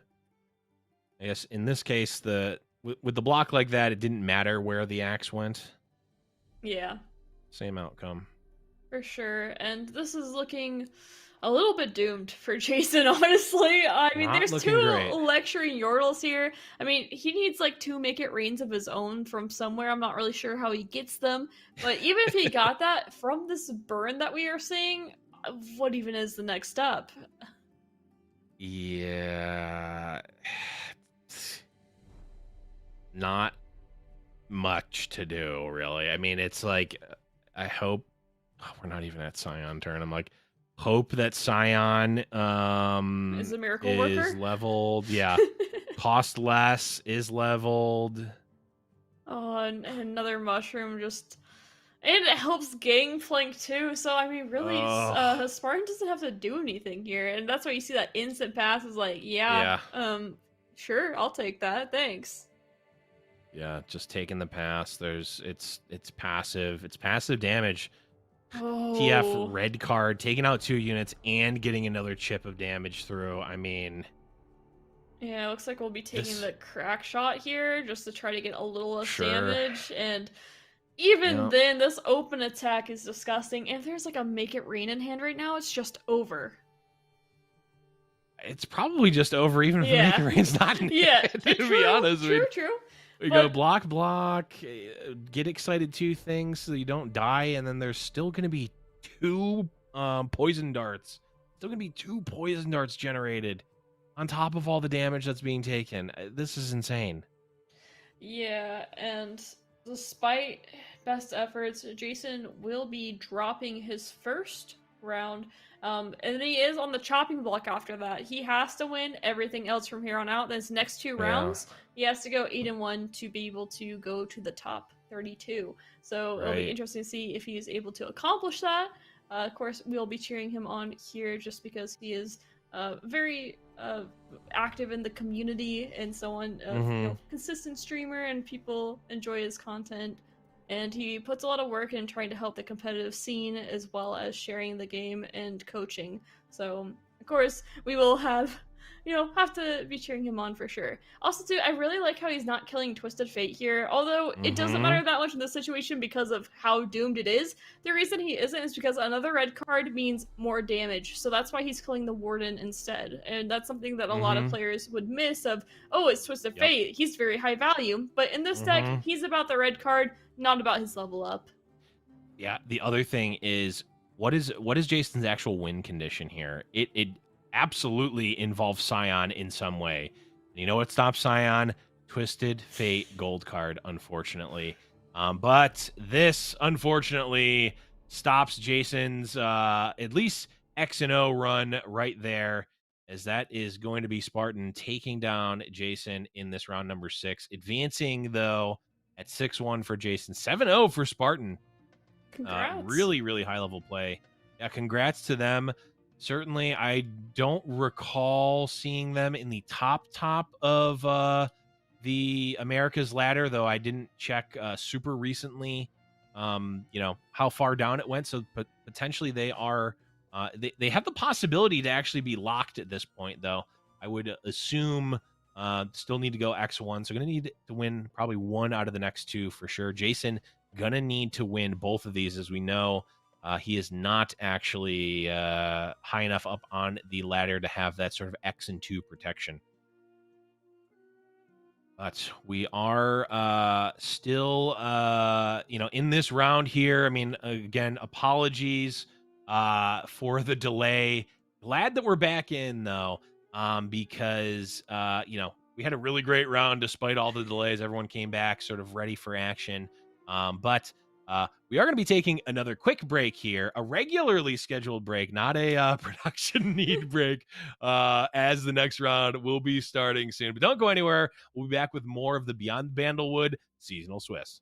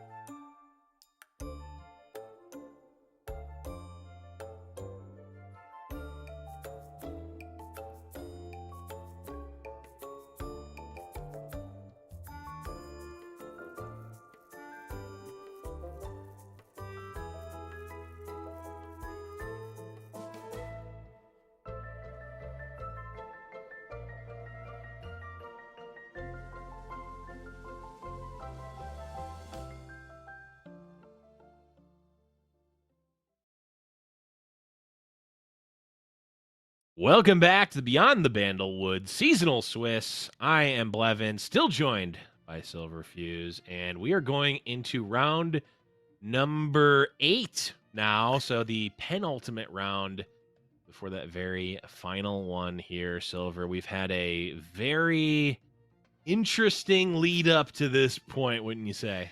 Yeah, that's one way to word it. You know, not counting the hour-long break and all that. Just the matches themselves have actually been quite interesting, to say the least. I mean, we've had some absolute bangers. We've seen, I mean, I can't even think of all the decks we've seen. We've seen pretty much almost every deck that we were expecting to see in the meta. We've seen at least once on camera, which is really cool, you know, to see just in general. And now we're slowly whittling down the final players who are still in contention for top 32. And this round, we're going to be looking at a familiar face who is playing their first win-in, because they are high enough on the ladder that they likely at X and 2 will still make it, and they are currently at 6 and 1. And that is going to be Seku, someone who we've definitely seen before. And as I say, we've seen almost all the decks. We see another one here, Teemo Zig, Silver. Yeah, this is a pretty exciting list because it has some interesting tech choices in it. That personally, I love the one of Loping Telescope. We've seen the potential of Loping Telescope in our first game, I believe, of the day, many hours ago, where it was like, what would be an out? Oh, Loping Telescope. You know, sometimes that card can just find you the most crazy things that can win you the game. And so a 2 and a 2-1, it's not the best tempo, but it's definitely not the worst either. So it's as a one-off tech that could potentially just randomly win you the game. Yeah, I think it's worth running. I think it's a really smart thing to do that I haven't really seen too many other players go for. So most of the times, you know, they do have the Bandle City Mare as well, so it fits a little bit better that way, but this deck is a lot more aggressive than most of the decks we see. I mean, just compare Loping Telescope to Solari Priestess, a 3-mana 1/2. Granted, the ability is the playability is probably stronger in general, but Loping Telescope can do a lot, and a lot of times I think it at least trades evenly, if not trading up. But this is this Teemo Ziggs deck is, like we said, one that we haven't really seen. It's kind of akin to Ping City, but I like to call it Boot, because this one likes to ping the Nexus. It likes to ping the face, and if I'm pinging the face, I'm booping them on the snoot with the Decimates, the Noxian Fervors, and the Pokey Sticks, all going upstairs, with Teemo getting a little bit of extra chip in there as well. So definitely a more aggressive version of Ping City, to say the least. Even with more of the Noxus cards like the Legion Saboteur, the Legion Rearguard, Demolitionist. I mean, this deck is actually very aggressive. Oh yeah, for sure. And then next we have the Lulu and Poppy list, which is another very aggressive list that was very popular on the ladder for a while. There's a couple different versions. Some were running the Bandle City Mare, but this one is going the Demacia with the Rally line instead. Yeah, this is a classic. It doesn't quite have any moose in it, but I love to call this combination emusives, because you can get that Green Glade duo super high in power, and if you can get it pumped up, use a Golden Aegis, all of a sudden, or even a Relentless Pursuit, all of a sudden you're attacking for a lot of damage, and a lot of time you can't even block it. So building up an elusive board, getting a rally off. I mean, even just having a Poppy with a rally is a lot of times, if it's unchecked, it's just going to win the game on the spot. Yeah, and also too, that one of those 2 of Ranger's Resolves that are very helpful against all of the ping decks we're seeing in the meta as well. Yeah, definitely. Ranger's Resolve has certainly become a Demacia staple in the current meta, because there are a ton of 1 health units, and there's a ton of Make It Rains, Pokey Sticks, the pings, Ping City, even the remnants of Ping City. If it's not in that deck, it is in the other parts of it are in a lot of other decks. And then third deck here, Akshan, Sivir, going for the Demacia again here. This is actually running the Radiant Guardian. Haven't seen that one in a while. We have not seen this sort of like mid-rangey going to almost a top end Demacia deck in quite some time, but this one certainly looks like it's taking advantage of that. Yeah, this one is a bit more value oriented than what we usually see. And something interesting to note is that the deck is not running Relentless Pursuit, which is only running the Golden Aegis, where a lot of these Demacia decks are stacking to 2 or 4 or 5 rallies rather than just 2. Yeah, it's definitely a really good call out there because yeah, the previous list we saw I think had the full 6, 5 or 6 rally effects, but this one, you know, like you said, maybe going for a little bit more value, wants to have, you know, fewer but maybe tall units like the Vicurian or Vicuran Bruiser and the Radiant Guardian, which might not necessarily be as effective with just a raw, like a Relentless Pursuit. Whereas the elusives, yeah, it doesn't really matter what your opponent's board is. You just use a rally, and all of a sudden you're attacking for a bunch. Here, you get chump blocked, you get chipped away, and all of a sudden these rallies don't look super great. But both Akshan and Sivir love to have that one key rally, plus the Absolver, a card that we didn't really see a ton of at the beginning when Akshan was released, but now with Sivir, Akshan decks really sort of being at the forefront of the meta, or at least a big part of it, the Absolver has almost become a really, really key part to these strategies. Yeah, it's been interesting because Akshan Sivir won Worlds, and we really haven't seen it that much today, and we haven't had any additional cards or a balance patch. So you would think more people would be like, oh, I'm going to go take that Worlds list that just won, but the meta has still evolved since then, so it's really interesting to see the way that it's gone. Yeah, on the one hand, I'm always impressed to see a meta that hasn't had any actual changes, like physical, like you said, card changes, balance changes, or anything, still evolving, you know, weeks or months into the meta, because usually things get, you know, air quotes, solved very quickly. But then I think to a game like Smash Bros. Melee, which is like 25 years old, and still people are finding new strategies and meta, and like the meta actually changes at high level. It's really astonishing to me that something like that can change when literally the game can't be patched for, you know, 20 years or whatever it's been out.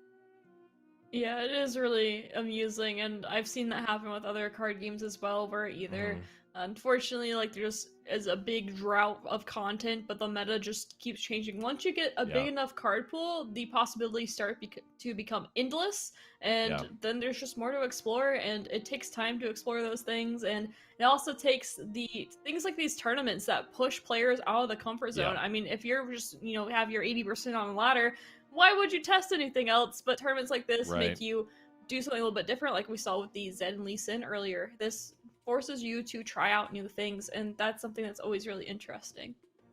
Yeah, I think you hit the nail on the head. It's the tournaments like these, the, you know, the seasonal tournaments, Worlds, EU Masters, all these other homegrown grassroots tournaments as well, really incentivize players to innovate and actually keep trying things and try to win. Because like you said, you can, you know, any of these top players that we've seen today and other top players can pretty reasonably have a very good win rate on ladder, right? Until you start getting into the, you know, top 100, top 50, top, you know, whatever, you can pretty much get to Masters if you're a good enough player relatively easy with a pretty good win rate. But at the end of the day, besides the, you know, the sort of X2 privilege here in this event, being higher up on the ladder doesn't really matter. But boy, winning a seasonal certainly does matter a lot, and making the top 32 is in fact the first way to do that. But we do have Seku's opponent here, K Doritos. Ooh, I just got done eating dinner, but hearing Doritos still makes me hungry. We've got the classic here, Draven Scion, and at this point, I think we've seen every version so far running that Captain Terra. Oh, I was gonna say, except we do see the Station Archivist here, which I think the first deck we saw today might have been running that, but it might be messing up the Shell Folk. But the Station Archivist for a little bit more reach. Love that card. So good. Yep. And here's the next, the Zoe Nami. We're seeing this is, you know, two of the pillars, the classic here. Not really anything out of the ordinary in this list as I see it. Everything looks pretty standard. I mean, we see between 1 and 2 pick a card, and I think, you know, there's just a couple of different tech choices in terms of number here, but nothing that we haven't seen already today. Take a look at what K Doritos' third deck is here. Ooh, GP Sedge. We did in a Feel the Rush. What Yeah. the cheeky one of? I love it. Yes, we saw this at Worlds. This exact one of, and it actually won a game too. The Field of Rush was the game-winning card in one of the games at Worlds. So I think this is. I don't know if the original deck had the Mariah Warden or not though, but it probably is a very close deck and only 2 Black Market Merchants, which is not something we usually see in this either because Black Market Merchant. I mean, the card's value is just really insane because most cards that are in Runeterra, I mean, if you play them on a reduced cost of 1, even if they don't have much synergy with your deck, they're very good. Yeah, it is weird, a little weird that we're seeing the 2-2-2 split between Fortune Croaker, Mariah Warden, and Black Market Merchant. Maybe just it's a weird time to test things, I would say, but just not deciding which one is the best, and you wanting a little bit of all three, and just saying, hey, you know what? Let's just play 2 of each. But outside of those, we've got the 2X Dreadway, able to protect the Gangplank or Sejuani from the Aloof Travelers potentially, or you can just play Dreadway too. Very, very powerful. The 1 of 3 Sisters also a nice option, and even just having it in the deck forces your opponent to go, okay, well, if they have 3 Sisters here, they can freeze or they can pump. They can also use the other mode too, and it really kind of makes you double think everything that you do because 3 Sisters has such a wide range of what it can actually do. Yeah, I personally have appreciated the 1 of 3 Sisters tech. I feel like just having that little bit of extra flexibility because the deck's interaction really comes in the form of either Sejuani freezing everything or Monster Harpoon removal. And after that, it falls kind of short unless you're lucky enough to find a Black Market Merchant card that is able to nab something and get you a little extra interaction. But I personally think that the 3 Sisters adding the little interaction, I feel like the deck has generally needed that, so I appreciate it. Yeah, pretty good card.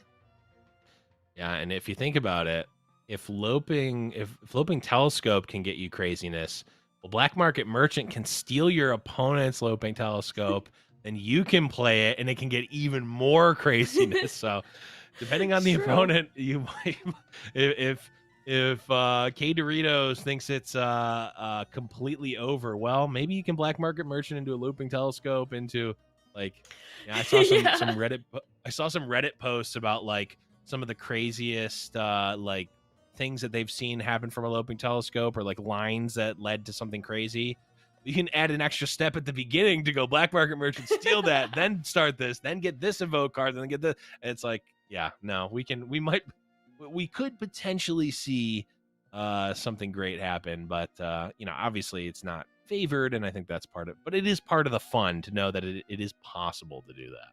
Yeah, I believe Mogwai actually tweeted that his girlfriend Shermie went 7-2 in the EU Masters, and what she lost to was, I believe, a Loping Telescope into Treasure Trash, and then Treasure Trash just kind of pulled some crazy stuff that won the game. Wow. So we know that it definitely does happen. I mean, the question is, will we get to see it ourselves? I personally kind of hope we get to, because it's a lot of fun to cast it, and I know chat can enjoy it too. I do feel bad for the players sometimes, because it is hard when it's like, all right, that was a 0.001% chance. Why me? No, see, that's the beauty, is that it's perfect for the players because they always have that excuse as to why they lost. It's it was just such an unbelievable pull. There was nothing I could have done. They had the exact card they needed. So unlucky. It's you just automatically get that excuse, so you never have to think about it again. Some players might not think of it that way, but you know what? Just think about it. It's a silver lining. You gained that excuse. Granted, it cost you the game, but you got it. But we are jumping in here to Sekko versus K Doritos, going into the ban phase. And Sekko gets it easy because he gets to just ban the Nami Zoe, right? That's how this works. That's what it's mostly been. Ban Nami Zoe. Ooh. Oh, it looks like the Scion Draven ban. Wow. Bans the Scion Draven, which, it makes sense. Yeah. This is definitely a very different lineup out of Sekko than we've seen before. So certainly, just taking a different line. Hey, you can target the Draven Scion, or you can say, you know what? Don't feel like playing it. I'm going to ban it and base my lineup on a different deck. Yeah, and the world champion Alan actually brought Akshan Sivir with the idea of I don't have to ban Nami Zoe, as well as, brought the Shell Folk as well, and was targeting Nami Zoe. So Sakura is fine with this rally deck making it in. Of course, the Poppy also allows for rally as well. So this makes a lot of sense of maybe targeting this Nami, like a soft target on this Nami Zoe, perhaps that. After seeing the bans, I recognized a little bit better that was the case. But, Sion Draven being able to just outvalue and outgrind both of these aggressive lists, so the ban makes a lot of sense here. I absolutely agree with you there. Seku started off with the small straight. Now 1, 2, 3, 4. Pretty good curve, though. Opts not to go into the Green Glade duo. Instead, gonna go for some Hawk and Lulu action, and actually even going to use the twin disciplines to keep it alive. Yeah, and this is a bit painful for the Nami Zoe player. However, if there's a Nami in hand, it's a lot less painful. So that's the question. I mean, if there's a Nami in hand, the Zoe on turn 1 is a little bit questionable, I would say. Right. So it'll be interesting to see what that looks like. I mean, some players, I wouldn't be surprised if some players are like, all right, I'm going to bring Nami Zoe, and it's just going to get banned. Yeah, I'm just going to bring this. I didn't test it at all because I'm probably not going to play it. Oh, they let me play it. Uh-oh. Yeah. Definitely not saying K Doritos is in that position. Just want to make that clear. I do not know their background on the deck. But with that draw, probably no Nami here. Oh, wow. Probably definitely no Nami here if they're doing that because they're not leveling her up in the same way. So, yeah, we'll have to see. I mean, she is leveled still because Nami's, she just kind of does Nami things. But, yeah, she'll level.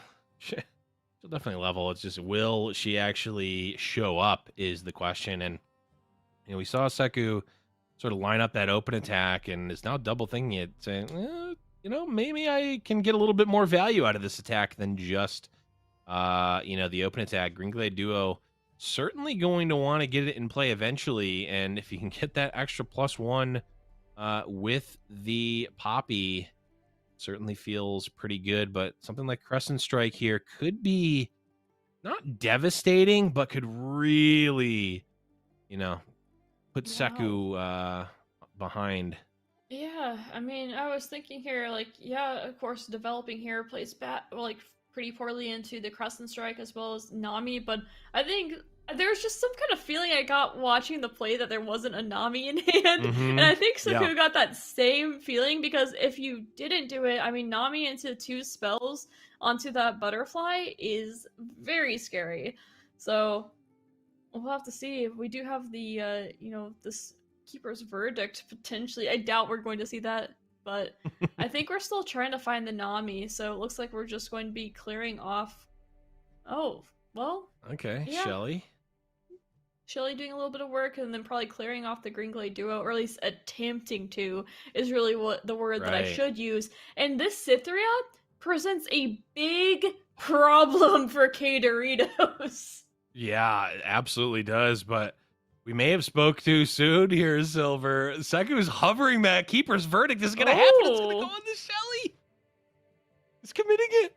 Says, you go back on top, please. Thank you. Yeah, that also prevents future Nami draws, which is relevant. It's very relevant. Very relevant. And Seku just lets the Green Glade duo die. Says, I don't the care. rally! Oh, it's probably over after that. We know the top deck isn't an out.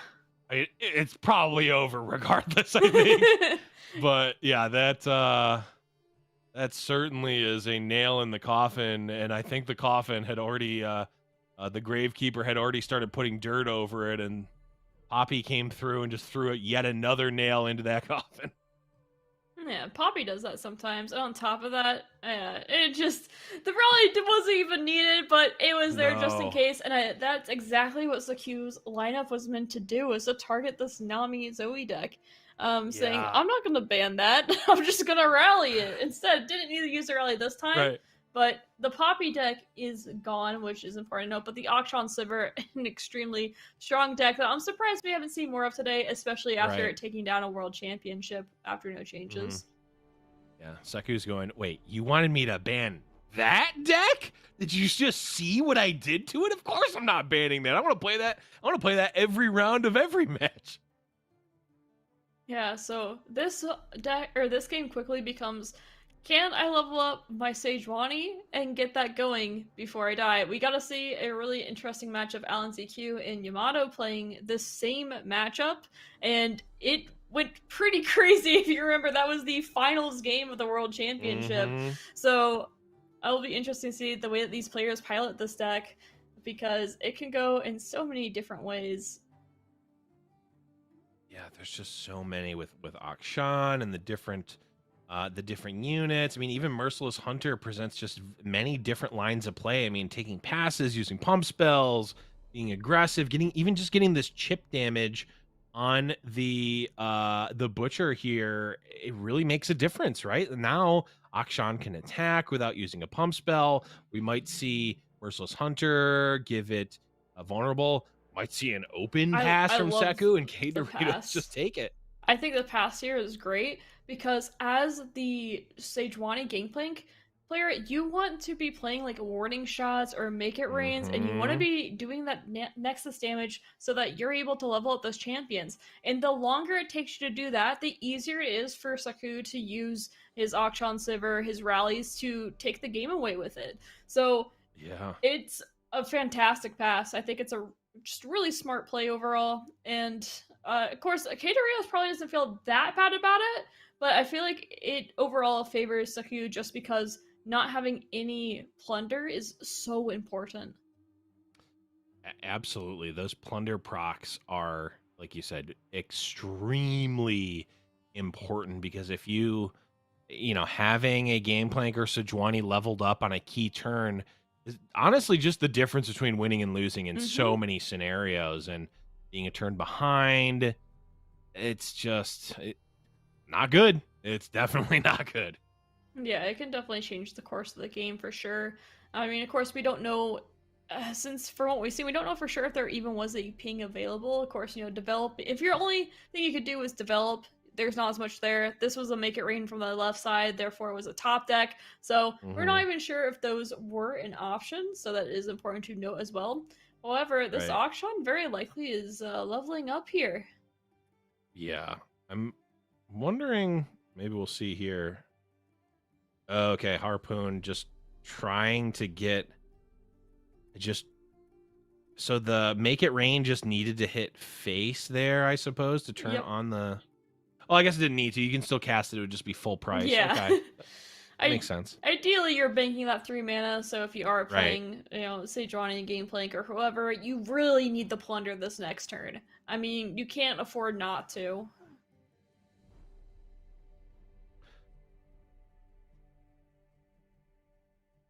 Ooh. All right. And okay. Wow. Okay. But down to 2 cards. I mean, we'll draw one more, but this deck, with the exception of the nab, does not have that many ways of extending resources. I mean, there does have a few blowout cards such as Feel the Rush, but this isn't really a game I expect Feel the Rush to come down.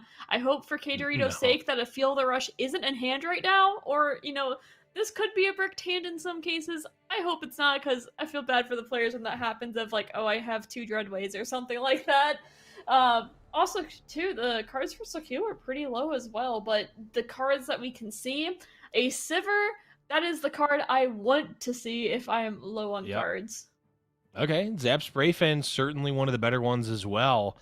But yeah, I mean, Seku is ahead in terms of just card... well, I guess card economy, we're actually at parity here, but there's also that treasure in play. There's also the Vagabond will also create another landmark to generate more advantage. So unless this game is ending quickly, Seku is going to get so much more just card advantage in the next few turns. Yeah, so important to know that this Zap could have found Warning Shot, Parley, 3 Sisters, or a Make It Rain. Ooh, a lot of options. Yeah, it could many things, and I think that's why there's a hesitation on the Sivir, because you really don't want it to get its spell shield popped through and make it rain, but can you really avoid it? That's the real Right. question. Ooh, the sedge comes out. And we are very close to a level here. Yeah. Seku hovering it for like a 16th of a second, thanks. Yeah, it's just it's and there's nothing you can do about it. It's just like, please don't have more ways to proc this. Mm-hmm. We might be seeing, I mean, double warning shot would be just absolutely vile here. There is the possibility of it. But if we were to see that, I would say, all right, this might be game. Right. We go next. Thank you. Oh, second stage Sejuani's Fury, I think. is not enough. It gets the Yeah, damage still. through, but it is not enough to keep it alive. Right. Yeah. So I wonder. It's probably still worth it. I mean, the Sejuani was going to level regardless. Yeah.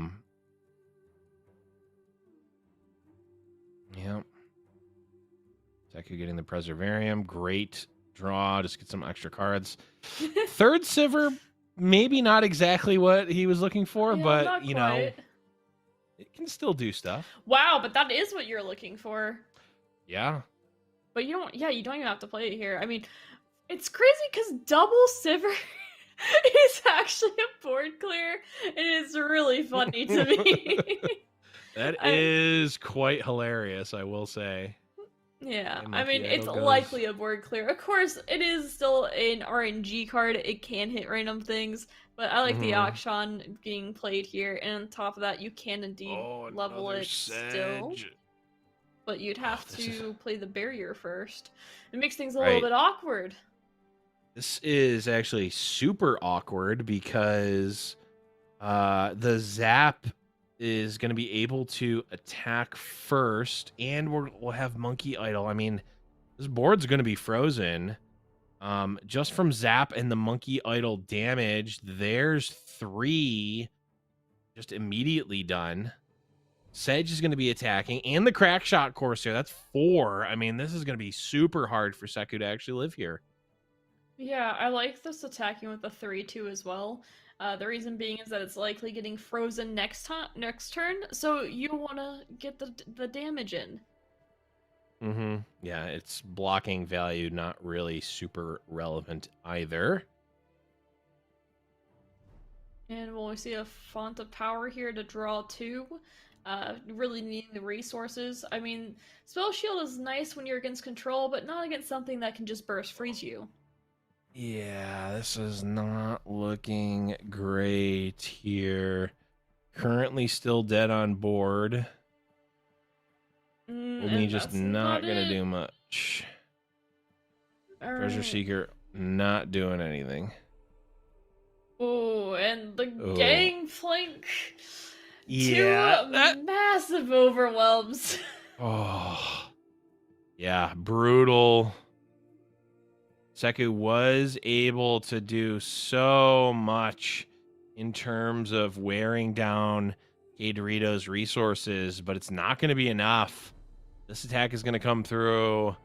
I mean, we can get some blocks out. I think it's pretty... Yeah, it is quite a bit of overkill here.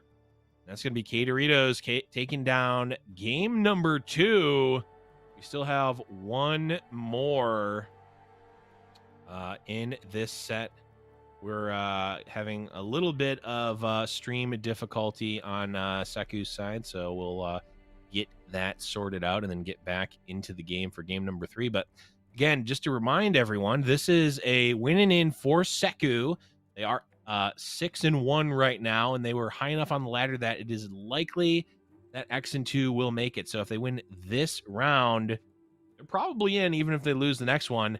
If they lose this one, it's going to be the real sweat, the final winning in for Seku for top 32.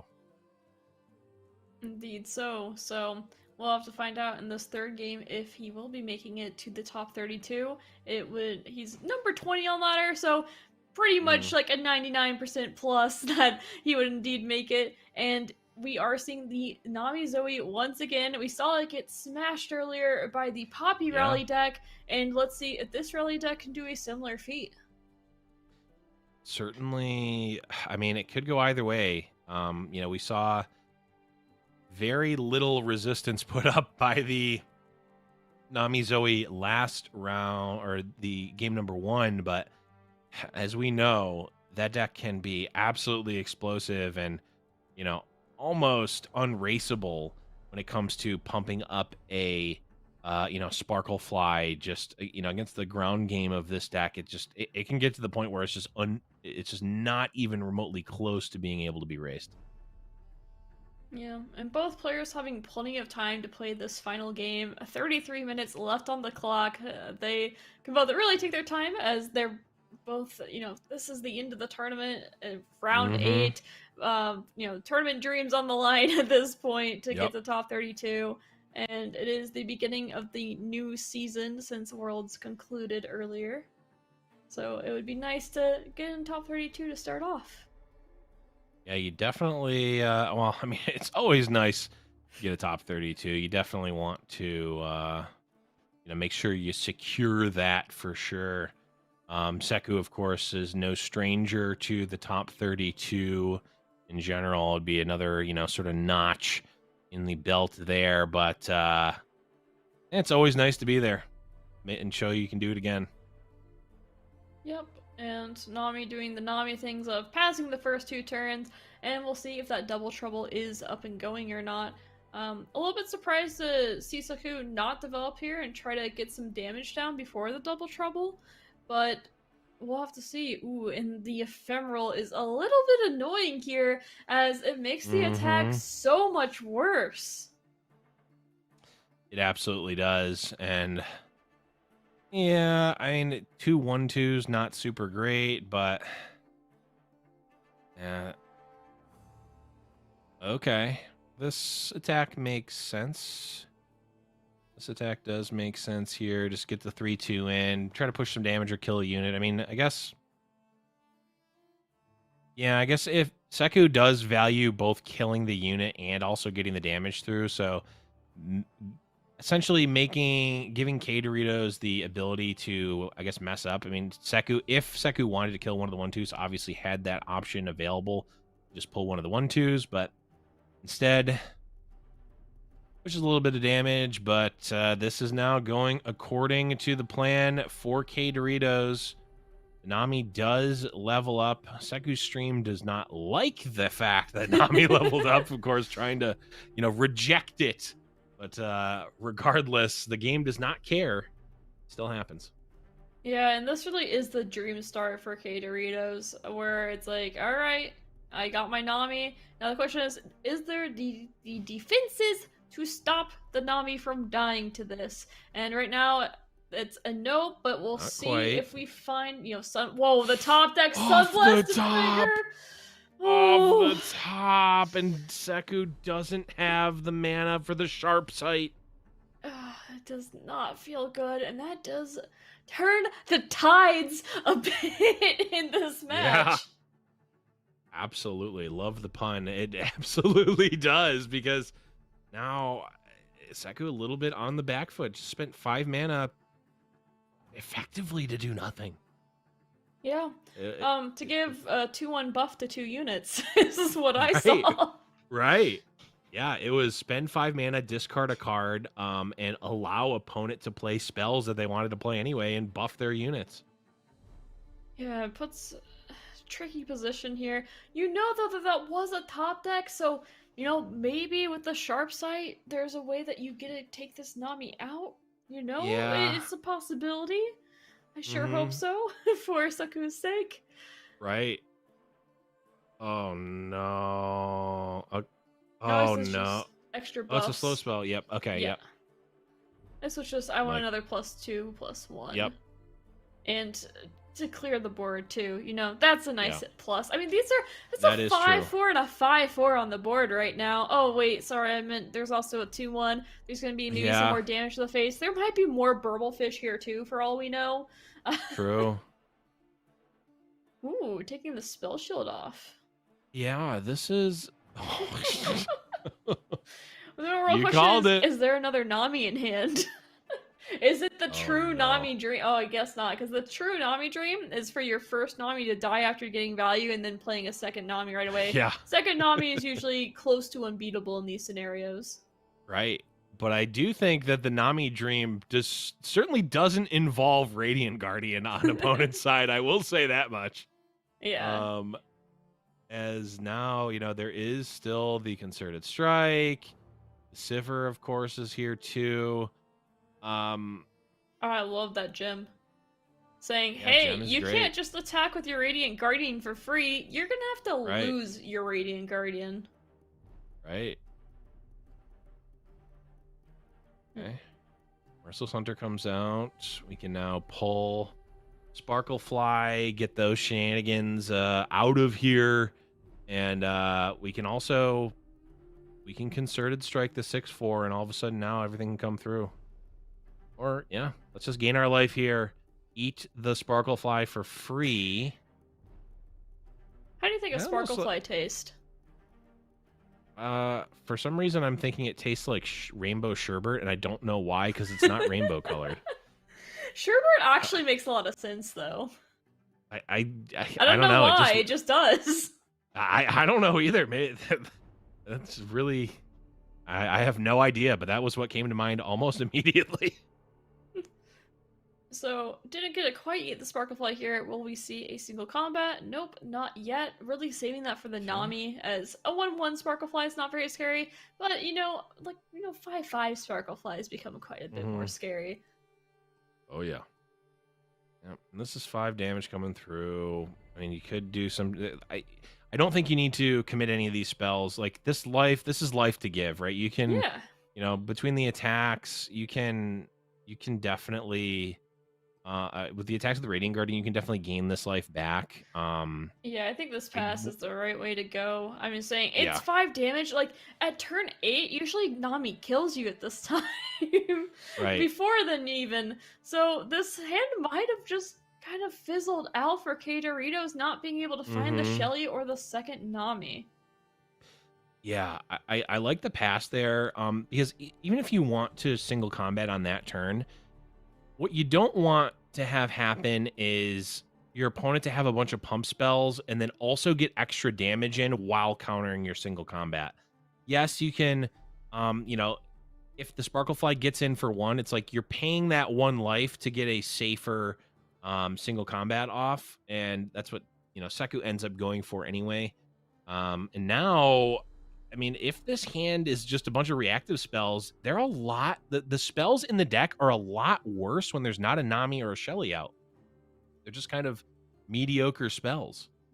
Ooh. So we can find a concerted here. With Sharp Sight was played. There's some other spells too. Yeah, what were what they? the other... Oh, I guess the Sandstone Charger. Yeah, I was gonna say. Yeah, that one. Interesting. I think that might have been the 3. There might have been more, but... Right. Just saying, all right, you know what? You have 1. I'll pay an extra mana for mine. Unfortunately, though, that is 1 less resource, meaning that even when they Shelly or Nami's found, that the steal is one of the best cards to play. So you've lost that now, and that doesn't make it a bad play here by any means, because this Charger is saving quite a bit of health. However, it's not really doing enough, because this Sivir is doing a lot here. Yeah, Sivir is super good, because I'm assuming that this Sivir is going to level up, which will give Spell Shield and Quick Attack to everything. Oh, yeah. Oh, yeah, it is. And Radiant Guardian happily hitting face for 4, while life stealing for 4 as well. So it's going to come down to the top deck for K-Doritos. I mean, it's going to come down to the top deck to get the illusion of being able to survive, but there's multiple spells on the side of Seku. Yeah, Double Trouble. I guess the Screecher's okay, but another single combat. So much interaction in the hand here. Guiding Touch, the top deck, trying to find just some other resource, and it's not there. I mean, do you even... I guess you can always single combat here, because there's nothing else better. you can commit it. You don't really need to, Yeah. but it's like, you know what? Why not? We're gonna see a single combat to kill the 4-2, maybe? Concerted strike would do it. Oh, yep. Sharp sight. Sharp sight. I mean, it doesn't Yeah. really do much here unless you have, alright, a Hush does it. Hush. Okay. Yeah, this is... You can keep kinda... it alive if you want. You have the Absolver. Also, you can just allow this to happen, I think, and just go, okay. Oh, you can do whatever you want in Sucker's position. He has the taste of top 32 in his mouth right now. It's there. Right. Yeah. I'm finding a gift for Renekton here. Might as well. Yeah, and really, I guess the Absolver is saved for lethal here as well. As you said, didn't need to do anything, so we will be seeing a swing, and that is lethal there. It's important that this is lethal here, because or else you would have to pre-commit the Absolver, because you wouldn't want your opponent to just pass and be down to 9 health.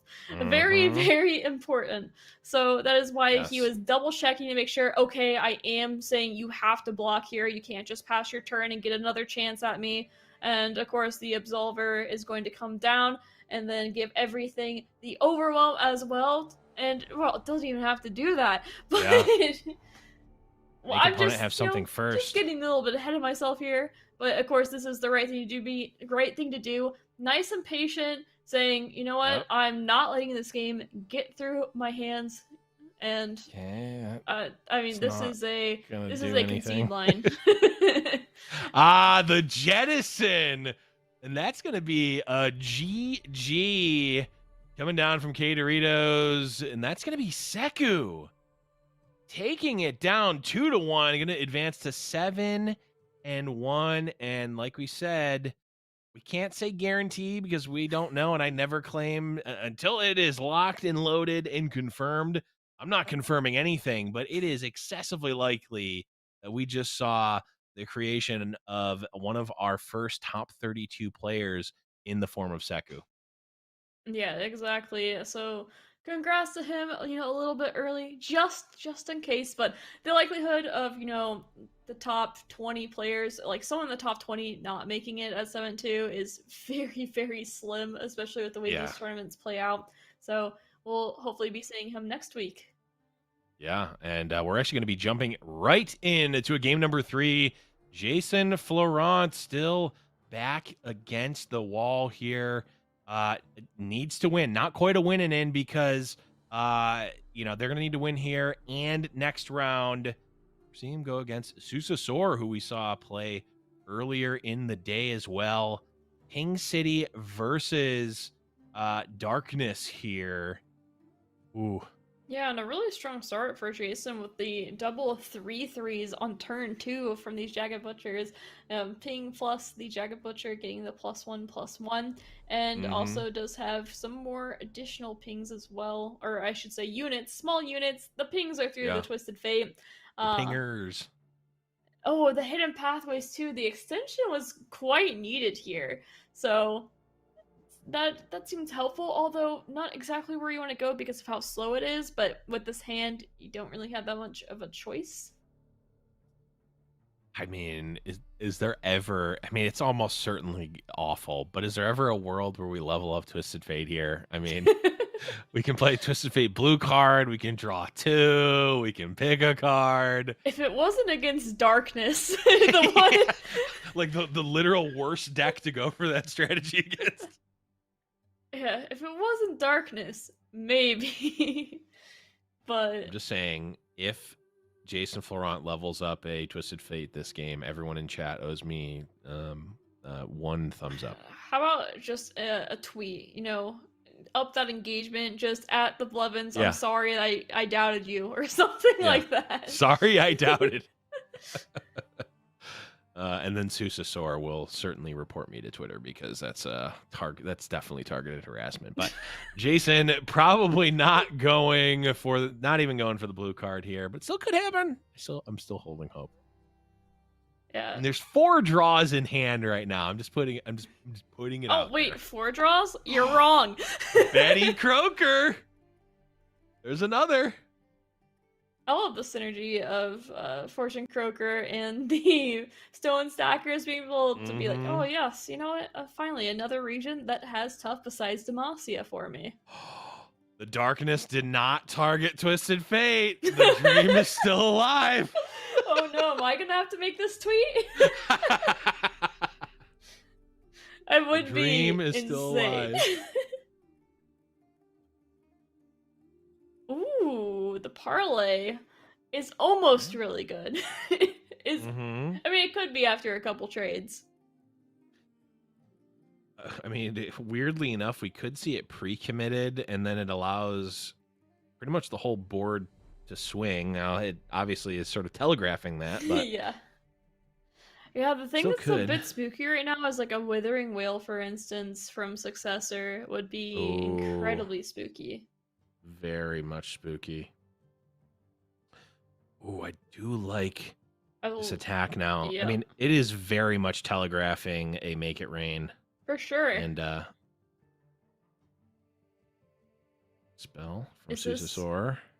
Is this okay? The Vile Feast, all right. Not targeting the Twisted Fate. Just saying. I mean, they never expect the second Twisted Fate into another Hidden Pathways. It could happen. All I'm saying is that the dream is still alive. Yeah, I'm a bit worried now. This still does line up. This Make It Rain still could look pretty good, but it's slightly worse now. Yeah, I mean, you do have Make It Rain parlay if it misses. That is true. Yeah, that's... Oh, or you're just a good player and hit all of them. You still have the parlay.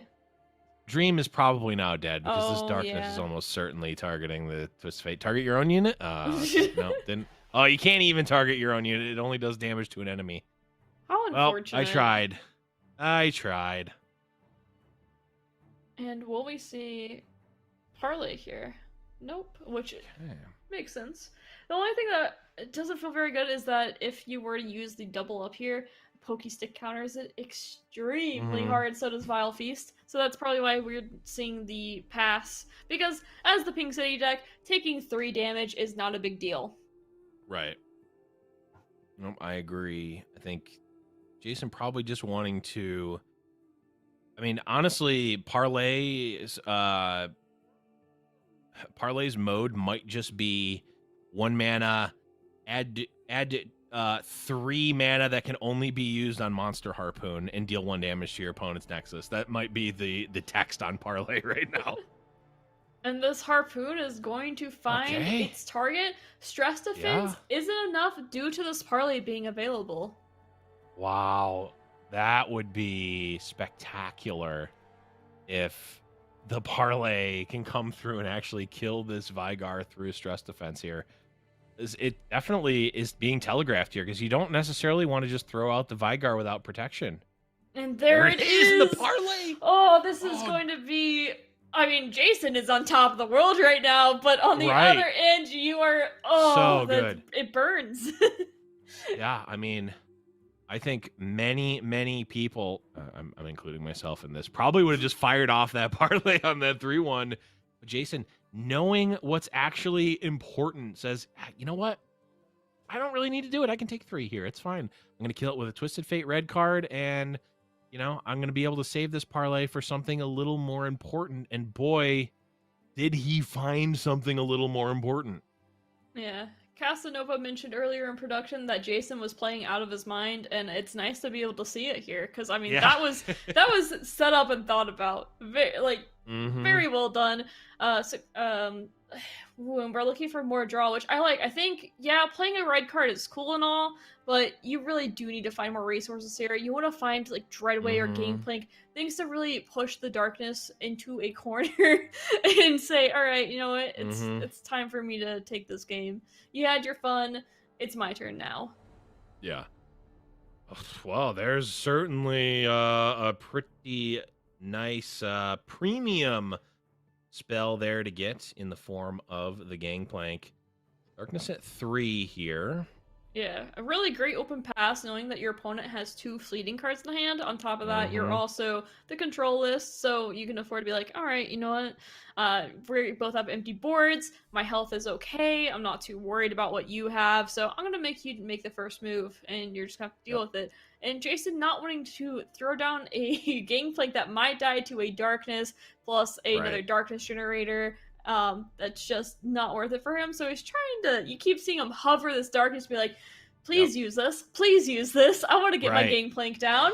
And it looks like he's going to get it. Yeah, this is great for Jason as that, that darkness. Now, I mean, it is not super likely that Gangplank is going to die this turn, especially considering that Jason has the option to level up the Gangplank now with this Make It Rain. Darkness at 3 now, going to go up to 4. And yeah, this Make It Rain looks really nice. Of course, you know, a Vile Feast. We've seen 2 Pokesticks at least already, as we saw 2 Pokesticks in the previous Twisted Fate. So the number of interactions with this barrel have certainly dropped, and it looks like we're not seeing anything. I think there's a. I think we would see a Vile Feast here if there had been one available for sure. That's a lot of damage to take to very important unit Vagar, as well as the 4-1 and Gangplank being able to attack here. And this means his double up looks so much sweeter, knowing that there isn't a 1-cost ping in the way. Right. I mean, and all the while, Susasaur's down to 10 here. This attack might just be lethal. Yeah, it's looking fairly good. I mean, the fact that GP is leveled up is a game changer. And Susasaur, I mean, what do they have at fast speed to actually deal with this? Is there Vengeance? I'm not sure if there's Vengeance in the list. Oh, the Mini Morph. Okay. There's always Mini Morph. Right, of course. And, of course, having to wait on that Mini Morph, because if you pre-committed the Mini Morph, then another Gangplank could come down and take its place. So it looks funny, because you still have to take the damage from the Keg plus the Explosive Cask. So that feels a little bit off, but it is the correct play because the second Gangplank wins the game. Yeah. One weird thing here is that Susasaur decided to block 2 damage instead of 3 here. Yeah. Just a little bit of a brain get tired. I think we can agree that's just sloppy, right? Like there's no Susasaur is now at 5 instead of being at 6 here. And the margins are pretty against Pink City. It makes a difference, especially when you see this double up in hand, another card to be drawn, and what's it going to be? Oh, Lecturing Yordle is this is Lecturing Yordle very well game winning. I mean, that is a really strong card to draw, and an additional ping as well. I mean, this double up is going to feast on this twisting catalyzer, so it has to be a glimpse here. If I believe Successor is or Mini Morph your own unit. Oh, that was a recent change where you could Mini Morph your own unit. We're actually seeing it come into a play that is game saving. That was a recent change. So wow, that is well played, but still, definitely doesn't feel great. Huge play. I don't think it's going to matter here as Jason really sort of unthreatened by this attack. Now, I think you probably... So the reason I'm thinking about blocking there at the very least is that that unit is going to be able to block one of yours. Not if you have a Lecturing Yordle that gives you a Poison Dart, which that's what I'm expecting to see. Yeah, we're going to see a Poison Dart come down, and Jason just absolutely paid off for the patience. Is now Lecturing Yordle the much higher premium target for that darkness. Going to survive here. And now this open attack is going to be generating a Poison Dart in hand. It's going to be doing 1 from the Crackshot Corsair, putting Susasaur down to 4. And The blocks can come out. It's going to be 3 more. Going to be down to 2. What else do we have?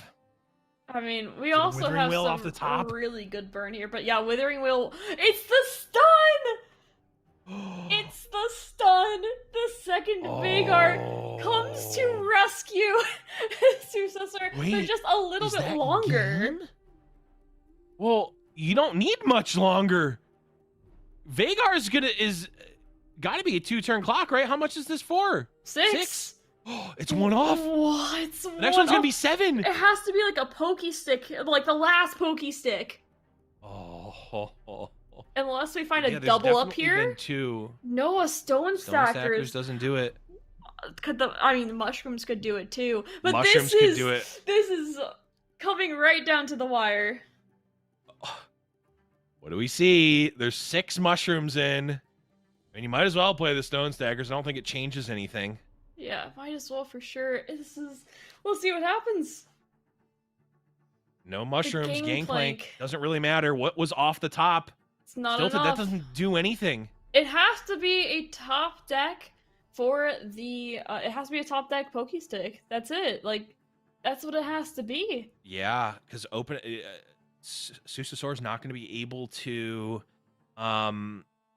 is not going to be able to play the darkness fast enough. Yeah. Jason's going to be able to open attack and present lethal.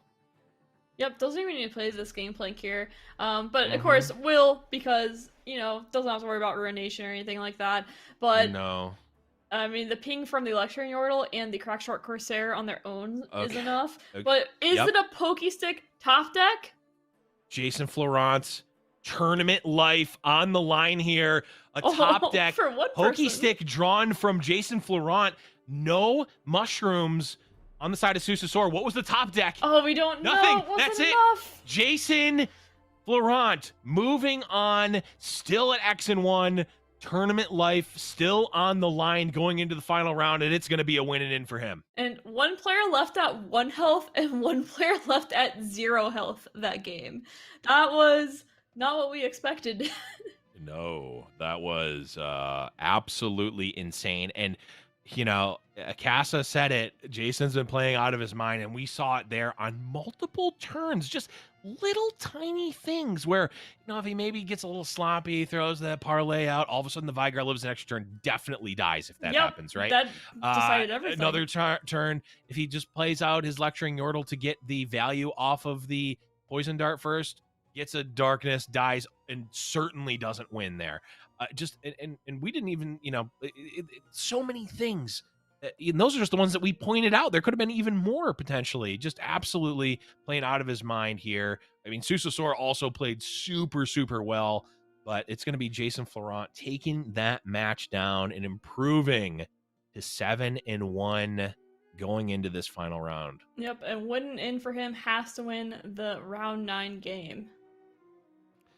Yeah, I mean, these are the moments that you practice for. These are the ones that you prep for both mentally and also with your game. So, and Jason having a pedigree in competitive card games, certainly this is not his first rodeo here, but we are going to take a quick break as we go into round number 9. Don't go anywhere. This is the most exciting time of the tournament as we start to see the win and ins and our top 32 formed here on the Beyond the Bandlewood seasonal tournament.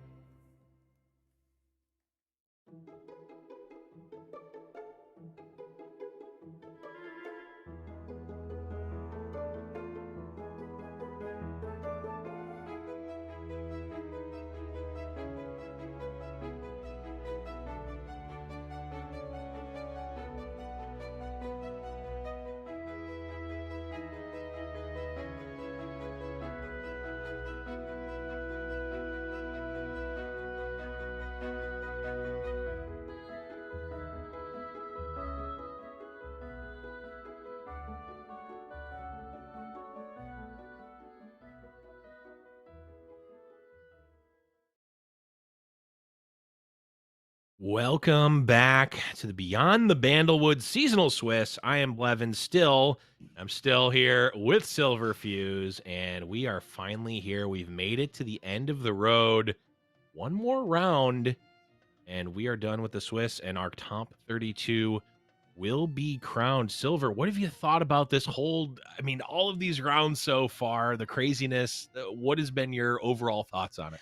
We've had some extremely close games that have come down right to the wire, and so many players playing to make that top 32 where it was a make it, break it for them, someone winning in. But a lot of players we've seen have been just at that, they already have that one loss and they can't afford another one, and they've been clawing their way through these Swiss rounds to try to get that top 32. And we're about to see the very end of that, where if all these hours that they spent prepping and climbing the ladder, as well as waiting through the delays that we had today, if they're able to make it to the top 32 next week, this is what it all comes down to, and I can't wait to see it. Absolutely. And speaking of players who are playing for their tournament lives, we are going to be going back into a Jason Florent match. We actually now get a chance to take a look at the decks that he's brought, because we've actually just come in game threes that he's been in, and he brought the Ziggs Poppy here, the more of the Boop City, as I call it. No one else calls it that, but I still call it that because it's going upstairs. Very aggressive version of the a very aggressive iteration of Ping City. Yeah, it is very much the aggressive version of it, and they're pretty much everything here. It does damage. It's a Mo deck. Yeah, this is a very much a Mo style deck. Everything is contributing to the overall game plan of make the opponent's Nexus go boom as quickly as possible. And you know you're aggressive when you have not only the full suite of Noxian Fervors, but also just all three decimates in the deck. But we also see here the actual, the original, the Ping City. So we're seeing Boop and Ping City here, two different decks with, a lot of the same core cards, but a very different, sort of play styles and a lot of different lines of play here. Much less aggressive and focusing on, blowing up the Nexus, and more about blowing up the board while doing little chunks of damage. Yeah, it has a little bit more flexibility to it, where you are not pressed to kill your opponent by turn 6, for instance. You do have the Dreadway available, as well as Gangplank, which we usually see in the games with the Ping City decks. It usually isn't the pings themselves, but what they lead up to, which is the Dreadway and the Gangplank. Yeah, and Dreadway also, is a strong card in and of itself, but also has the very strong, it has the very important role of shielding the Gangplank and getting a down Mr. President for the aloof travelers, which can pretty much always target the Gangplank unless there's a monster harpoon that is not turned on and plundered. And then the last deck here, the classic, the deck that we've seen time and time again today, the Draven Scion, featuring one of Captain Farron. Yes, and this one being a tad bit slower. We've seen a mix. Like, this one has actually a pretty big mix in between the two, where it does run the Aloof Travelers, which is a bit slower card, but it does have the Noxian Fervor still, where we see a lot of players, if they have the Aloof Travelers, they don't have the Noxian Fervor, where Jason's like, I like both, and put them both in. Yeah, why not both? We'll play them all.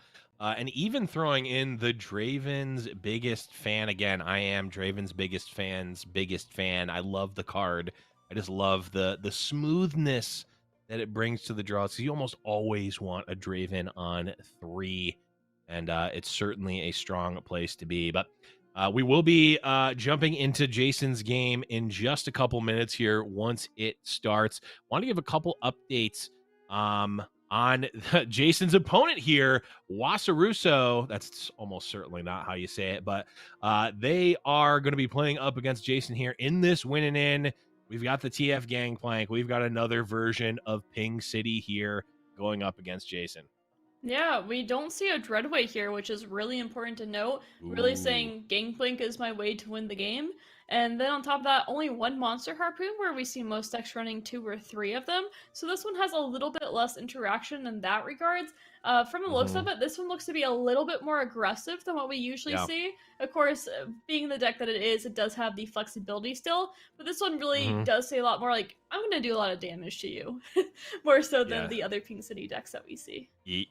Absolutely, and also running the Mirai Wardens too, which we do see from time to time, not always necessarily included there, but overall, same sort of game plan as Jason's deck with a few different choices here. Let's see what else Wasaruso is bringing.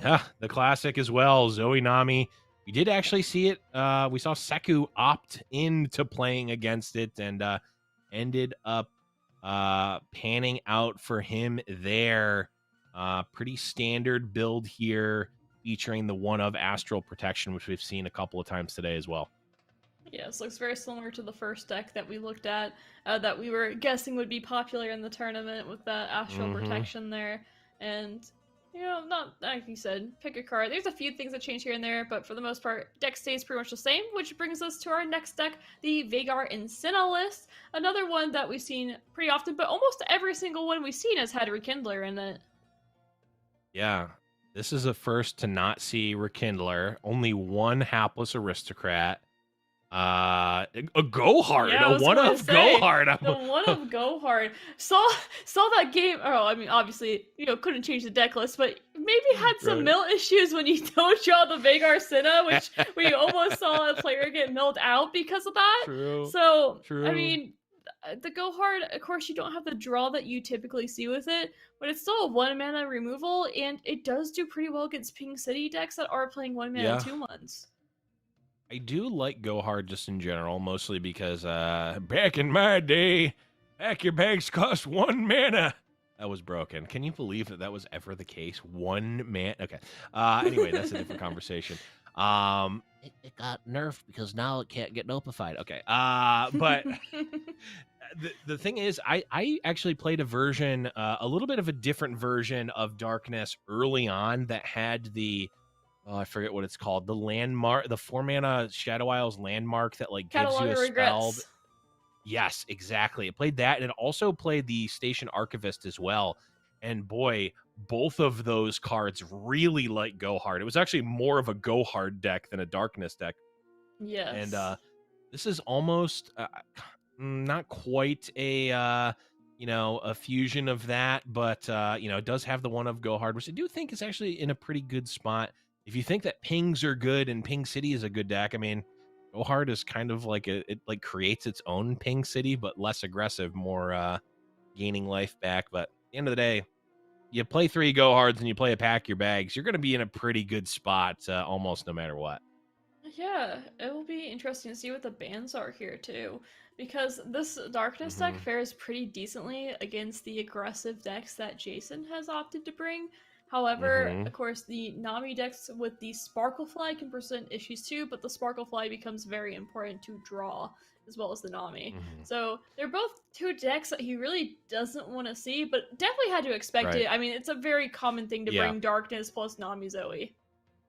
Yeah, this is certainly not a lineup that's sort of out of left field here, and just knowing Jason personally and the type of tournament prep that he does, and focusing very much on lineups and matchups, this is certainly I wouldn't be surprised if we saw a snap pick from Jason, just because it's not a conscious decision that's being made. It's this is what's presented. Okay, I already know what to do. I'm going to make that pick, not that decision. There's no thought here. It's just, I know what the answer is. Let's go for it and execute on that, which is, really what we're seeing a lot of these top players who put so much time in prep into this event.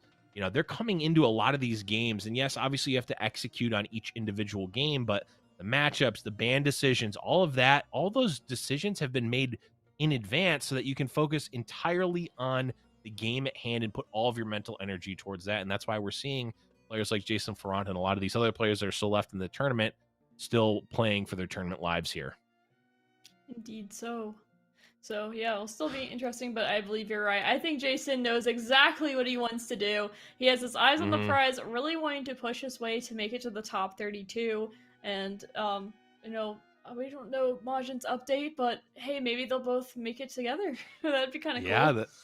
that would definitely be cool. We did get a couple of updates that I wanted to chime in on. Glop, a fan favorite, or at least a a favorite of ours here on the desk, got in at 8-0. Just casual. Actually played it out 8-0, and that's good enough. You don't need to play the last round, and I don't think that he is.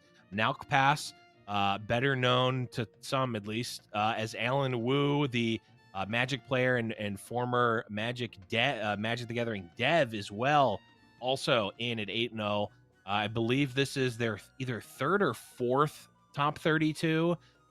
Really, to the surprise of very few, I would say. It's certainly one of the top players. Not as much of a content creator, streamer, and public figure as much, but I mean, certainly one of the top players. We are getting the update here. Majin unable to play the rest of the rounds, unfortunately, because of the delay. Really sad to see that. They had a prior engagement that they could not, weren't able to reschedule, and unfortunately, Majin dropping at 6-1. So you hate to see it, That's but awful. yeah, it's it is what it is. It's unfortunate, but we're going to be jumping in here. Jason Florent versus Wasaruso here. Round number 9. And we are in the prep stage. This is just Jason seeing what are what cards here. Anything crazy? What do I need to play around? Okay, there's one in. Take a look at the Pink City deck. Okay, nothing too crazy here. Looks a little more aggressive. I love seeing See. the beta plat icon here from Wasaruso here. It's almost a flex because you had to get plat. It doesn't give you all of them if you get higher. It only gives you the one that you got. Which is too bad because I had the Masters one and I really like the green of the plat. I said this a long time ago that it's like, yeah, I want the Masters one.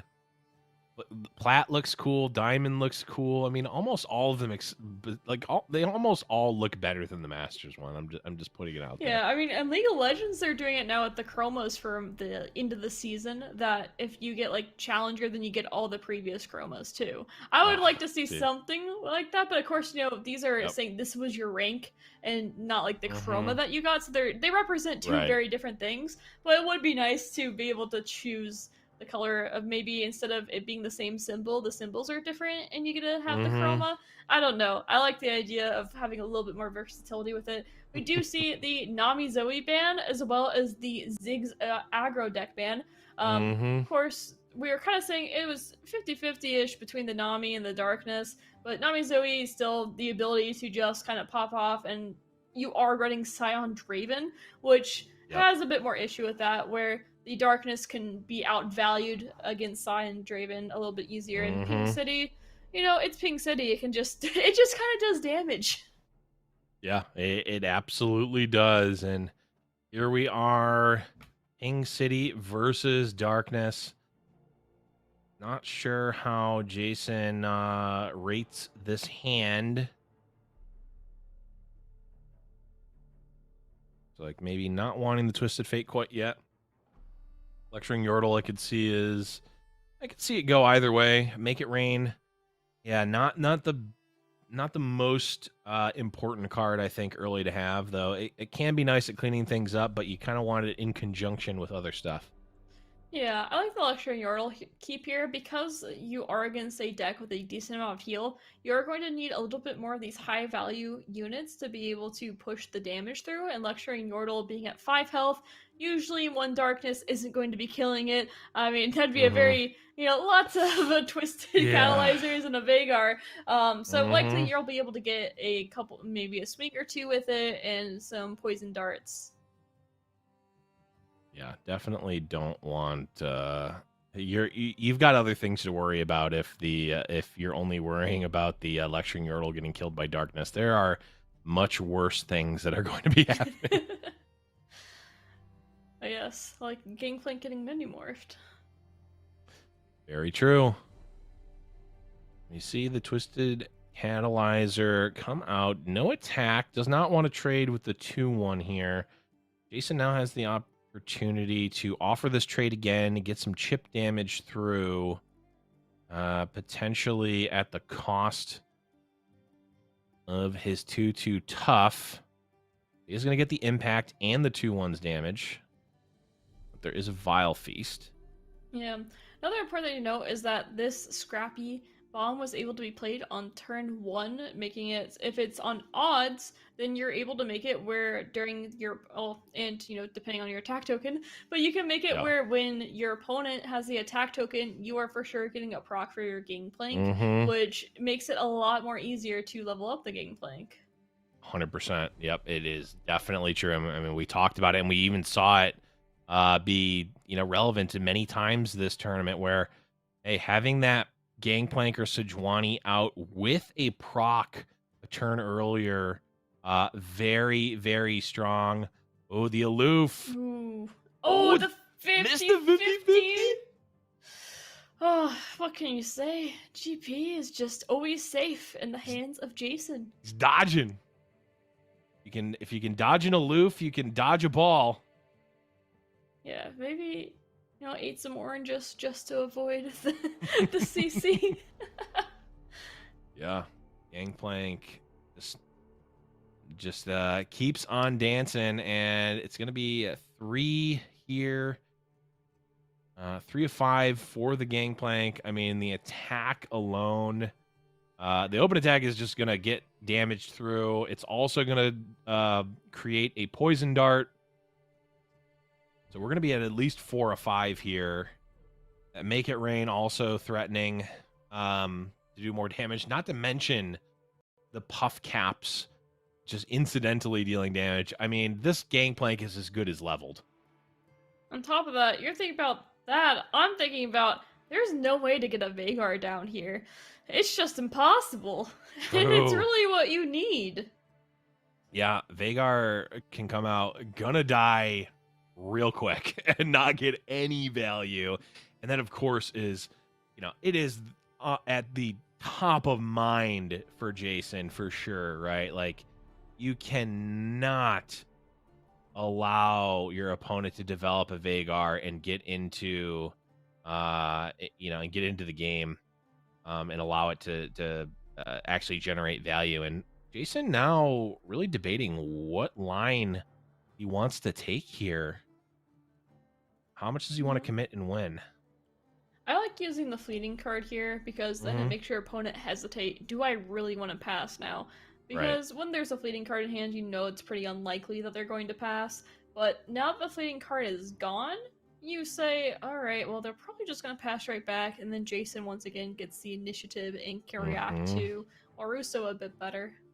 Yep, I agree. But I do love the little bit of hesitation there from Jason. Just, what? This seems like the obvious play. Let's just mentally play it out. Does it make any sense to sequence this differently? Because like we saw in the last round when we watched Jason, very small sequencing plays paid off massively for him, and certainly, if not won him the game, prevented him from losing much earlier in the game. Yep, and once again, taking small steps here to try to get more damage set up, try to get this Gangplank leveled up as it is the win condition at the time, and keeping this mana banked, saying, all right, you can't do anything about this. I mean, the Make It a Rain plus the Harpoon stops any Veigar development in the future. Of course, it can't be developed right now due to the fact that that there wasn't enough mana. However, really wanted to get rid of this Lecturing Yordle, which is a good call because it was going to continue to get additional value from it. The Puff Caps, too, were going to start adding up as well. So healing up a bit here, and looks like maybe setting up for a Withering Wail, considering that we set this Butcher down to 1 health rather than killing the 2-1. Yeah, this is a little bit awkward for Jason, obviously, because now the Betty Croker wants to come out, but it would be killing his own unit rather than just damaging it. And while you don't necessarily need a 2-1, you certainly want it, right? You certainly want to have the ability to play it, or to For sure. attack with it, rather. And so Jason's saying, alright, and you're not gonna do anything here. I really don't even care if you play Vagar. Like, I'm just gonna level up my Gangplank and make your life really sad. Yeah, Vagar might be able to get a little bit of value. Won't even be able to use the darkness this turn. We'll get 1 pump, and that's fine. The difference between 2 and 3, certainly a big one, but not on this current board. It doesn't really make a big difference in terms of, any break points for anything quite yet. And, yeah, Jason able to open attack into the Vagar feels pretty strong. Yeah, looking really good here for Jason. And the question is, what does Was Russo have to say about it? I mean, at 6 mana, there's a limited amount of things that can be done here to stop this onslaught from Jason. And, ooh, the Rope Maker, it's something, but I don't think it's going to be enough here. Interesting question is, will there be a Pokestick or Vile Feast to stop the cake here? Yeah, the keg being stopped here is quite relevant, because this right now, as it stands, this keg popping, killing the conchologist, and okay, yeah, Pokestick does stop. So now this just makes it a little bit more awkward. Gangplank is still going to level up, and will be attacking, and turning into the sort of pseudo Anivia. Ooh.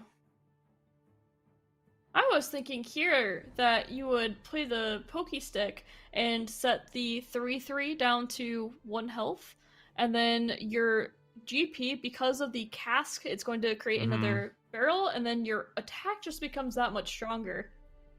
Yeah, I was thinking the same thing too, but I imagine Jason is still just the overarching thought in Jason's mind right now is, I want to be able to play a 3-mana harpoon to kill a Vigar. And while technically it's still 5 mana if you combine it with the Pokestick, that could certainly be the difference. Having that 1 mana difference might just make a huge difference when it comes to being able to kill a Vigar on a key turn. Yeah, it definitely could be for sure. 2 harpoons isn't really what you want to see, but dang, Jason is doing so much damage here from the Gangplank. The Scrappy Bomb is also going to be going off, sending it down to 7 HP potentially. And then on top of that, the Gangplank is still alive and pretty healthy here. 6/3, it's not bad. I believe we did see 1 Twisted Catalyzer though, so Darkness should be at 3 if I remember correctly, because we have not seen any Vagars. Is there going to be a Mini-Morph? Nope, the Withering Whale. We saw this get set up for it earlier. Maybe we will see... we could see the Harpoon just to force GP not to take any damage here, as well as the fact that he would push 6 damage as well. Yeah, I don't hate the Harpoon.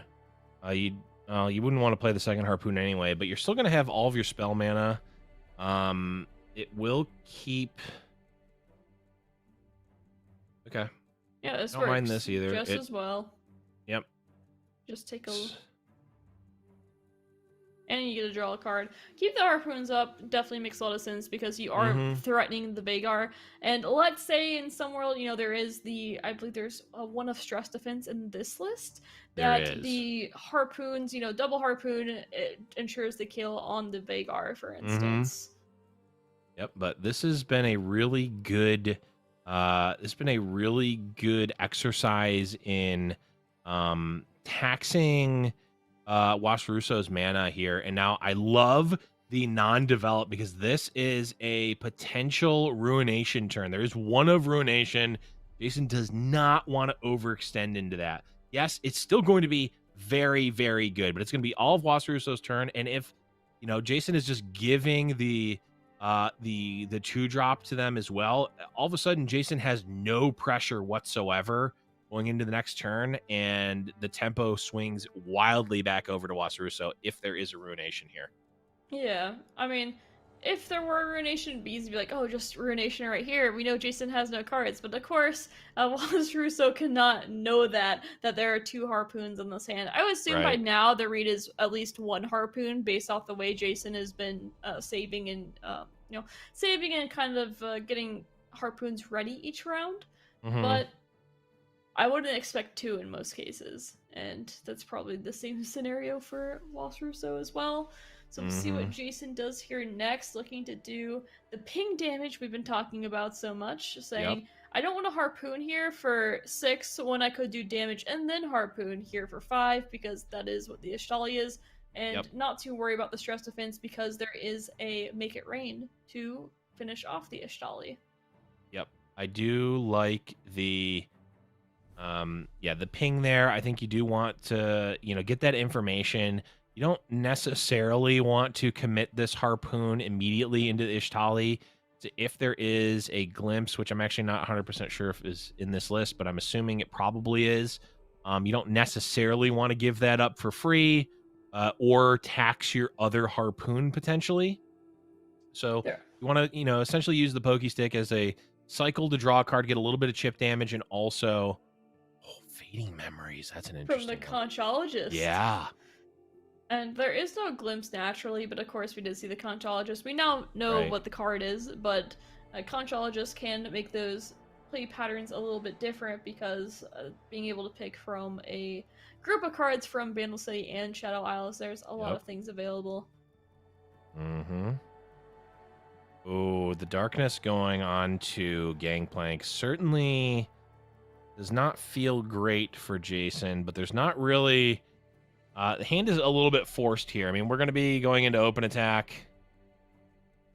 The one of Go Hard. Brutal. We are going to be open attacking 3, 4, 5, 6, 7 on open attack.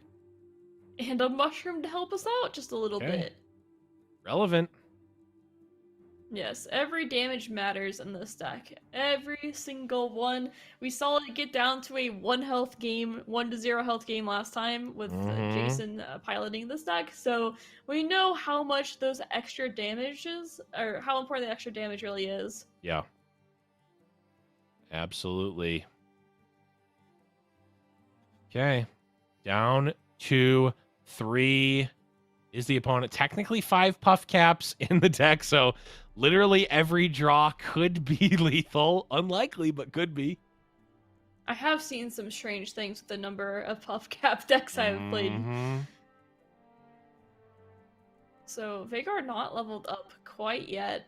Nope. And I wouldn't be surprised if Jason does throw down this harpoon. The issue is there is a missed call in the list, and that makes the hesitation to kill the Vagar a little bit higher, especially when you're not too worried about dying to him. Yep. You're more just like, you know what, I got a crackshot Corsair in my hand, I have a Make It Rain, I'm so close, I just want to try to avoid letting my opponent heal or think they have the opportunity to heal.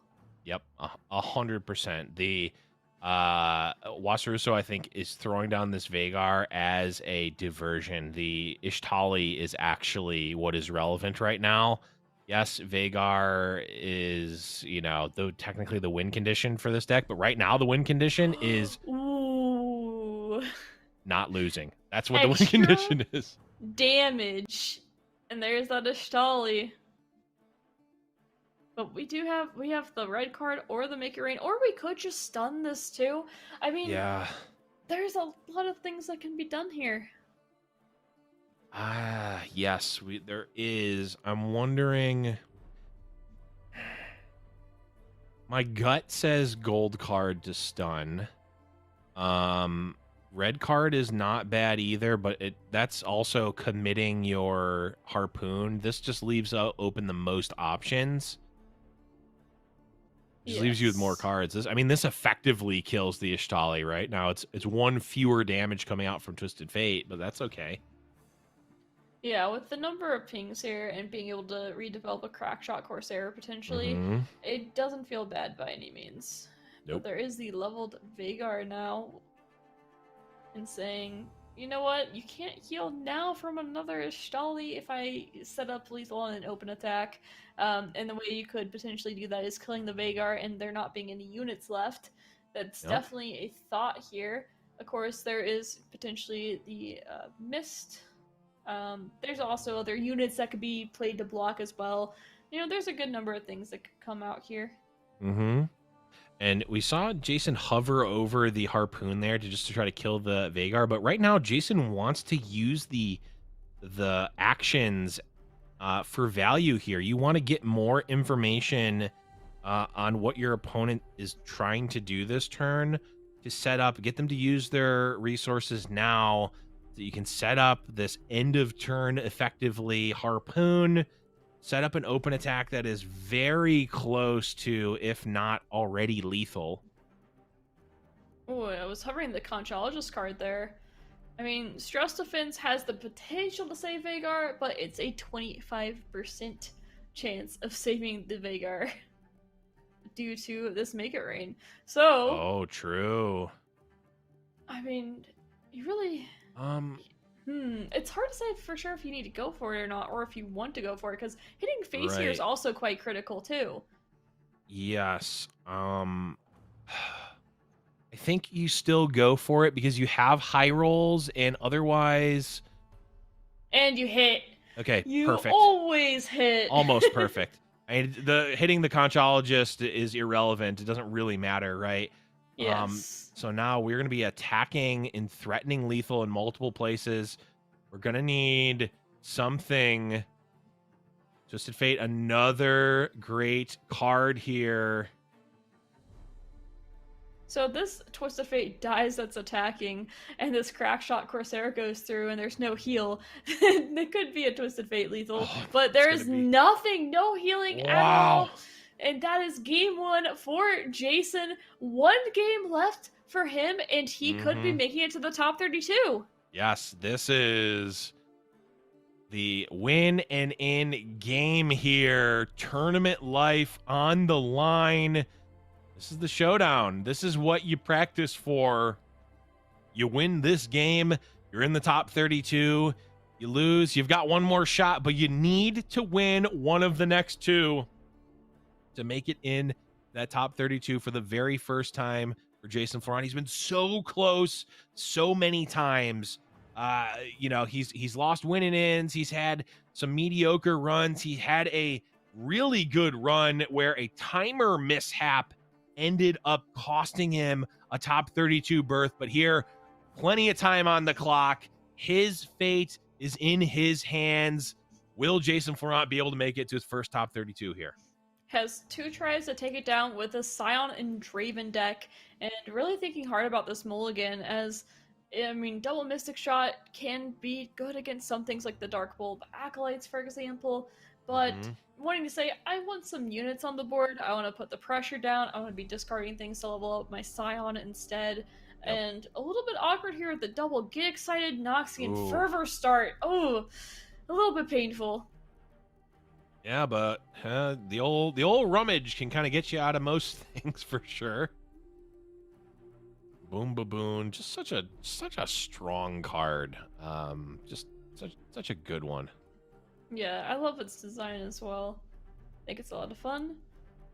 And the Sump Dredger being able to toss out the you know, this, gosh, I'm a little bit tired now. These Flame names, Chompers. But the Flame Chompers, yes. Yeah. As someone who plays Jinx a lot, I definitely know that one, but I could not think of it at the time.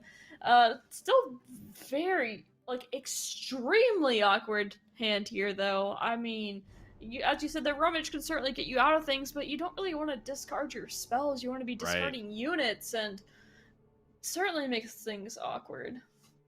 Right, but the good thing is that, you know, Jason can kind of play this one a little bit slower. Not necessarily what you want to do against Darkness, I don't think, but you're not too upset if you have to, right? And, you know, if Jason is able to chip away some damage, get some damage in here, I mean, there's 9 burn in Jason's hand. Certainly not something to scoff at. Yeah, you would definitely be a lot more concerned if this was your starting hand against the Ping City deck. Sure. I agree. So really deciding if he wants to block here. This kind of says Pokestick Vile Feast is in the hand for Wasruso. Taking this attack, it makes it quite obvious. And Jason kind of can determine if, if that's worth it or not. Probably isn't going to want to use the survival skills onto the Sump Dredger. So is still maybe considering it though, just because it is an option. And this is such an important game for Jason really wanting to take this down. And mutes the emotes. Honestly, I would too in this situation where it's, I mean, this is the big one. This is the big tournament game. Ooh, was not playing around the crawling sensation. That was not what I had on the bingo card there, but Conchologist can certainly get you there. And now, we got another discard fodder target here for the Sump Dredger. Get that Fallen Rider out of here. Boom Baboon creating another target. And yeah, this is just really, really showcases the power of this deck. Really able to take these sort of awkward hands and just turn them into really, really powerful draws. Yeah, we are getting there for sure. And still, like I said, a bit of a worse start than we would like. But with the amount of burn in this hand, a lot of things become possible.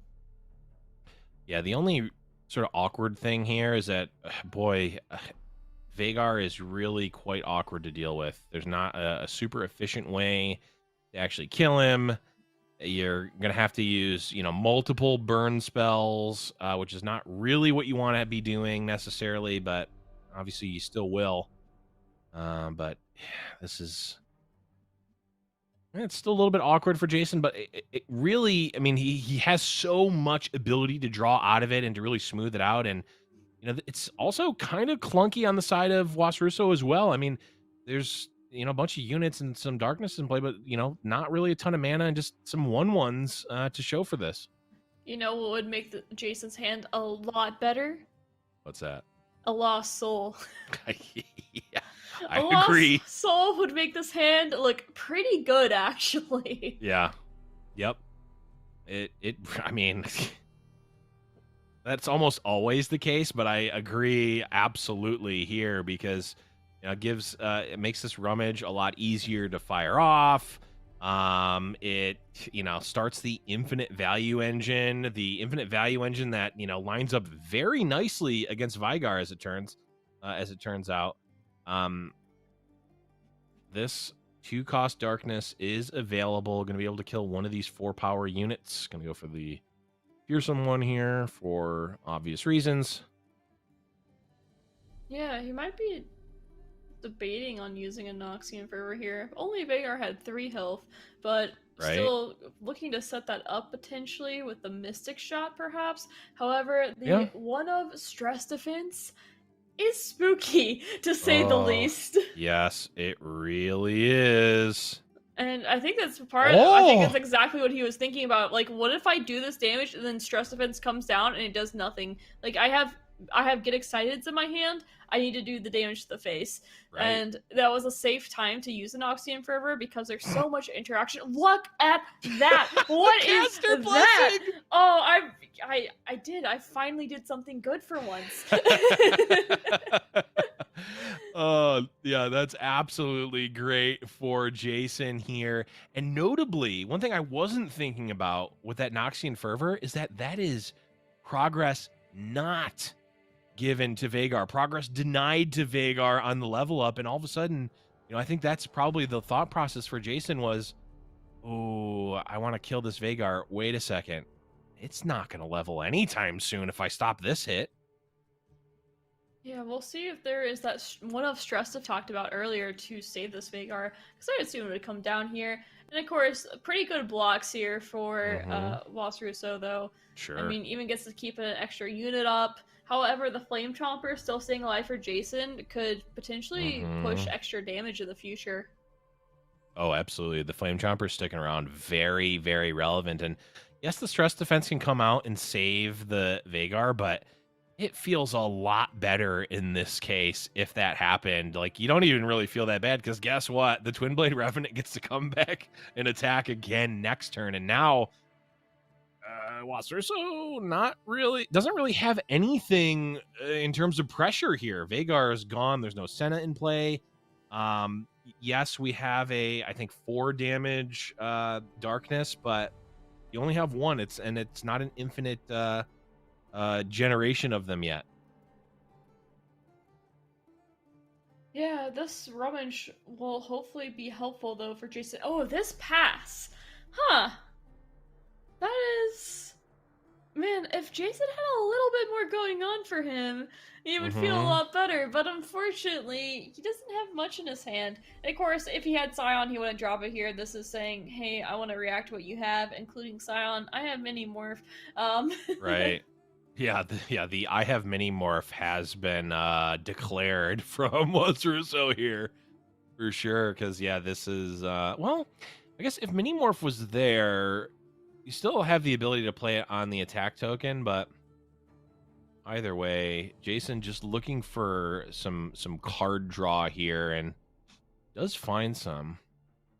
Yeah, and the question will be, will this rummage be used to discard a Mystic Shot and the Fallen Rider, or will it be used as the survival skills just to, use it on the 2-1 to block something else? I don't think there'll even be an attack here, honestly, but right. It makes it really awkward here that there's just not one other good discard here, and unfortunately, it's unlikely that this Fallen Rider dies where you could discard the Lost Soul. You might even have to wait on the rummage strictly for that reason, but nope, looks like we're going to do the survival skills because it does keep this 2-1 alive, and we find the late game. Wait, that is exactly what he needed. Wait, the survival skills goes on a unit that is already survival skilled? Wow, it does. I did not know that. Now that I think about it, Ruben Zoo actually was talking about this, and this is I believe he was considering the change of it, because if you have a unit that has vulnerable, for instance, and you play it works differently, and they don't really like how it works differently in that regards, and that's been a proposed change, I believe, but no news if that will be a change or not in the upcoming patch. So it works differently for different ones, which it feels really bad. It feels really bad. However, I think discarding the survival skills was going to be the play regardless, because the Mystic Shot is just too much value. Yeah, there's really not... Yeah, you just wanted to get that rummage. Yeah, and the Mystic Shot, I mean, we have what? 3, 6, 8, 10 damage in hand. How about 18 damage? I mean, that's a lot of damage, isn't it? As long as you have the time and the discard to play it, as Get Excited still require 2 discard targets. Right. It might just be too much. Well, this creates a very interesting fork for Jason here, in that this board is very strong and scary for Wasurso here. And as we see, there is more than enough burn. Well, not too much more, but there is actually more than enough burn in the hand of Jason that Jason doesn't actually need to do anything else. Doesn't need to put too much on the board. Doesn't need to do anything too crazy here. Is this Captain Farron about to get mini morphed? I don't think Jason could ask for anything more than... That's what it looks like. And then you force Senna to block it, potentially? Yeah, that seems great, if that's the case. I'm a bit surprised to see the Mystic Shot coming down here, but it does force either Senna to die because of this fearsome, or Captain Farron to get more damage in. So... this is a lot of... that forces the Jason says, through. no. Yeah. We're not giving you that option. There's the mini morph. Okay. No. But this does 4 damage instead of 2 damage and removes a unit. So well done there by Jason. And this burn is going to be insane and maybe punch his ticket to the top 32 on the way. We'll have to see. Yeah, I mean... Try not to get ahead of myself here, but this is looking really good for Jason.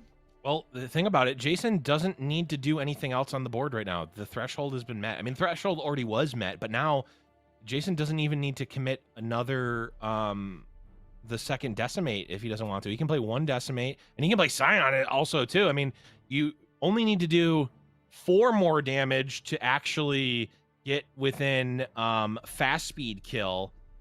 As we know, we're already well past the point where the amount of damage total in hand is there to kill the opponent. But it's just Jason figuring out what is the best way to push as much damage and play around as many life gain spells that my opponent could possibly have. And yeah, if you're thinking about pushing damage quickly, Scion's probably a pretty good bet. This conchologist looking for an absorb soul here. Yeah. I was unironically playing that deck, or playing that card in the Teemo Shadow Isles Go Hard landmark draw deck that Alan ZQ came up with a while ago. And it was a fun deck, but it wasn't a particularly great deck. Yeah. Also, something to note here too is these Get Exciteds now have like infinite discard with having the second Lost Soul.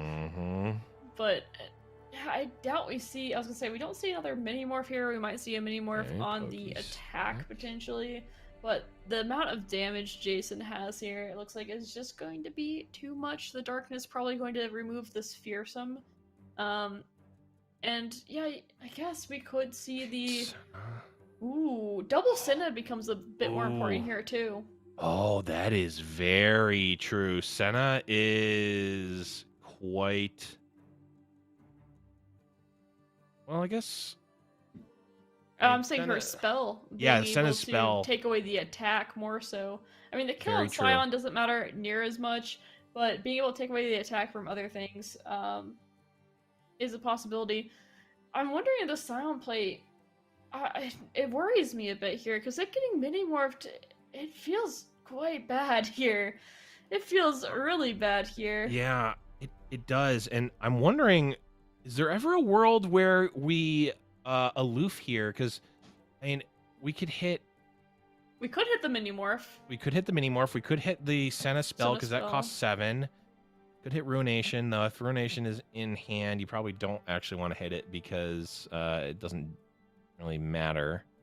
Yeah, you still right get now. the rally. And since these spells are now fast and we have better ways of dealing with things, we get the Withering Mist. And this does stop the attack and does heal up a bit as well, but we will get another token to rally with. And however, it's important because the Senna reduced the cost of everything by 1. I mean, 8 mana left to deal with everything. Yeah, still so much mana.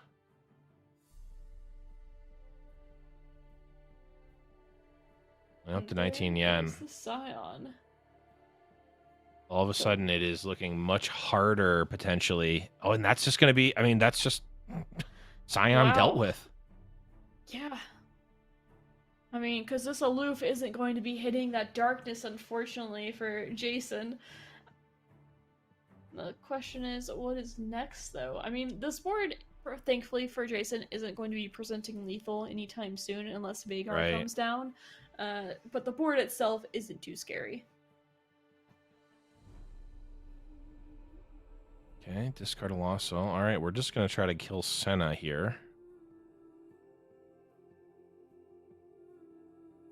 Yeah, once again, the one of Stress Defense becomes a bit more scary this way because you could do 3 and then Stress Defense, and then, oh no, the second Get Excited or Mystic Shot doesn't do anything now. But we'll have to see what the choice is here. He did play around one of Stress Defense earlier. Might have made a read of, alright, I don't think they have it now based on a decision that they made. Maybe even regarding the Scion. I'm not for sure. Deck. That's also a bit more information potentially saying that, trying to find a way to save this Senna. Right, yeah, because there's really not if that pokey stick there is not really setting up anything that you wouldn't already have, so it's just I want to draw a card here. Potentially open up another 2 damage spell. Okay, Senna goes down. Senna, yep, that indeed was what the pokey stick was looking to do. And now this board looks a lot less scary. I mean, of course, you're behind on board, but you have infinite value from your Lost Souls. You have this aloof here, which is going to hopefully hit something really good for Jason. It's going to be a Ruination. Okay. Is out of the hand, and that saves a bit here. You don't have to worry about it. It's the one of. Very true. Oh, another Hidden Pathway is huge for Wasuruso here. Yeah, the issue with hitting the Ruination is anything could be in hand for Washer, so you don't get any information. True. Like, if you discard a mini-morph, you're like, okay, the Ruination's out of the question. Mm-hmm. So that is the one downside of discarding the Ruination. But, True. of course, not having to think about it anymore when it's a one-of is a nice plus. Yeah, go ahead. And there's really not a lot of good ways for the Darkness deck to deal with a very wide board. One of them is the Ruination, and guess what? It's gone. Yeah, that makes developing a Lost Soul for 8 mana not feel near as bad. We'll be discarding the other Lost Soul, it looks like at the top! Not even the one up top. So funny. Oh, hey, you know what? I actually have 3 of them. Yeah. Still had all these Lost Souls. And Jason now, I mean, it's the march here. Still needs to just get this chip in. The only things that are super relevant here, you know, for Jason are life gain spells. That's all that really matters. He just does not want Los Russo to have those. And I guess technically Vigar actually kills pretty quickly here, right? It's just you play Vigar, punch, and then the next turn another darkness will kill. So yeah, the Vigar is he's very scary here. yeah, that's true. And just the passing. Hey, I know you have all pass. these twin blade revenants, and I really don't want my Vigar dying to it. So I'm gonna develop him on my attack token and not your attack token. Right. I was gonna say, I feel like this Poro at minimum should be making the swing in. Not too much reason for it not to. And both players running a bit low on time here. Mm-hmm. Even saying I'll get rid of the spider too, you know, Withering Whales and the Withering Mist and other things might be taking care of this unit anyway, so makes plenty of sense. Trying to make this get a little less value, force them to attack the Twin Blade Revenants rather than the 3-1 that won't be coming back. Senna is a bit unfortunate for Jason here. Yeah, this is going to come right down to the wire, isn't it? I think so. It's, you know, Jason has had all this burn in his hand for so long, but it's a matter of, does he have enough time to actually cast it all? And really, it's not. He's not really found it.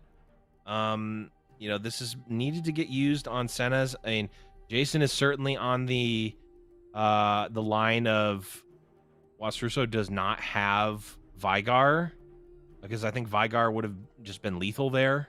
Yeah.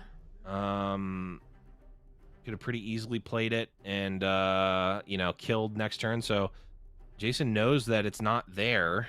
Oh, this is a lot of damage coming in this next turn. Yeah. I mean, we'll be able to develop another Poro for the chump blocker. Oh, Withering Whale! Massive. So, yeah, once again, does have the Poro to chump block, still has this Mystic Shot to take care of this Acolyte, as it will become a 3-2 at minimum very quickly from this Darkness. It'll probably be pre-committed, so the Senna generates an additional Darkness just to get that extra value through. Oh, doesn't decide to pre-commit it, which I'm a little bit surprised to see that. All right, Jason. Ooh. This is, I mean, once this Vagar's found, though, this game is looking really over. But the question is, will we find the Vagar on time? I mean, the burn just isn't even part of the gameplay anymore. The Captain Farron is a one-up. It's gone. It's been dealt with. There's 20 health on the Nexus still. Lost Soul, I mean, could have come a little bit sooner. And then at this point, we've seen one Scion. I mean, there could easily be another mini-morph in hand for the next Scion. Could decide to do a Draven here, just have another discard option, but like Draven is in this deck. Yeah, I feel like you really want to find Scion, though. It feels like it's your only potential out of maybe they didn't draw the mini-morph for him. Right. It's certainly the only thing that really pushes lethal next turn, I think. But the saving grace for Jason is that if there's no Senna and if there's no Vigar, this deck is really not scary right now at all. In fact. Yeah. Oh, Mist's Call is not hit Senna. Yeah. No Senna this time. What still just the control value coming out through here of alright, your units, they don't bother me. And at this point, it feels pretty certain that there's a good chance there's a mini morph in the hand too. Certainly a pretty good chance. So we did see one get played. Fervor, not what Jason is looking for at this particular moment, I don't think. I have to say, the players are down to 7 minutes here, and this is game 2. We don't know if we'll be going to a game 3 or not, but I wouldn't be surprised if there is. We might be seeing some speed LOR here soon. Yeah. We very much might be.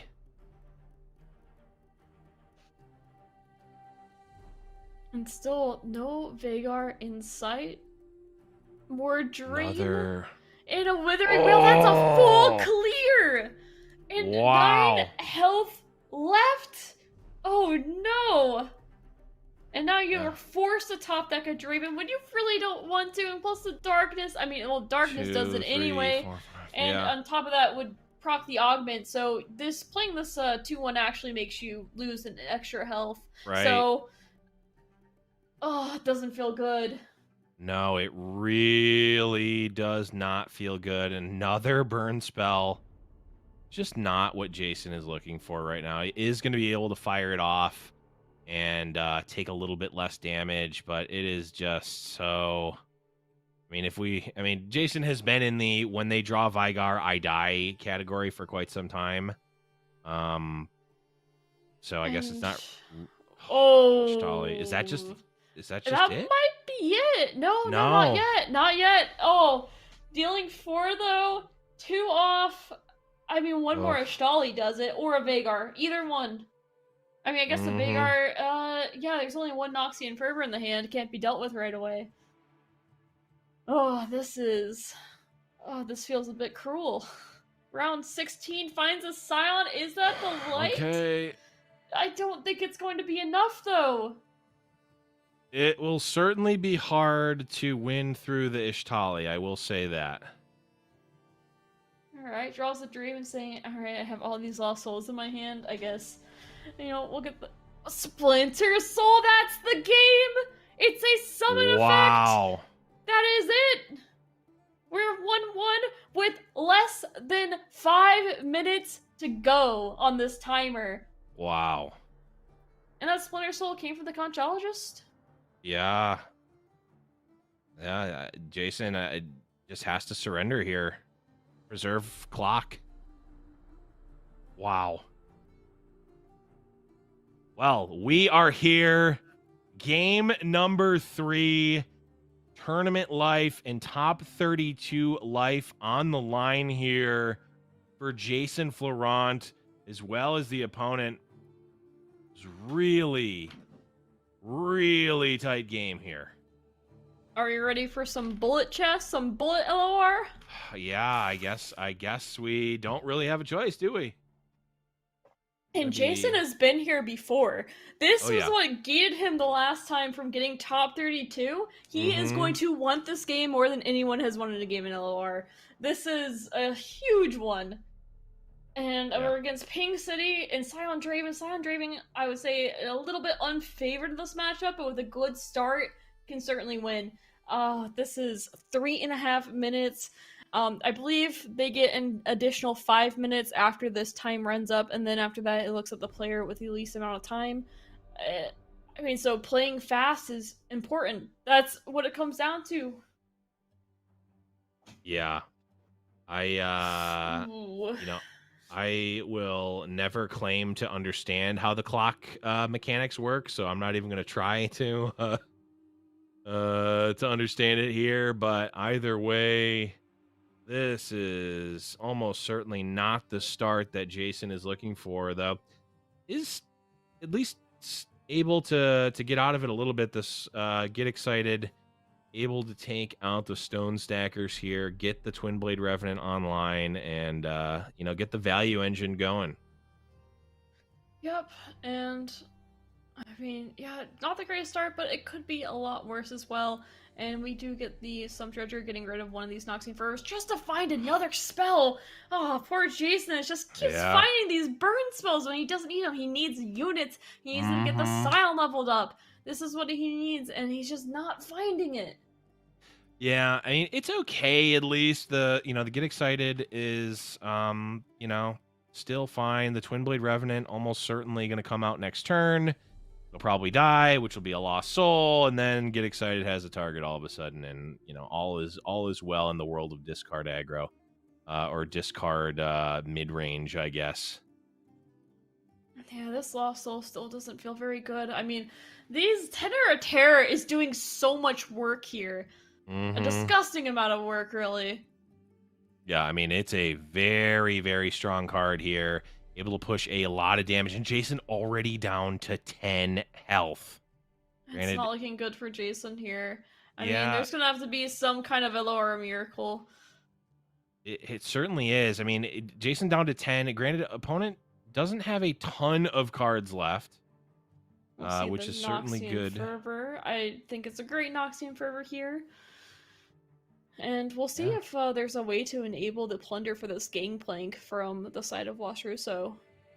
Because the Gangplank coming down can certainly, spell danger for sure. Absolutely. And there's really not going to be any way for Jason to deal with the Gangplank here. And actually just saying, you know what? Gotta send Draven back into the deck here because I need blockers right now. The Scion, but yes. yes, the Scion. There's Gangplank. Oh, there he is, and the overwhelm damage just has to play a unit with 3 health to be able to block it. These Crackshot Corsairs coming in for so much damage because there's the Keg stack up. There's no way of dealing with it.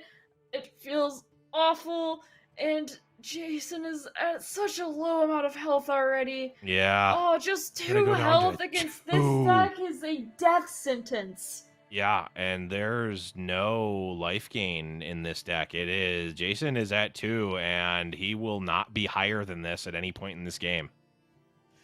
Yeah, I don't really think there's a way out of it for him. I mean, there's no way to...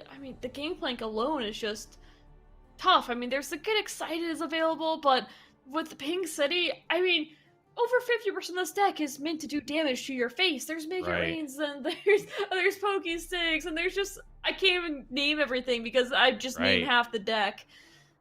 And 4 out of 5. Much. So they are at that 5-minute mark where they have 5 minutes to play, and then the player at the lowest amount of time wins. But we're not gonna have to worry about that, at least. I don't believe. I would be shocked if Wash Russo wasn't able to find that last bit of 2 damage. But still, it's just coming right down to the nail. That last game it's tough. It's really tough. And Jason just trying to squeak by some damage. But Wash Russo knows that if there's no other unit here for Jason, then the wide attack, the Poro getting through is one thing. Just be like, you know what? Yeah, I'm okay with you doing some damage. And the double up isn't enough here. Not yet. 1 card left. Yeah. The Get Excited can still stop the Gangplank as well. There is a tiny bit of hope here. It's not quite over, but it is still a scary position. Actually, is there any way to deal with this Poro? There's not, so you're down to effective 1 health, and there's, that's the it. Crack Shot. This Rummage has to find something. That's the only way, a Mystic Shot for the Crack Shot, and then you are able to play your Get Excited on the Gangplank is the only line I'm seeing here. A Sum Dredger accomplishes the same goal. Sure. And the Survival Skills is enough, that's going to be the game. Brutal ending for Jason's run. Another just not quite getting there. So close, but this game, it was so much just overrun. That was such a strong draw from Wash Russo and able to really capitalize on it. Unfortunate end of run here for Jason Florent, really getting almost there, could taste it, but not quite able to get there. That's going to be Wash Russo taking it down 3-2 versus Jason Florent. Just not the way Jason was looking to end these open qualifiers. I do believe he'll make it. He keeps getting so close, and he is such a strong player. I do expect to see him making it in the future, but I thought today was going to be his day, and unfortunately it wasn't. Yeah, I mean, and I don't think there's really too much, looking back at that last game that could have been done differently. I think there's certainly a ton of different lines that could have been taken in, the first game, or the second game rather. Not sure if it would have mattered or not, but neither here nor there. That'll be for the replay tapes of Jason Florent, and that's gonna be it for that match. Update here: one of our other matches. Looser Beam ended up winning 2-0. They are in. Jtamunda also won. They are also in. So on top of Glop and Nalkpass, those are some confirmed known players that are in. So congratulations to all of them. But Silver, that's the end of the matches here. Then that's the end of our day. What did you think? This was a pretty exciting one. It was a really exciting one. I mean, it was a long day, but it was a lot of fun. I feel like pretty much I didn't really fall asleep in any of our matches, so which, I mean, that was nice. You know, sometimes some of the games can be that way, but everyone, I was like, all right, this is a great game. I'm really happy I got to watch and cast all of them. It was so much fun. Mm-hmm. Also getting word, What Am I also made it, which I believe number 4 at Worlds. Yeah, number 4 at Worlds. I believe this puts him at most top 32s in Americas, or at least tied for. I don't think anyone has more than him. We're getting live updates here from production. Black Boss, also another top tournament player. Black Boss is 4th. I think this is also What Am I's 4th as well. So, we're seeing some top names here making it, and it's going to be a very exciting top 32 next week, which you're definitely going to want to check out on the official Riot channels. But Silverfuse, that's it for us. Any closing words that you have as we bring it home here? Well, thanks for coming out and supporting all the players. I know we had some delays, so everyone that stuck through it, we appreciate you a lot. The players appreciate you, and thanks for supporting the community. Yeah, it's been great. I've got one shout out here, and that's to Boulevard and absolutely no one else, keeping the meme alive, even when he's not here. But in all honesty, huge thanks to everyone who watched. Thank you to the devs for working through, the weekend and getting the issues fixed so that we could have the tournament. Huge shout out there. Huge shout out to everyone who participated, all the players. That's great. And a huge shout out to production, the Giant Slayer and Wisdom production team. Top notch in the world. But that is going to be it for the seasonal Swiss here. For the team, for Silverfuse, I'm Blevins. Thank you everyone for watching, and be sure to check out the top 32 next week.